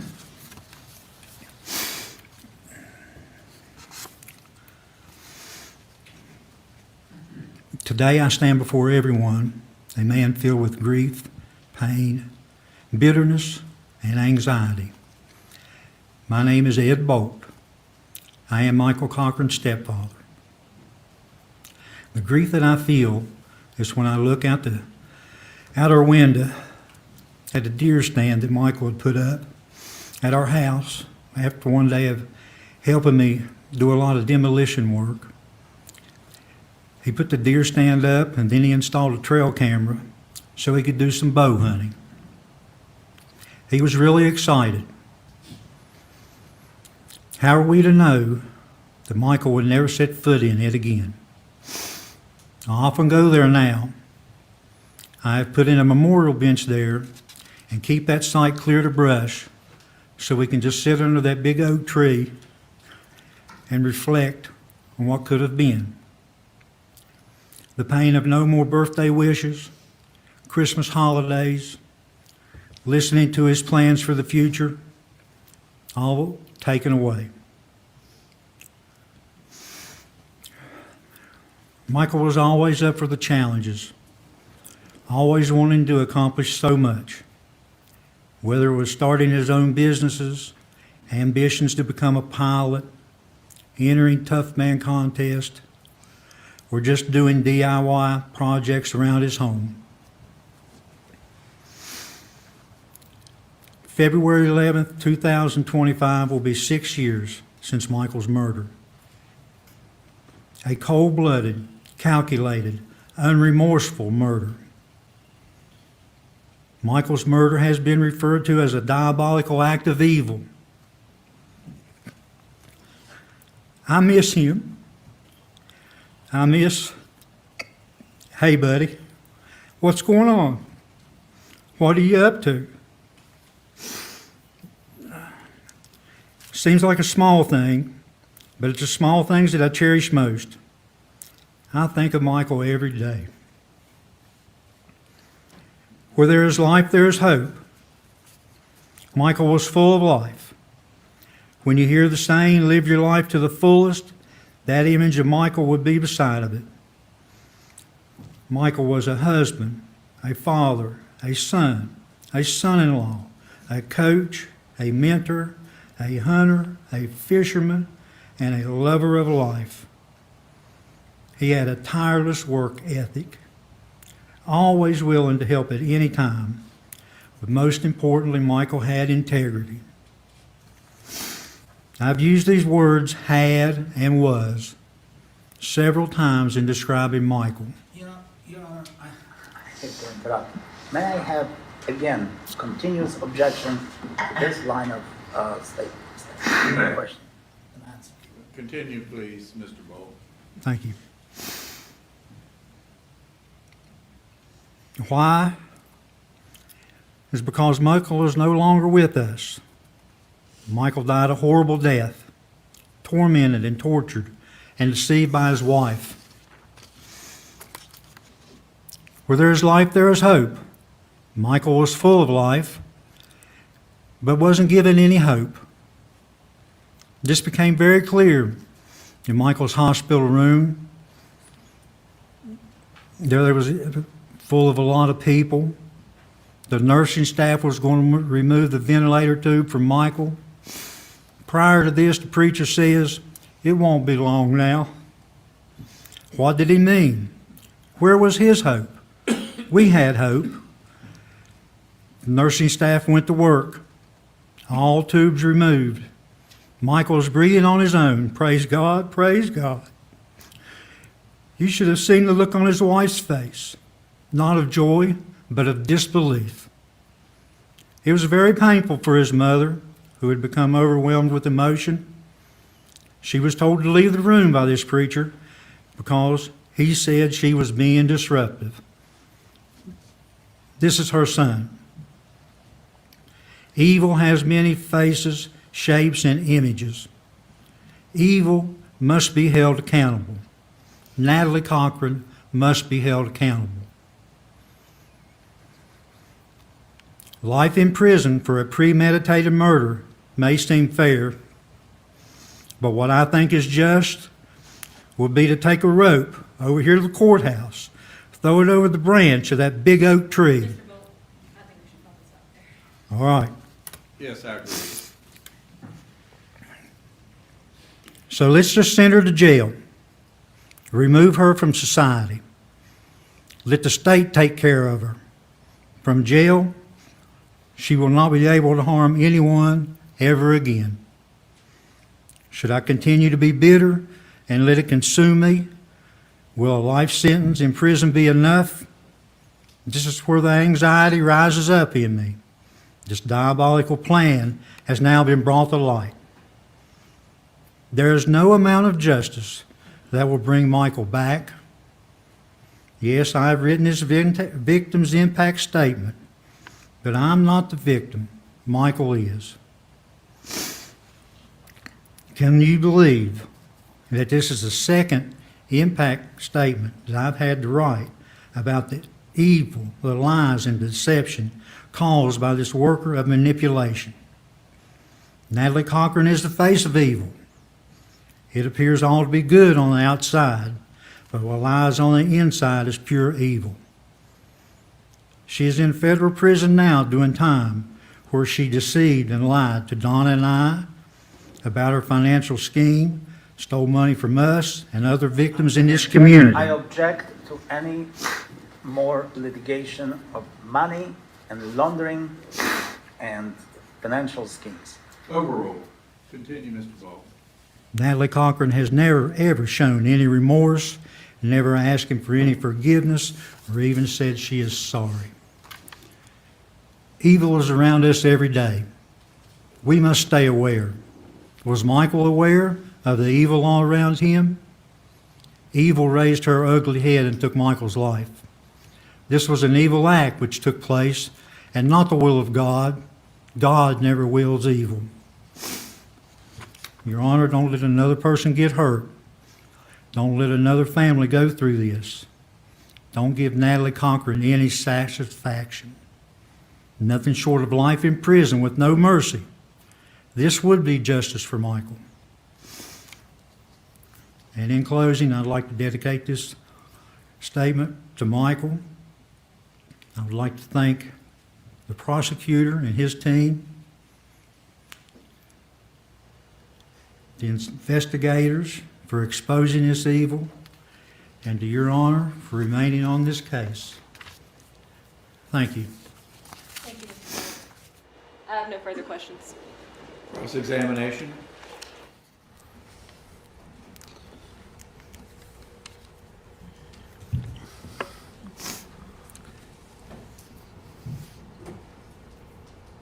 When did you become Michael's stepfather? 1990, Dawn and I were married in 1990, August the 20th of 1990. Michael was about 8 years old. Yeah. Okay. Is it true, sir, that throughout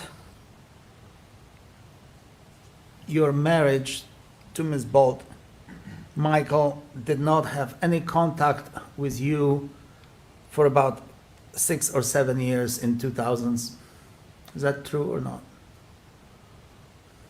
About Yes or no? No, No? I wouldn't say that's a correct statement. Well, he always lived with you, both of you? Yes, until he started college. Okay. Is it true that for the last 10 years of his life, he saw you maybe, you and your wife, he saw you only during the holidays? Well, we saw each other during the holidays for sure, and I'm sure there was times in between. Well, why wasn't he with you 24/7 other than being in college when he was already working?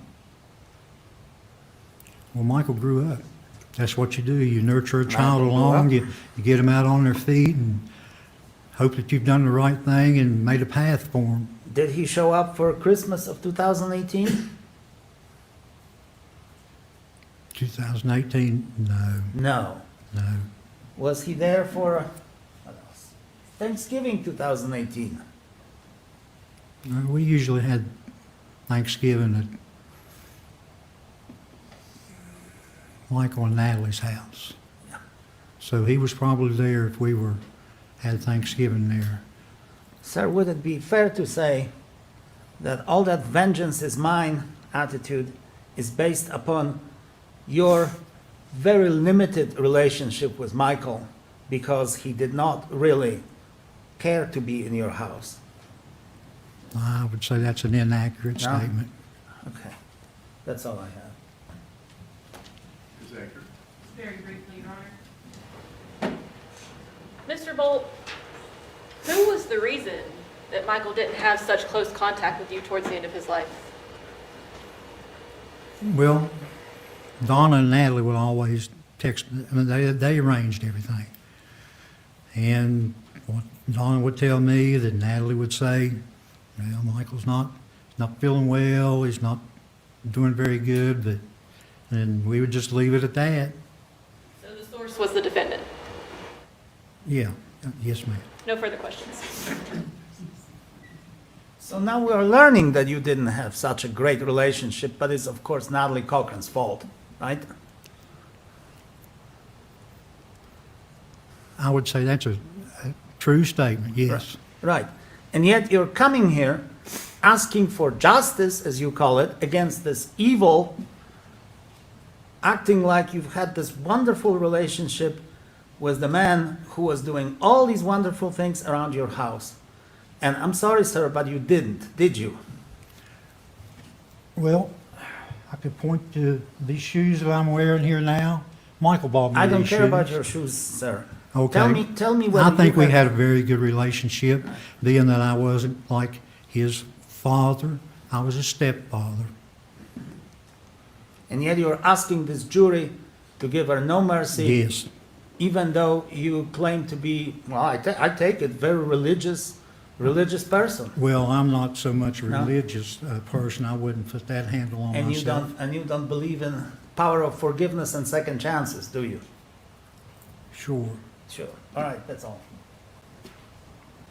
Anything, Ms. Aker? Nothing further, Your Honor. Thank you very much, Mr. Bolt. You may step down. You are excused. Call your next witness, please. Your Honor, the state calls Donna Bolt to the stand.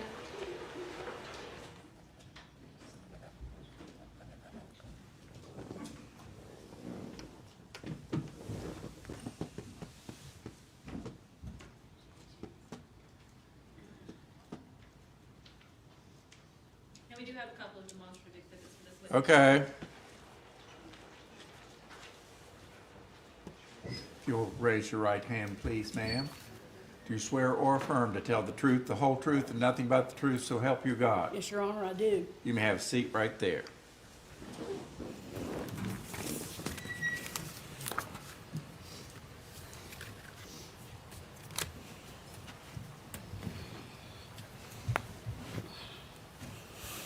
I object to this, Your Honor. This is to inflame the jury.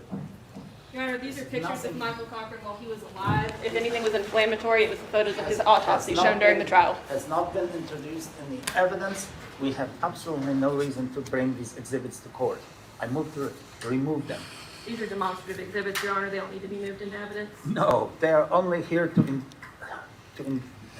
inflame the jury. Nothing. I don't think I can permit these to be displayed. I'm fearful that the prejudicial value would outweigh any probative intent. And they haven't been admitted, and I think that they need to be taken down.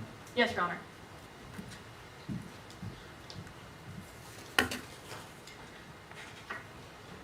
Of course, the jury can unsee what the jury saw, Your Honor, but I ask at least for an instruction to disregard these. All right, members of the jury, I've disallowed these photographs, blown-up pictures to be considered, so you should disregard them, please. You may proceed now, Ms. Akers. Thank you, Your Honor. Ma'am, can you please state and spell your name for the record? Yes, my name is Donna Bolt, D-O-N-N-A-B-O-L-T. I'm Michael Cochran's mother. And in saying that, how do you know the defendant, Natalie Cochran? Natalie Cochran was my daughter-in-law, and we loved her very much. She was married to Michael for almost 19 years. Could you briefly just explain for the jury what sort of relationship you had with the defendant before Michael passed away? When they got married, well, she knows this. Michael went off to WVU to go to college in 1999. She was supposed to went to Concord, but she changed her major and went to WVU. Michael Brandon and I went up to Morgantown several times to find him a place to live. I didn't want him to live on campus. So we found a mobile home for him to live in it's like an elderly care mobile home park. And Michael had a 1988 Jeep that he was driving back and forth. And so when he went to school up there, he was going up there to play baseball. But what had happened was that he changed his major a few times, and I guess finally at the end he decided he wanted to be an information technology major, and that was running cable wire, computer wiring, and that he went to school for 4 years up there. Natalie, she followed him up there. She was supposed to have been staying in the dorm, but next thing I knew, they were kind of cohabitating in the mobile home, and that wasn't supposed to happen. That was not the plan. So what had happened every time we went up to go see Michael, he would say, "Mom," he said, "you can't come up this weekend." He said, "Natalie's family's up here. They're going to ball games." So we didn't get to come up. And a lot of times when we did get to come up, Natalie would head back home to Daniels, to her family's home. So, we bought this trailer for Michael to go, to live in while he was in school. And, let's see, in the fall of 1999, we paid for Michael's first year of school, fall and spring. And in November of 1999... I'm sorry, but the witness is rambling right now. There is no rhyme or reason to this story, and all of this history of the familiar relationship is irrelevant. Well, I think that she is setting forth a timeline, and I'll permit it for the purpose of this hearing. You can continue. Thank you, Ms. sir. Bolt. In November of 1999, I received a phone call from Natalie. She was at the mobile home in Morgantown. And she said, "Guess what?" I said, "What?" She said, "Well, Michael and I got engaged." I said, "What?" She said, "Yeah." She said, "Are you mad?" I said, "No, let me speak to Michael." And Michael got on the phone, and I said, "Michael Brandon, what in the world are you doing? You're not even 19 years old yet." So that right there kind of caused friction between Natalie and me. It wasn't I didn't like her. They were too young, and I wanted them to wait. Later in life, did you have a more positive relationship with the defendant? We did, but I'd like to explain a little bit about, when they got married. They got married in May of 2020. Now, what had happened before that May of 2020, Natalie Cochran came... First of all, it's a non-responsive answer. Second of all, I think we've laid enough background here. This is a sentencing phase. This is not a history of the Cochran family, Your Honor. I'm sorry, but I object to this. We can go ahead and move on. All right, please move on. I do have a statement that I would like to read. We'll get there, okay? Okay. Do you believe that this defendant deserves mercy in this matter? I do not, Can you tell the jury why you believe she doesn't deserve mercy? because she didn't give Michael any mercy. She let him lay on the floor for hours and hours at the home. She let him lay on the couch, and she never got him any help. When he did go to Raleigh General Hospital, they put him on the ventilator and stuck it in his arms. I'm going to object. We're trying the case, and this witness has no personal knowledge of this. No, I'll permit it. Overruled. Go ahead. And then from Raleigh General, she texts me at 10:30 that night, sends me pictures of Michael Brandon. Can I hold him up? No, ma'am, just hold on. Okay. Was that the first time that you found out that Michael was sick? Yes, 10:30 that night. It was on a Wednesday night, February 6th. She said, this is how I found him. Found him in the floor in the kitchen of their home. And then she sent me another picture, and he was on the ventilator at Raleigh General Hospital. And he had tubes all in him, and like I said, on the ventilator. She sent me another picture as the Jane Care ambulance is transporting him from one bed to their stretcher to take him on to CAMC. And then later on that night, she sent me another picture of Michael Brandon in the ICU at CAMC on the ventilator. Now, I want you to understand, Natalie Cochran, she texted me. She said, they won't let you come down. She said, they won't let you in at CAMC. She said, only me. She said, but I'll keep you updated. She would, throughout the night, I would text her. Couldn't go to sleep. I would text her, what's his vital signs? What's his blood work? She finally, the next morning, I was able to get up there. But on my way up there, she stopped me and texted me and told me, she said she needed a phone charger for her phone. And then she told me, she sent me to the wrong hospital. She sent me to, there's 2 CAMC. She sent me to the other one. And then finally, I was able to get there on time. When I walked in, Michael Brandon was on the ventilator, laying in his hospital bed. Natalie Cochran was there. I was with her all day long that day. And that evening, that afternoon, she sat over in the corner on her laptop and on her cell phone while I was at Michael's bed, at the head of his bed. She sent me government contracts to my cell phone. And then, she even made a comment that day. She said, I gave him a bath last night, and I pinched his balls as hard as I could, and he didn't even respond. And then I heard her say one more thing for that day. She said, I let him lay on the couch for 7 hours. And I screamed at her. I said, 7 hours? What do you mean you let him lay on the couch for 7 hours?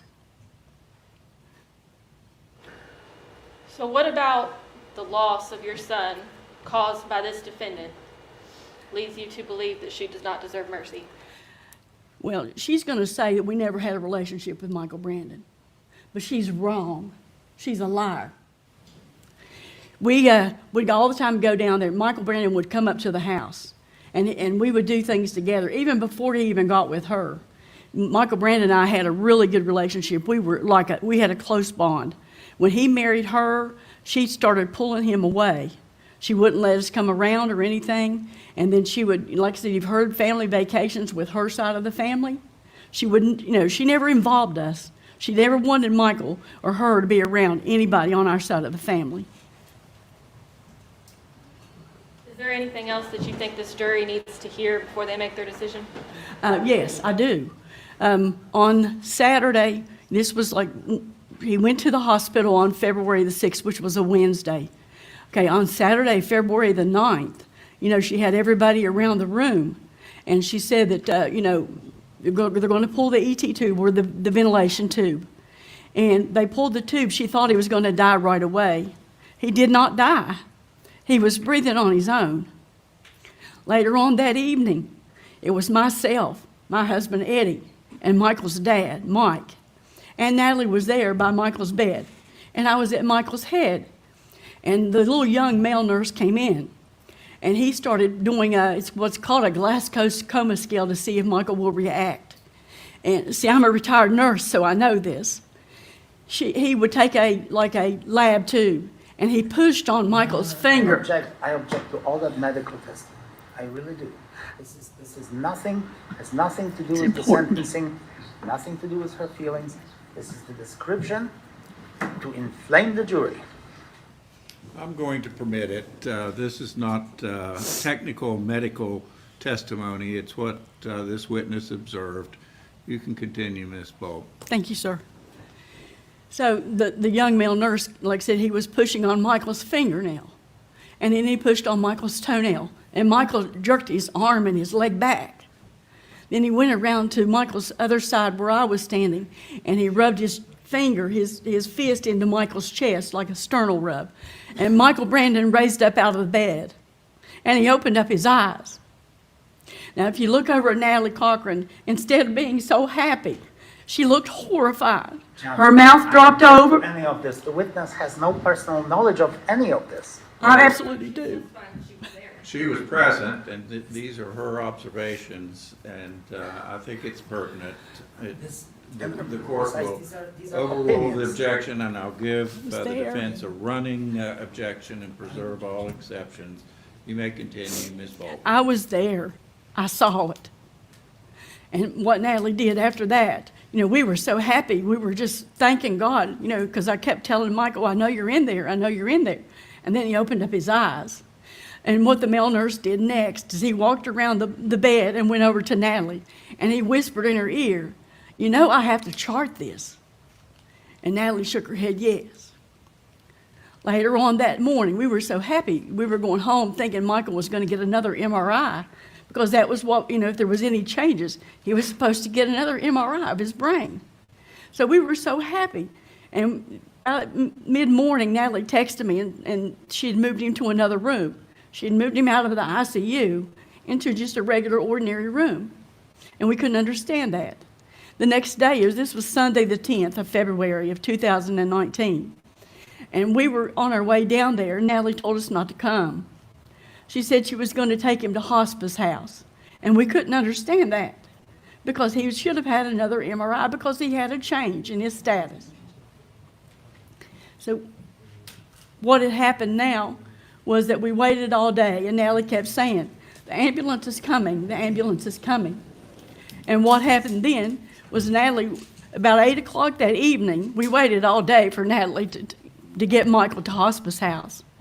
And 8 o'clock that evening, the preacher, Sam Green from Bible Baptist Church, called us and said that Michael had arrived at the hospice house to come now. It won't be long. So we rushed to the hospice house to see Michael Brandon. You know, Michael Brandon's, his breathing status had changed. They had given him something at CAMC before he traveled there. Hang on a second. May I approach the witness? Certainly. My what? It's 8 pages. Can I read some of it? Well, I told a lot of it. Let me ask you what that is, Ms. Bolt. Is that your victim's impact It statement? sure is, sir. Okay. Is there some way you can summarize that? I heard you say it was 8 pages. Yeah, I'm sorry. I had a lot to say. That's all right. I don't mean to cut you off at all, but in the interest of time and efficiency, is there some way you could perhaps focus upon the aspect of the defendant's character? Yes, sir.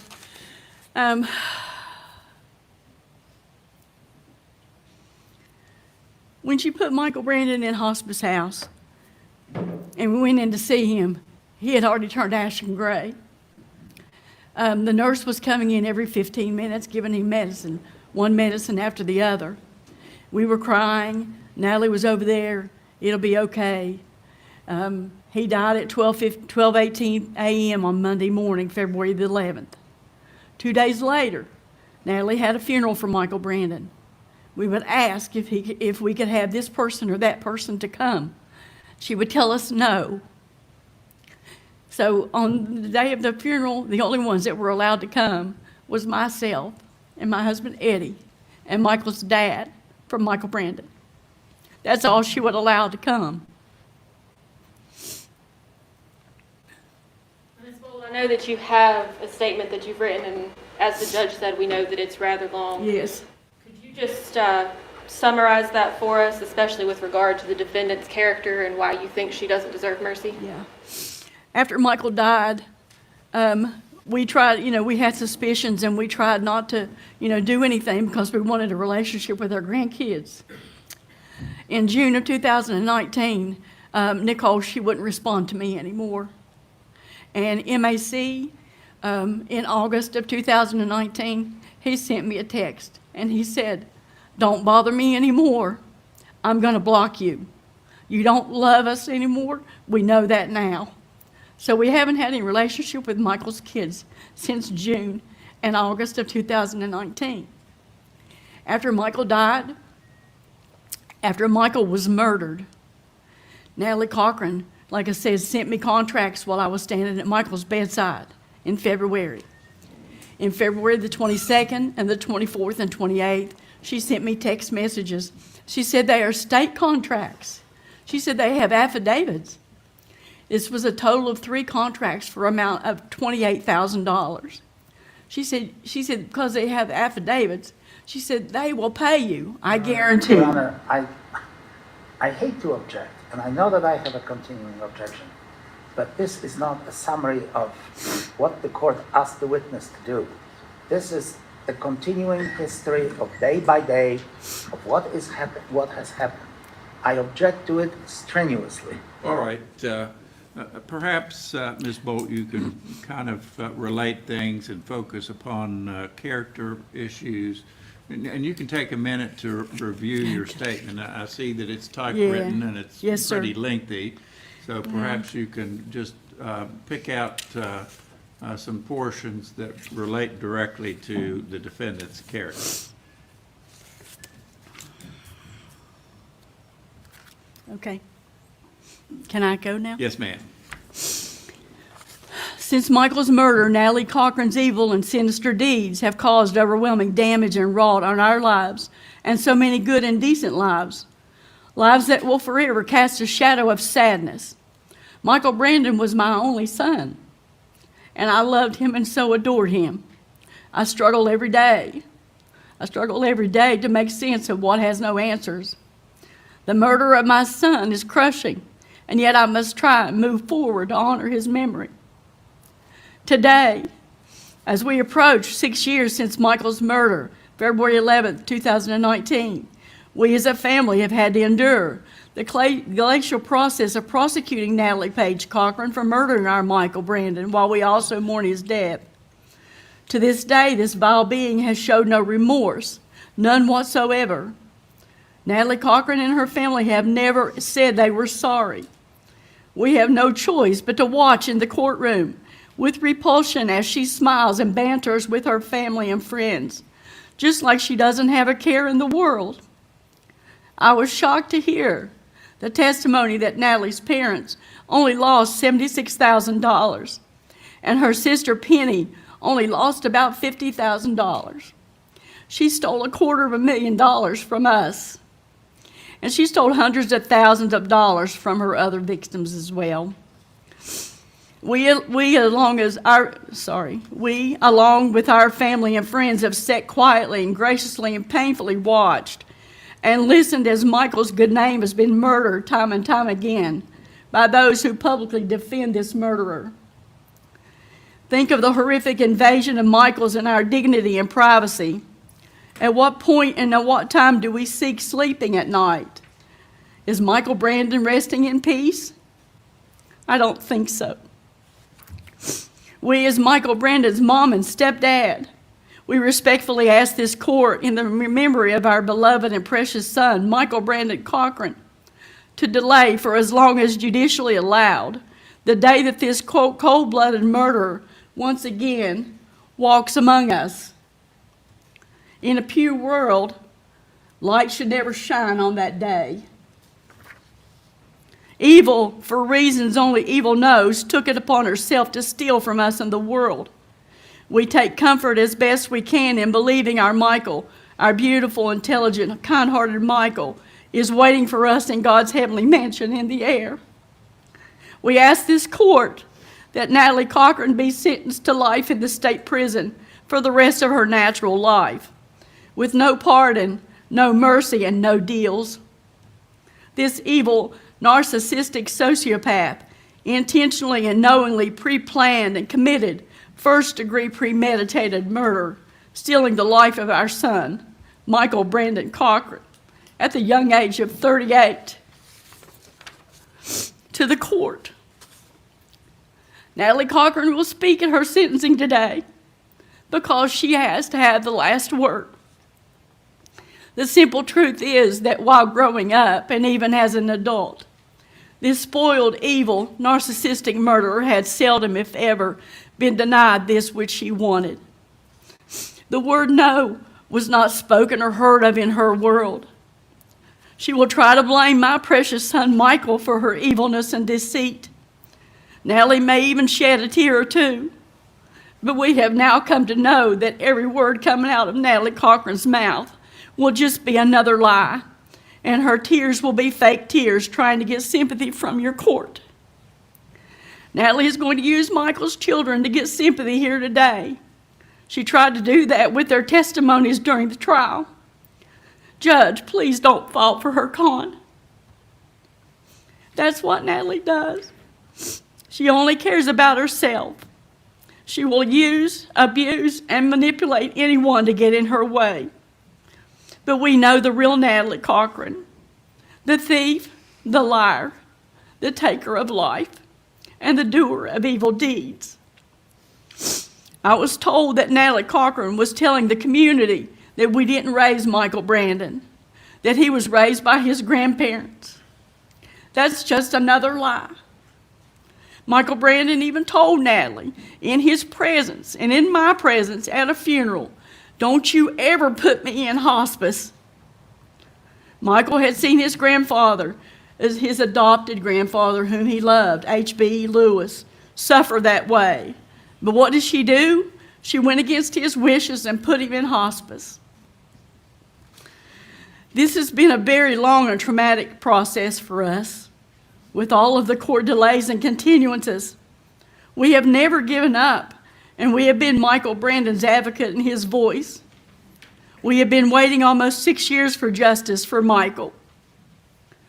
Throughout these 6 years, we have had to just sit back and be silent while Natalie gives newspaper and media interviews about my precious son Michael and her statements about what happened on February 6, 2019, and the incidences leading up to his death. The media will not try this case. All of the evidence and the proven facts and her conviction are enough to sentence Natalie Cochran to life in prison with no mercy. We've kept quiet as Natalie continues to blame Michael for her evilness that did not stop even after his death. While my son lay in the hospital on the ventilator, Natalie Cochran texted me government contracts on my phone. Believing and trusting her because she was our beloved daughter-in-law and because we loved her, Natalie manipulated us once again. Michael is not here to defend himself, but we are here. We are standing up for him and speaking for Michael and ourselves and asking the court for justice. We ask that you please, please, no mercy. She never gave Michael any mercy. Thank you very much. I have no further questions, Your Honor. All right, cross-examination. I just have one or two questions. Ms. Bolt, you testified that you were not allowed in the ICU. She told me that I could not come. Okay. Did you know that there was only one person allowed in the ICU? I could have come and stayed in the waiting Ma'am, I room. didn't ask you that. I just asked you whether you knew that there was only one person allowed in the ICU. I don't believe that, sir. No, that's not what my question, what you believe, ma'am. My question is whether you knew that there was only one person allowed in the ICU. It always comes from Natalie. No, you can't come. Ma'am, did you know that there was only one person allowed at the ICU? That's not true, Mr. Your Honor, That's not true, sir. I asked a simple Wait question. till he asks the question. Pose the question again, please, Mr. Victor. Did you know that there was only one person allowed in the ICU? Yes or no, ma'am? No. Okay. Now, did you know that your son had a living will to go to the hospice and be taken off life support? Did you know that or not? I know he said he never wanted to go to Ma'am, hospice. did you know that? Or Did no? he tell you that, Natalie? Your Honor, I'm sorry. The witness is addressing my client. I object to this, and I would like an answer. All right, pose the question again, and then try to answer the question, please, Ms. Yes, sir. Ball. Ma'am, Ask- did you know that Michael had a living will to go to hospice and be taken off life support if need be? No. No, okay. Now, you testified that you haven't seen your grandchildren, right? For, what, 5 years? They wouldn't have anything to do with us. I didn't ask you that, ma'am. I just asked you whether you testified that you haven't seen your children since 2019. The grandchildren. Grandchildren, I'm sorry. Grandchildren since 2019, right? June and August of 2019. Okay, They stopped responding. okay. What kind of contact did you try to have with them? Tried to text them and they blocked us. Okay, how frequently did you text them, ma'am? When you get blocked, sir, you don't go around them. They don't want to have anything to do with it. Prior to being blocked, ma'am. Prior to being blocked, we had a lot of relationships with them. Okay, After Michael died, we were trying to keep a good relationship with them. and so you're telling us that all of a sudden, these two children, who in 2019 were relatively young, all of a sudden stopped communicating with you by blocking you? Yes, All right. And you attribute it to Natalie Cochran, yes, who prohibited them from having any contact with you? yes, what they've been told. Okay, what they've been told. You have absolutely no clue what she told them, do you? You don't either. Ma'am, Your Honor, Just please, Ms. Ball, just Yes, sir, answer I'm the sorry. question. Yes, sir. you have no clue what she told them, do you? Do you? I can pretty much Ma'am. guess. You don't know, I'm not going to answer that yes or no, sir. Your Honor. Please answer it yes or no. It's a relatively simple question, Okay. Ms. Ball. So you asked me. Ask it again, sir. Whether you, Your Honor, I'll withdraw this question. All right. That's all I want. Anything further, Ms. Akers? No, Your Honor. Thank you, Ms. Bolt. Thank may you, sir. step down. Call your next witness, please, Mr. Truman. The last witness the state will call is Robert Heinzman.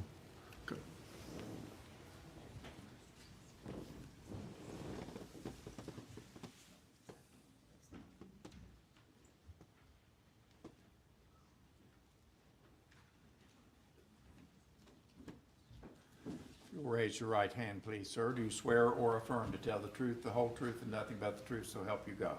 Yes, Your Honor. You may have a seat.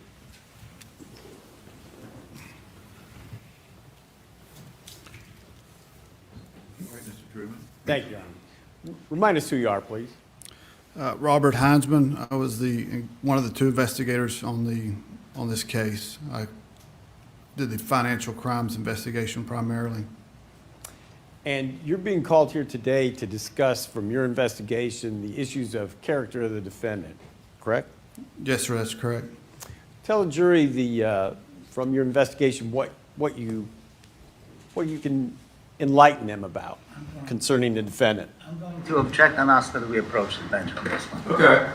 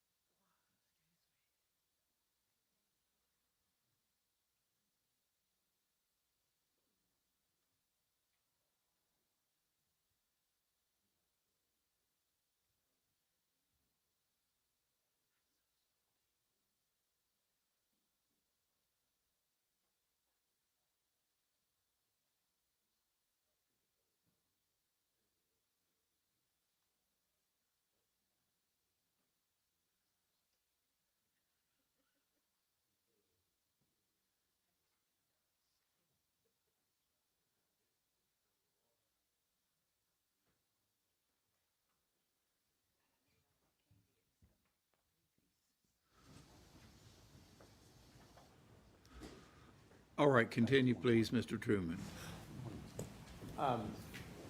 Trooper Heinzman, the focus here of an investigation was concerning the financial aspect, but you did work on the murder case too, did you not? Yes, sir, I did. Tell a jury what you know about the fake scholarship. The scholarships that we located during our analysis of records and through our investigation, they were issued at two different locations. One was at Shady Spring High School, and the second location was Independence High School. Those were issued on about May 4th and then May 7th. The second one on May 7th, on about May 7th, that was actually at Independence High School, and in that particular instance, Natalie Cochran called Donna and Eddie Bolt and asked them to take her there to Independence High School to present that scholarship or those scholarships. What was unique about the scholarships in general. Object on another ground, and we again need to approach the bench on something completely different this time. Okay.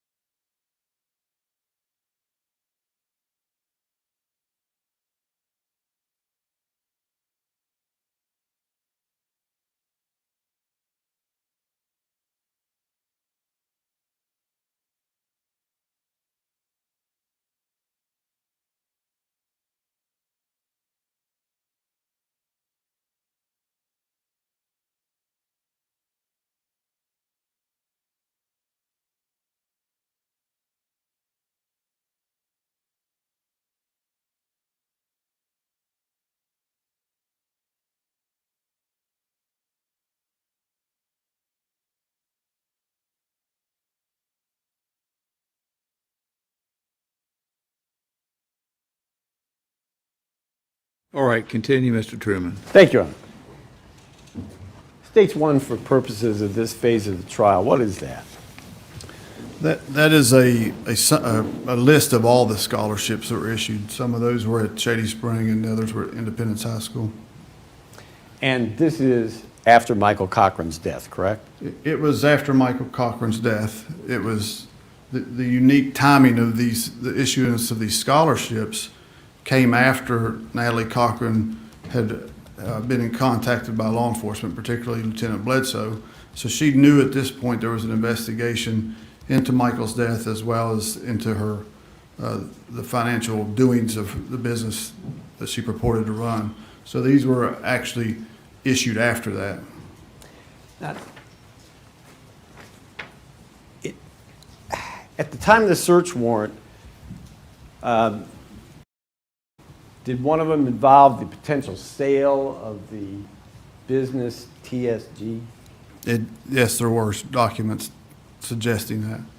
From the documents that you seized under the federal search warrant, what were the terms of that, of the sale? To put it in context, we executed the search warrant on June 25th of 2019. I was not on scene at the search warrant. Lieutenant Bledsoe called me and said they had discovered some documents, and he asked. Now I'm going to object on hearsay grounds, and second of all, I'm going to object perhaps differently on the relevance ground. What is that have to do with the sentencing of the defendant at this point? We're going to get to that. Well, Lieutenant Bledsoe is here, I see. If we need for him to testify, he can. And presumably, Mr. Truman will get to the point described. So let's go forward. I'll overrule the objection. Continue, Mr. Truman. The business was to be sold based upon documents seized under the search warrant. Natalie Cochran was attempting to sell off this business at that time. What was the gross price for the business sale? She was attempting to sell the business for $4.9 million to a local businessman. And a local businessman, did they do anything to further the sale? Yes. A deposit, that kind yes. of? Tell us about that. This entire thing occurred over a 6-day period prior to the execution of the search warrant. Her and this individual had met and agreed on, and he agreed on buying a partnership interest of this business. And she contacted him a day after, 1 to 2 days afterwards, and said that she needed a deposit placed on his purchase interest, a $50,000 deposit. And he wired her $50,000 the day before the search warrant was executed. 49% of the business that the purchaser was buying, what kind of assets was the purchaser purchasing? This buyer was led to believe he was buying a 49% interest in the business, and assets that had been described to him that were associated with the business. He had been told that there was a fleet of vehicles, that there was an airplane that was an asset of the vehicle, and other business assets that they had at that time, the business location on Eisenhower Drive, and any other assets associated with the business. Essentially, what was this business worth? The business did have assets. As I described before, the business on paper was real. They had a building that was bought for business purposes. So it was not worth $4.9 million. It would have been worth whatever the building and any true assets that did not have any liabilities or debts owed on those assets. That's what it would have been. So it would have been, I don't want to place a number, but well under $50,000 that he paid as a deposit on the business. Did that sale go through? No, it did not. Tell us why. I received a phone call to verify if I had uncovered any documents relating to the sale of this business. And I said no. My side of the investigative team was out doing interviews of witnesses and investors. I drove to this business person's house to speak with them and see if what the nature of this business transaction was. And I spoke with him over the phone, and he explained to me that he had been contacted by Natalie Cochran approximately 7 days prior, and told him that she believed that, or she had been told that he was interested in buying the business, and then she facilitated that transaction. So the $4.9 million deal that never got fully executed, what time frame are we talking about? This was June 25th, 2019, when I made contact and told this individual not to wire any more money to her. And that's because why? Because we had determined at that point that the business was fraudulent, the contracts were fraudulent, there was no money, there was nothing for him to purchase. And that was a substantial time after Michael Cochran's murder, correct? That is correct. That is conduct that continued on after his death. That's all the questions the state has. All right, cross-examination. Mr. Heinzman, would you agree with me, sir, that the sum total of your testimony is that after Michael Cochran's death, the defendant, Ms. Cochran, was committing the acts of fraud? She continued the fraud after his death, yes.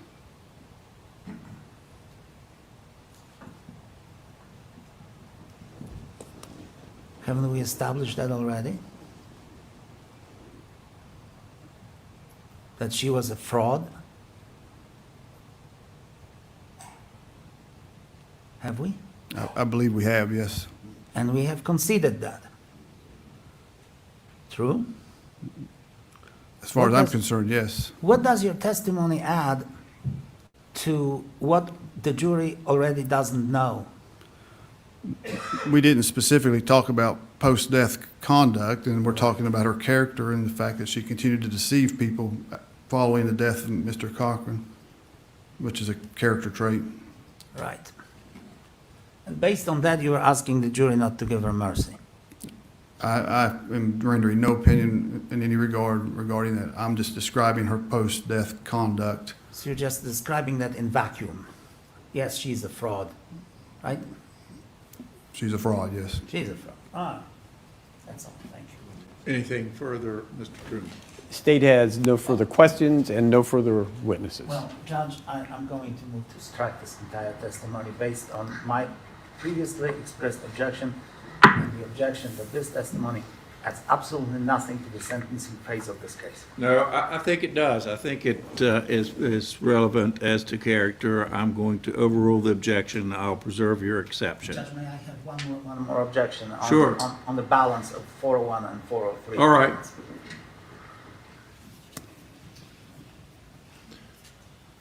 Upon performing the balance provided by Rule 403 of the Rules of Evidence, the court determines that the probative value outweighs the prejudicial nature of the testimony, and the court will allow it to stand. You may step down, Mr. Huntsman. Your Honor. You say the state has completed its case, Mr. Truman? Yeah, that is correct, Your Honor. All right. Is there rebuttal, Mr. Victor, Mr. Selden? Your Honor. Very well.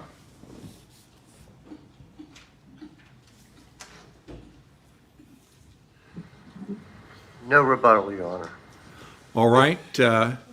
Members of the jury, you have heard all the evidence for this penalty phase. I'm going to send you shortly into your jury room so that the attorneys and I can settle on some matters. I'm very sorry to interrupt you, but we would request a closing argument or statement. Oh, yes. I'm going to afford you a closing argument. Thank you, Your Honor. I'm going to send you into your jury room so that we can discuss some matters and line out things for you. We are not yet to the deliberation phase or stage of this part of the case, so please do not discuss the case among yourselves or with anyone else. You can go with the bailiff to your jury room now.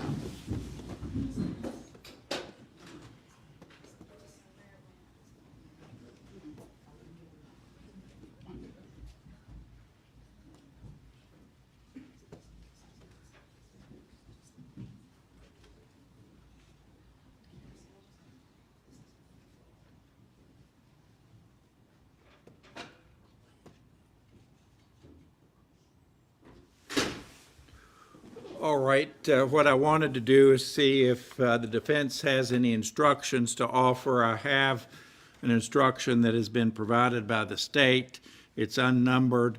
It simply is titled Penalty Phase Instruction, 3 paragraphs. I've touched on this earlier. It seems to set forth very simply and straightforwardly the situation that the jury is dealing with pertaining to the recommendation of parole eligibility or the recommendation of no parole eligibility. I see that there is one correction that we'll have to make, and it's at the end of the second paragraph that ends in 4, F-O-R period. There seems to be something that is missing. Do you see that, Mr. Truman? I do, and that's the one additional word should be Parole. Okay. I'm sorry, I did not hear that. All right, if you'll see Mr. Truman's instruction, and you'll look at the bottom of the second paragraph that ends and never be eligible for, period, we should put the word parole in there. It'd be good if your scrivener could do that, Mr. Truman, because it would match up. We can type it in or retype it or something. We'll take care of that. Okay, we just need that word added. Again, does the defense have any instructions to submit? No, Your Honor. Very well. I have received a proposed verdict form from Mr. Truman.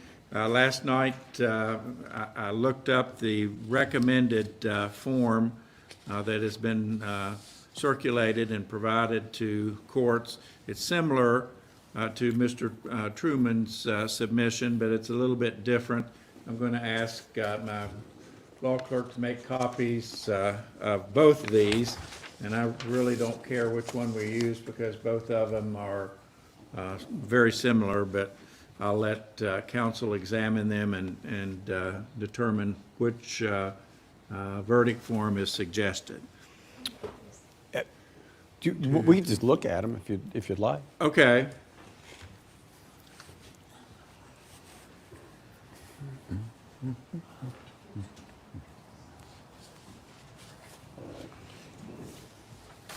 Excuse me.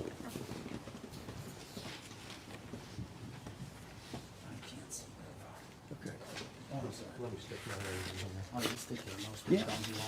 I think this is for a unified trial, isn't it? Shouldn't be.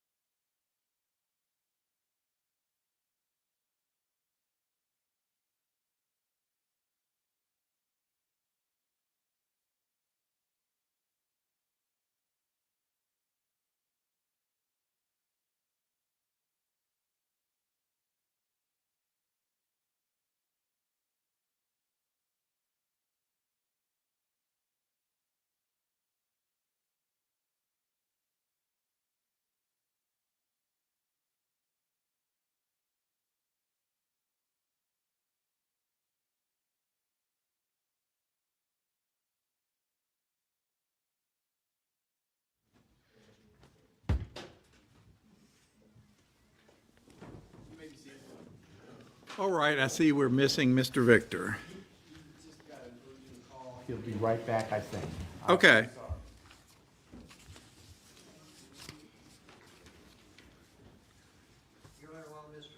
Out, is it all right if I step out right in front of the door? Sure. Thank you. Here he is. I'm sorry. No problem.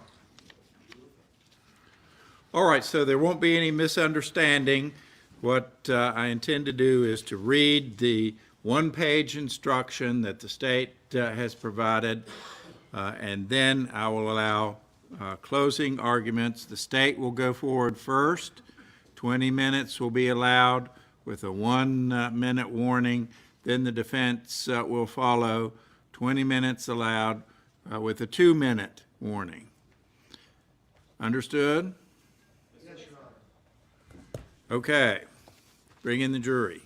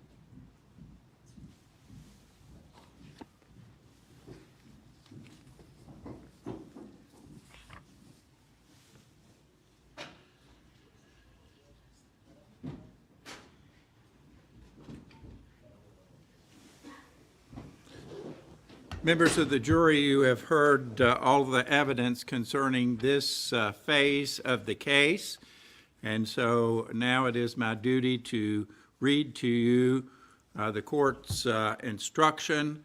Happily for you and me both, it's a one-pager. So instead of 20 pages, I will only be reading 1 page of instructions to you, and there should be no moaning or groaning about it. And so if you will listen up now, please. Members of the jury, you have previously found that the state has proven beyond a reasonable doubt the defendant committed first-degree murder and delivered this as your verdict.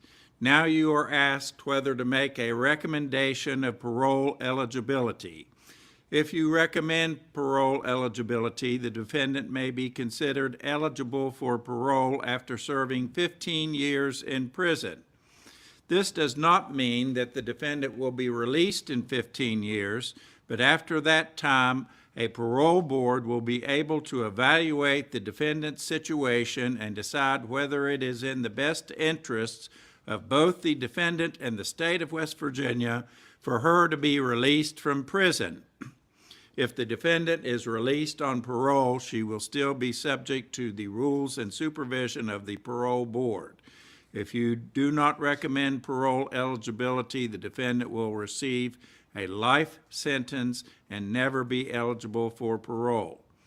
As with all other aspects of your verdict, you must unanimously agree regarding your recommendation for parole eligibility. All right, now we will hear remarks from the attorneys. Each side will present these remarks. Again, we're switching things up a little bit, and I'm going to allow the state to go forward first. Then you will hear from defense counsel. All right, Ms. Acord, Thank you, Your Honor. do you wish for us to set up the podium? No, it's fine, Your Honor. I can just stand. All right. Thank you.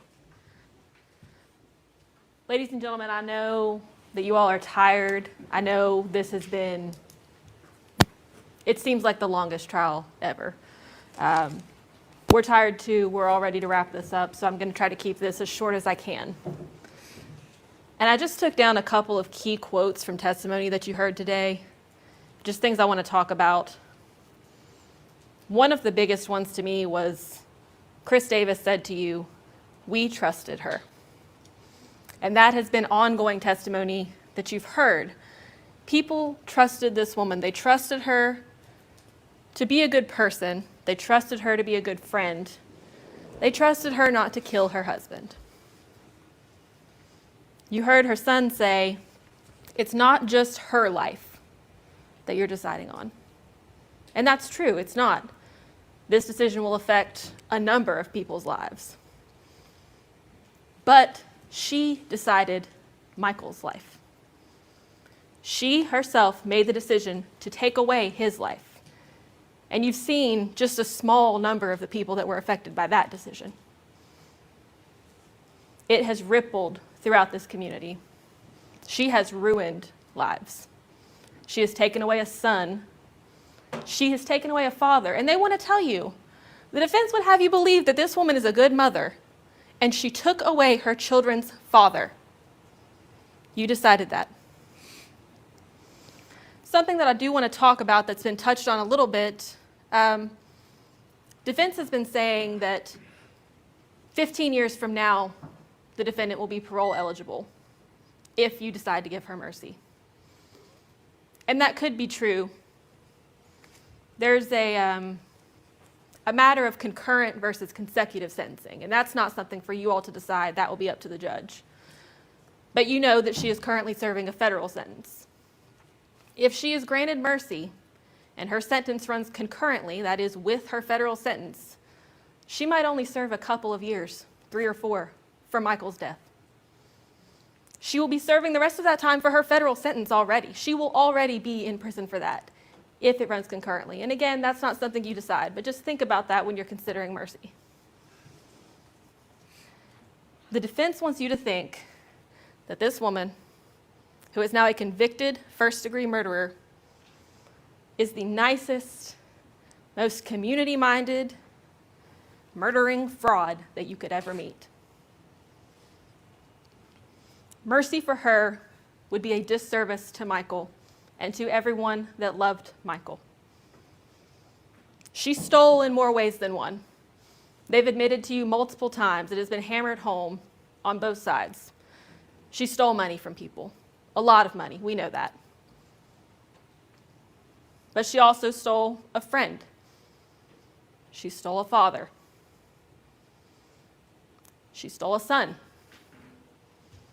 Money can be replaced, but people can't. Michael can never be replaced. He can never see the people that he loved again, and they can never see him again. And the reason why is sitting right there in that chair. Ladies and gentlemen, I'll leave you with this.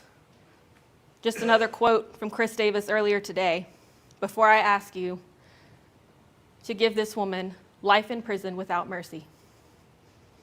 I thank you, and I know that Mike would thank you. Mr. Selden.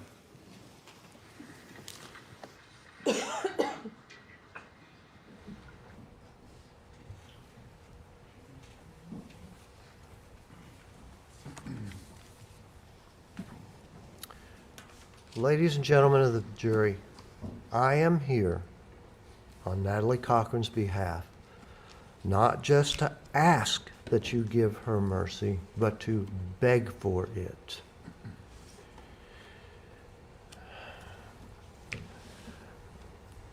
I am asking you to allow Natalie Cochran the possibility that she might get out of prison before she dies.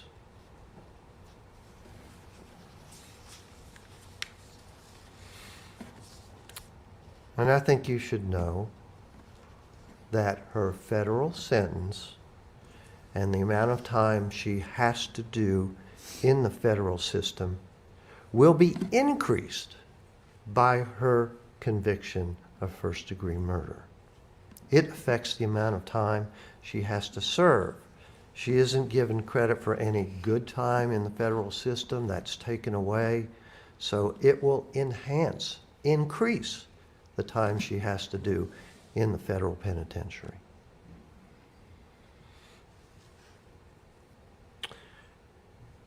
She will have to do a minimum of 15 years in the West Virginia prison system.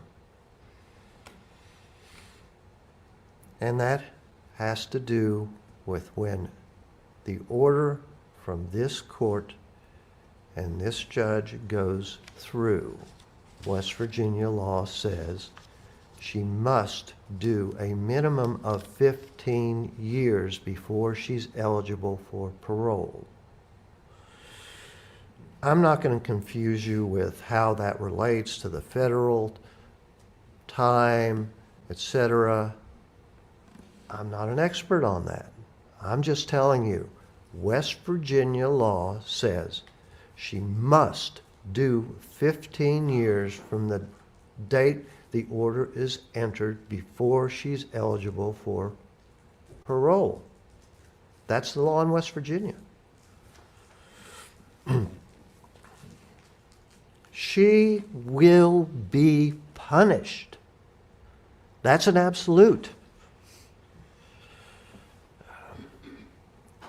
She might be in jail 15 years, 20 years, 25 or more. She's only eligible for parole 15 years from when the order is entered. Nobody could predict when she might actually be paroled if you give her mercy. She's 44 years old now. With the minimum amount of time for parole, she will be close to 60 years old. Your Honor, I'm sorry. We have to object to this. That is just blatantly not true. He doesn't know.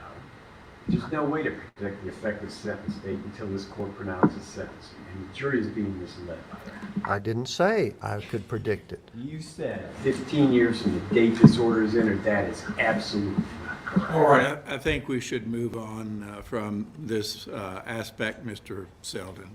Yes, Your Honor.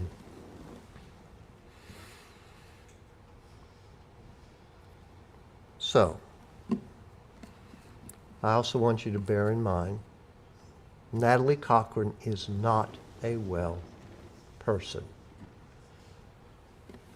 She has a severe heart condition where she has to have an implant in her chest to assist in her heart function. She's had 4 surgeries related to that.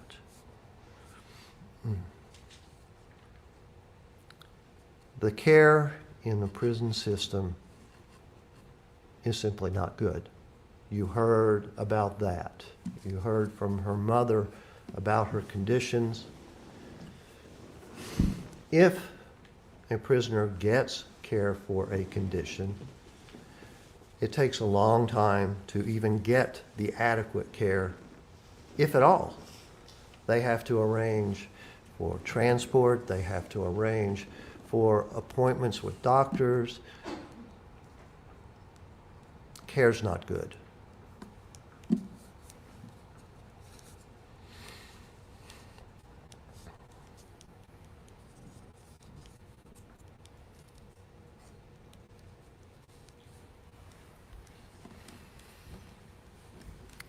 And I don't care what you heard or the impressions, etc. Before the Ponzi scheme and Michael Cochran's death, she was a good mother. She was also generous to friends, family, the community. She was generous in her time. She was generous in money. You heard all the testimony about her volunteer work, etc. You heard that.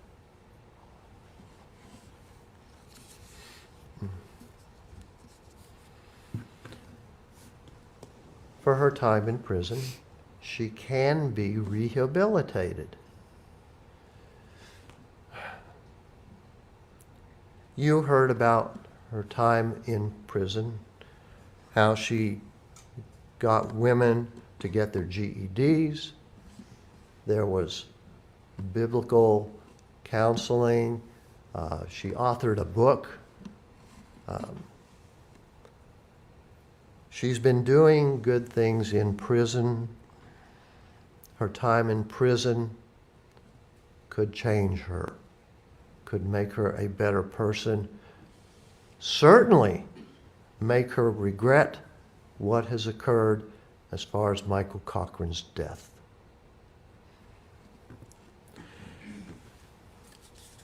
She can, hopefully, if you'll allow her, come out of prison and be a productive member of society again. And I'll talk about that in a little bit.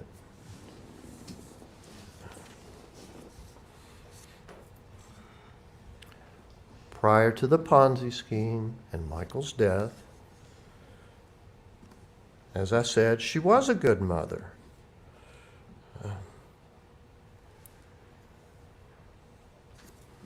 Allowing her to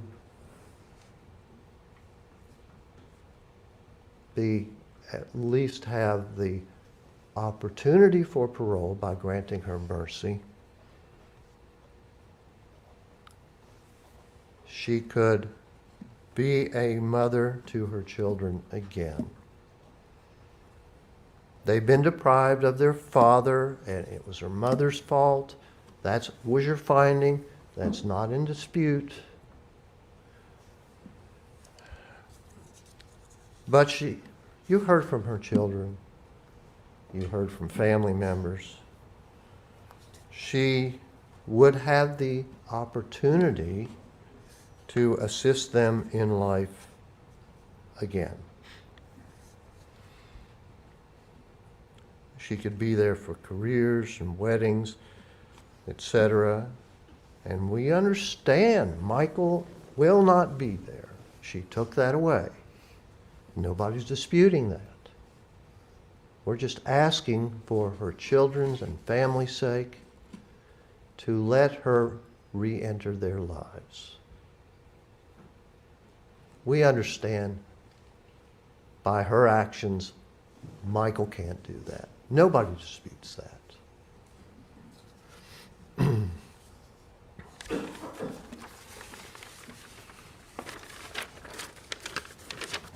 You've heard the state's presentation of Natalie Cochran's character, etc. I would submit to you they're merely relitigating the case. The case is over. You found Natalie Cochran guilty of murdering her husband.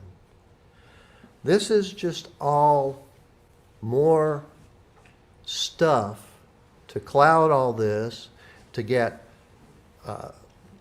these people's testimony as to how they think the testimony should have been, what they wanted you to hear. We're done with that part of the case. We're done. You've decided Natalie Cochran murdered her husband. We're done.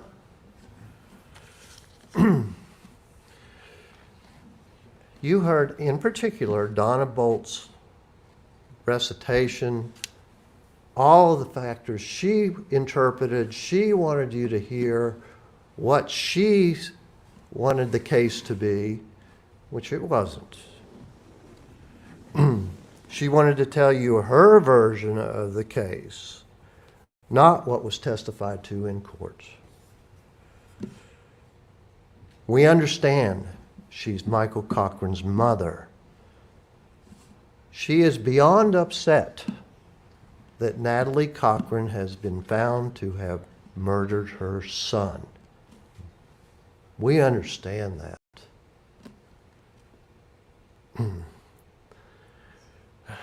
But her narrative of the entire history of Natalie and Michael's marriage, their time together, she says all of those problems were due to Natalie. Well, that's simply not true. She had a part in it. She had some faults in the problems that were caused by her actions with and for the Cochran's family.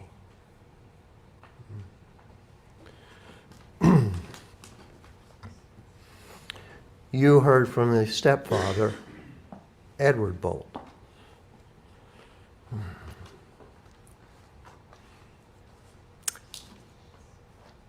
He had no real relationship with Michael Cochran for a very long time. He wasn't invited to holiday gatherings. You heard the testimony about that. And that's not Natalie Cochran's fault. It's because he and Michael just didn't get along for whatever reasons. It was Michael Cochran's choice and Edward Bolt's choice. It wasn't Natalie's doing. You heard Mr. Heinzman's testimony. I'd submit to you he had nothing to add about Natalie Cochran's character or anything related to it. He's trying to infer because of the Ponzi scheme, etc. She's a bad person. Okay, she is a bad person. You found her guilty of murdering her husband. All the other stuff about the Ponzi scheme and the finances, etc. She was a fraud. That's been conceded. She's been sentenced to federal prison because of it.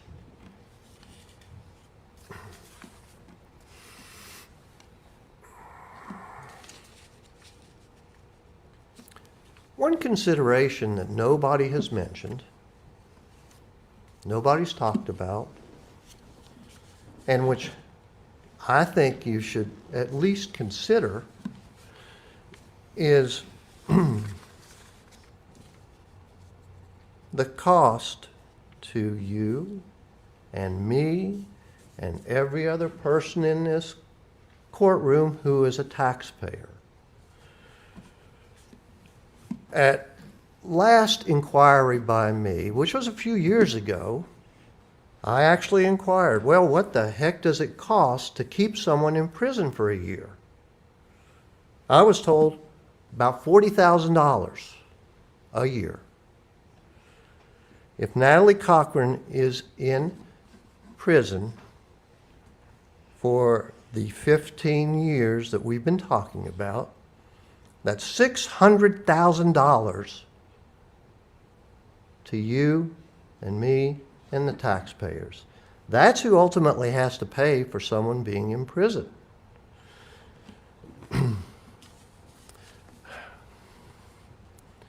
Let's talk about Natalie Cochran's life expectancy. She's in prison for the rest of her life, and granted, this is just an estimate, but if she's 44 years old now, and she's in prison for approximately 40 years for the rest of her life, that is $1.6 million that you and I and the taxpayers have to pay for. Get her out of prison with the minimum amount of time for Michael's murder. Get her out. Let her get a job. Let her start paying taxes again. Let her start contributing to all of these costs and relieve the burden on you, me, and every other West Virginia and U.S. taxpayer. Don't punish us for Natalie's crime. I'm asking you to soften your hearts and harden your pocketbook.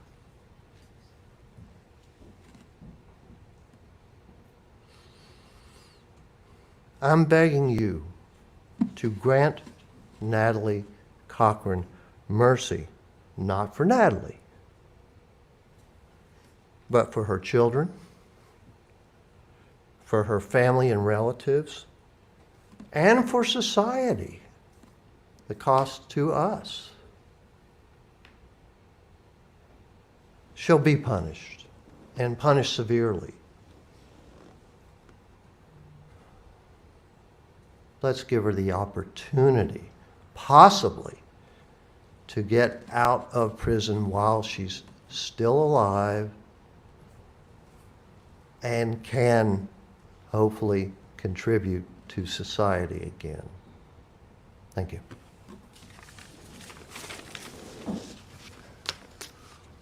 Members of the jury, you have reached the stage of this penalty phase whereby you will be ushered to your jury room to deliberate upon this verdict. Procedurally, this will not be foreign to you because you understand the drill. You've been through this before. You have a jury foreperson that has already been selected, Ms. Rich. When you do reach your verdict, Ms. Rich should fill out this verdict form. It's a one-page form. It's very simple. Ms. Rich should sign it as foreperson of the jury and date it. And of course, it must reflect your own true verdict. Then I'll ask the foreperson to hold on to the verdict form as you come into the courtroom. The bailiff will retrieve it from you and deliver it to me to be read out in open court. Again, you know the process. You are familiar with it. Let me ask you this, as I asked you yesterday. It is almost 4 o'clock. I'll be happy to send you into your jury room so that you can commence your deliberations on this issue.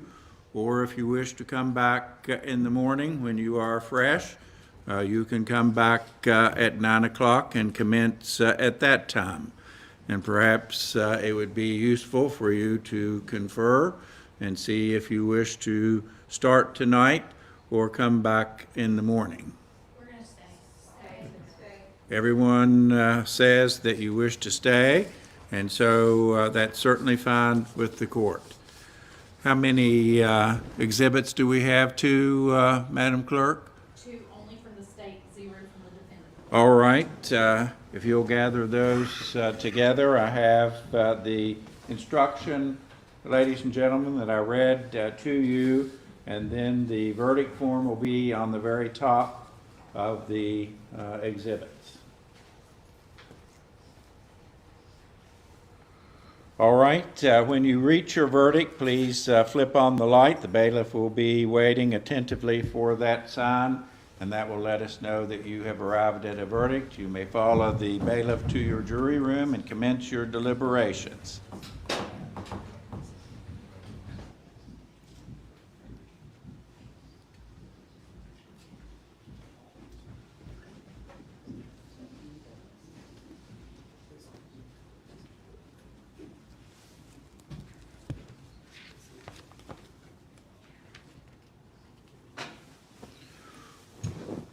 All All right, please do not wander too far away from the courtroom. It appears that this may not take too awfully long, and as soon as we receive the verdict, it will be announced appropriately. Are there any matters that we need to put on the record before that time? That's from the state, Your Honor. Thank you. No, Your Honor, thank you. No, Your Honor. All right, thank you.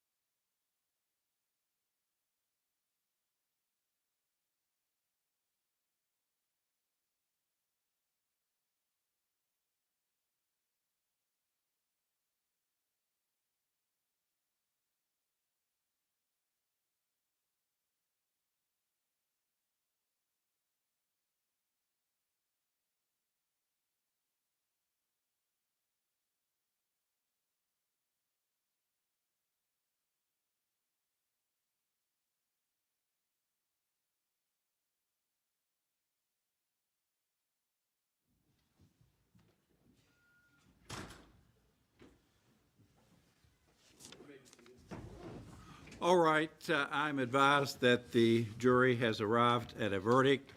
Again, as before, I will expect no outbursts either way upon reading the verdict. Are there matters that we need to discuss before we receive the verdict? Not from the state, Your Honor. Thank you. No, Your Honor. Not from the defense. Bring in the jury, please.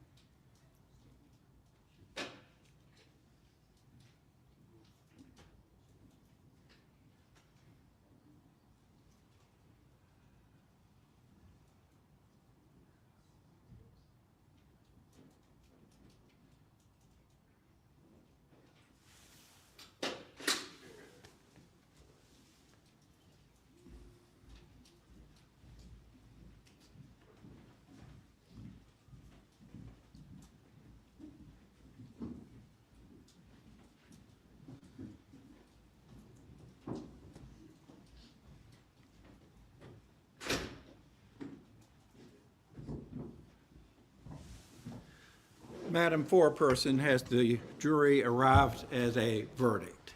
Yes, Your Honor. Would you please hand the verdict form to the bailiff, who will transmit it to me?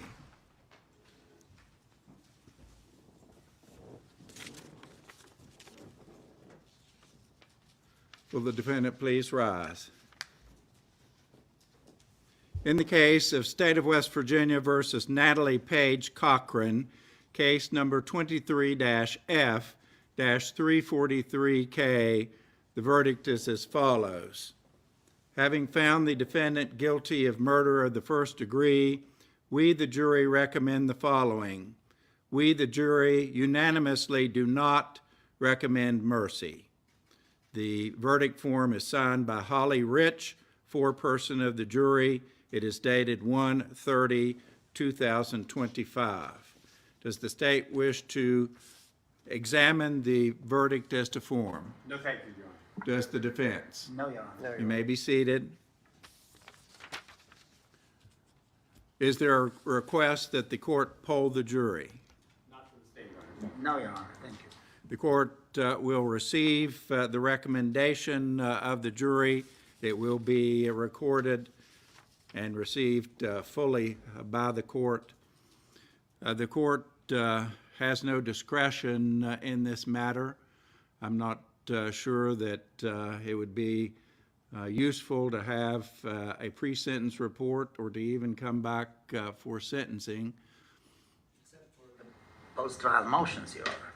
We certainly can deal with post-trial motions, but the court, I believe, will go forward with sentencing at this time. I'll ask the defendant to please rise.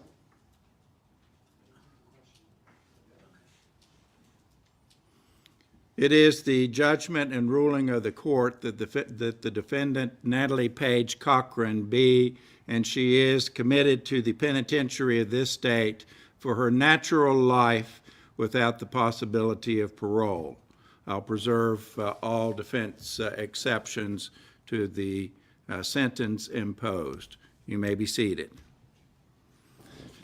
Members of the jury, I appreciate your service. This is no comment at all on your verdicts, but you have been here. You have done everything that the court has asked you to do. You have been attentive. You have paid attention to all matters presented before you. I can excuse you from this trial, but I cannot release you from service. And so you are now pros in terms of jury service, and you will have to be available until May, the May term. It is very likely that you will be called in for other trials, civil or criminal. And so you know what to expect. You know what the situation involves. Thank you very much. We could not operate without you. and I sincerely appreciate your cooperation and patience. You may now follow the bailiff to your jury room and depart with the court's sincerest appreciation.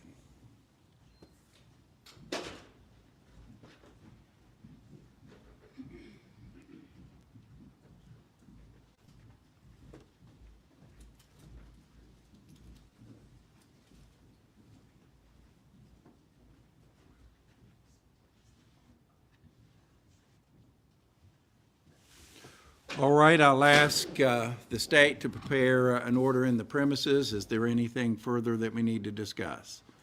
This may seem like a silly point, but is the court sentence imposed consecutively with the federal sentence, or? I think it is a sort of unusual question, and I don't know that it makes any difference, to be honest.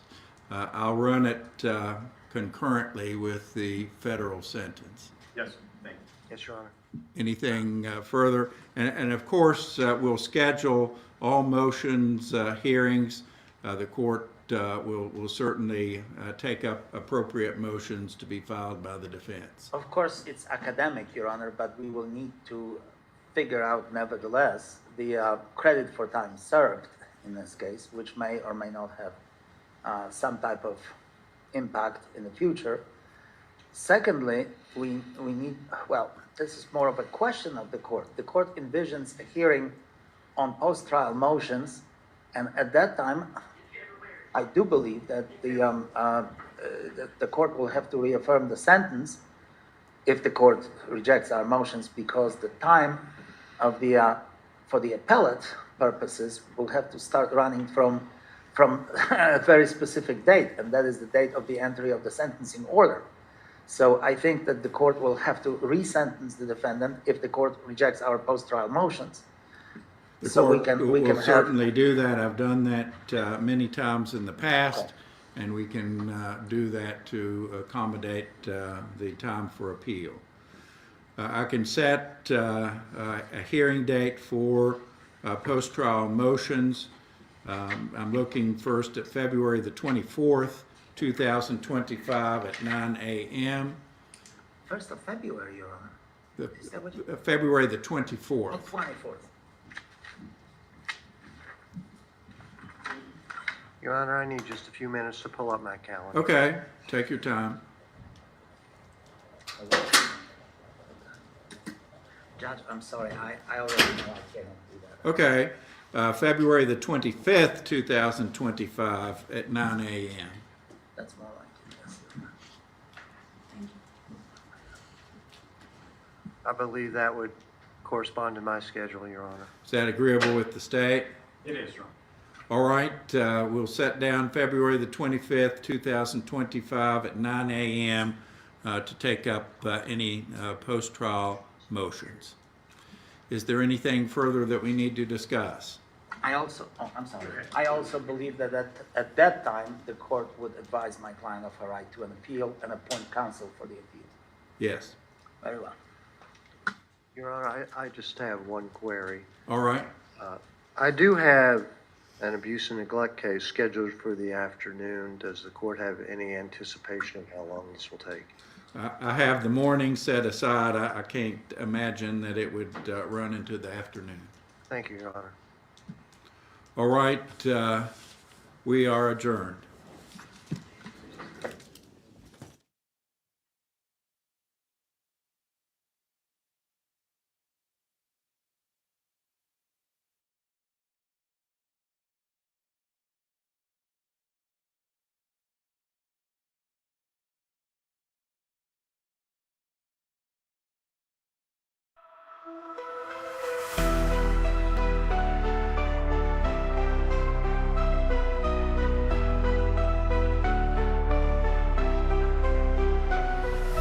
The system's rigged, man, it's time to break free. Eyes wide open, gotta see what I see. Standing on the front lines, fighting for the truth. Lift the veil of lies, it's time to be the proof. Take a stand, don't you back down. Raise your voice, let's shake the town. We're the voices that won't be ignored. ignored. Breaking chains, yeah, we're ready for war. With the power of the people, we'll make them see a world of justice, united and free. United and free. United and free. Marching with a purpose, we're taking it higher. Fighting through the struggle, igniting the fire. No more silence, we'll make the noise loud. Together in this battle, standing strong and proud. Injustice fades when courage aligns. Rise up together.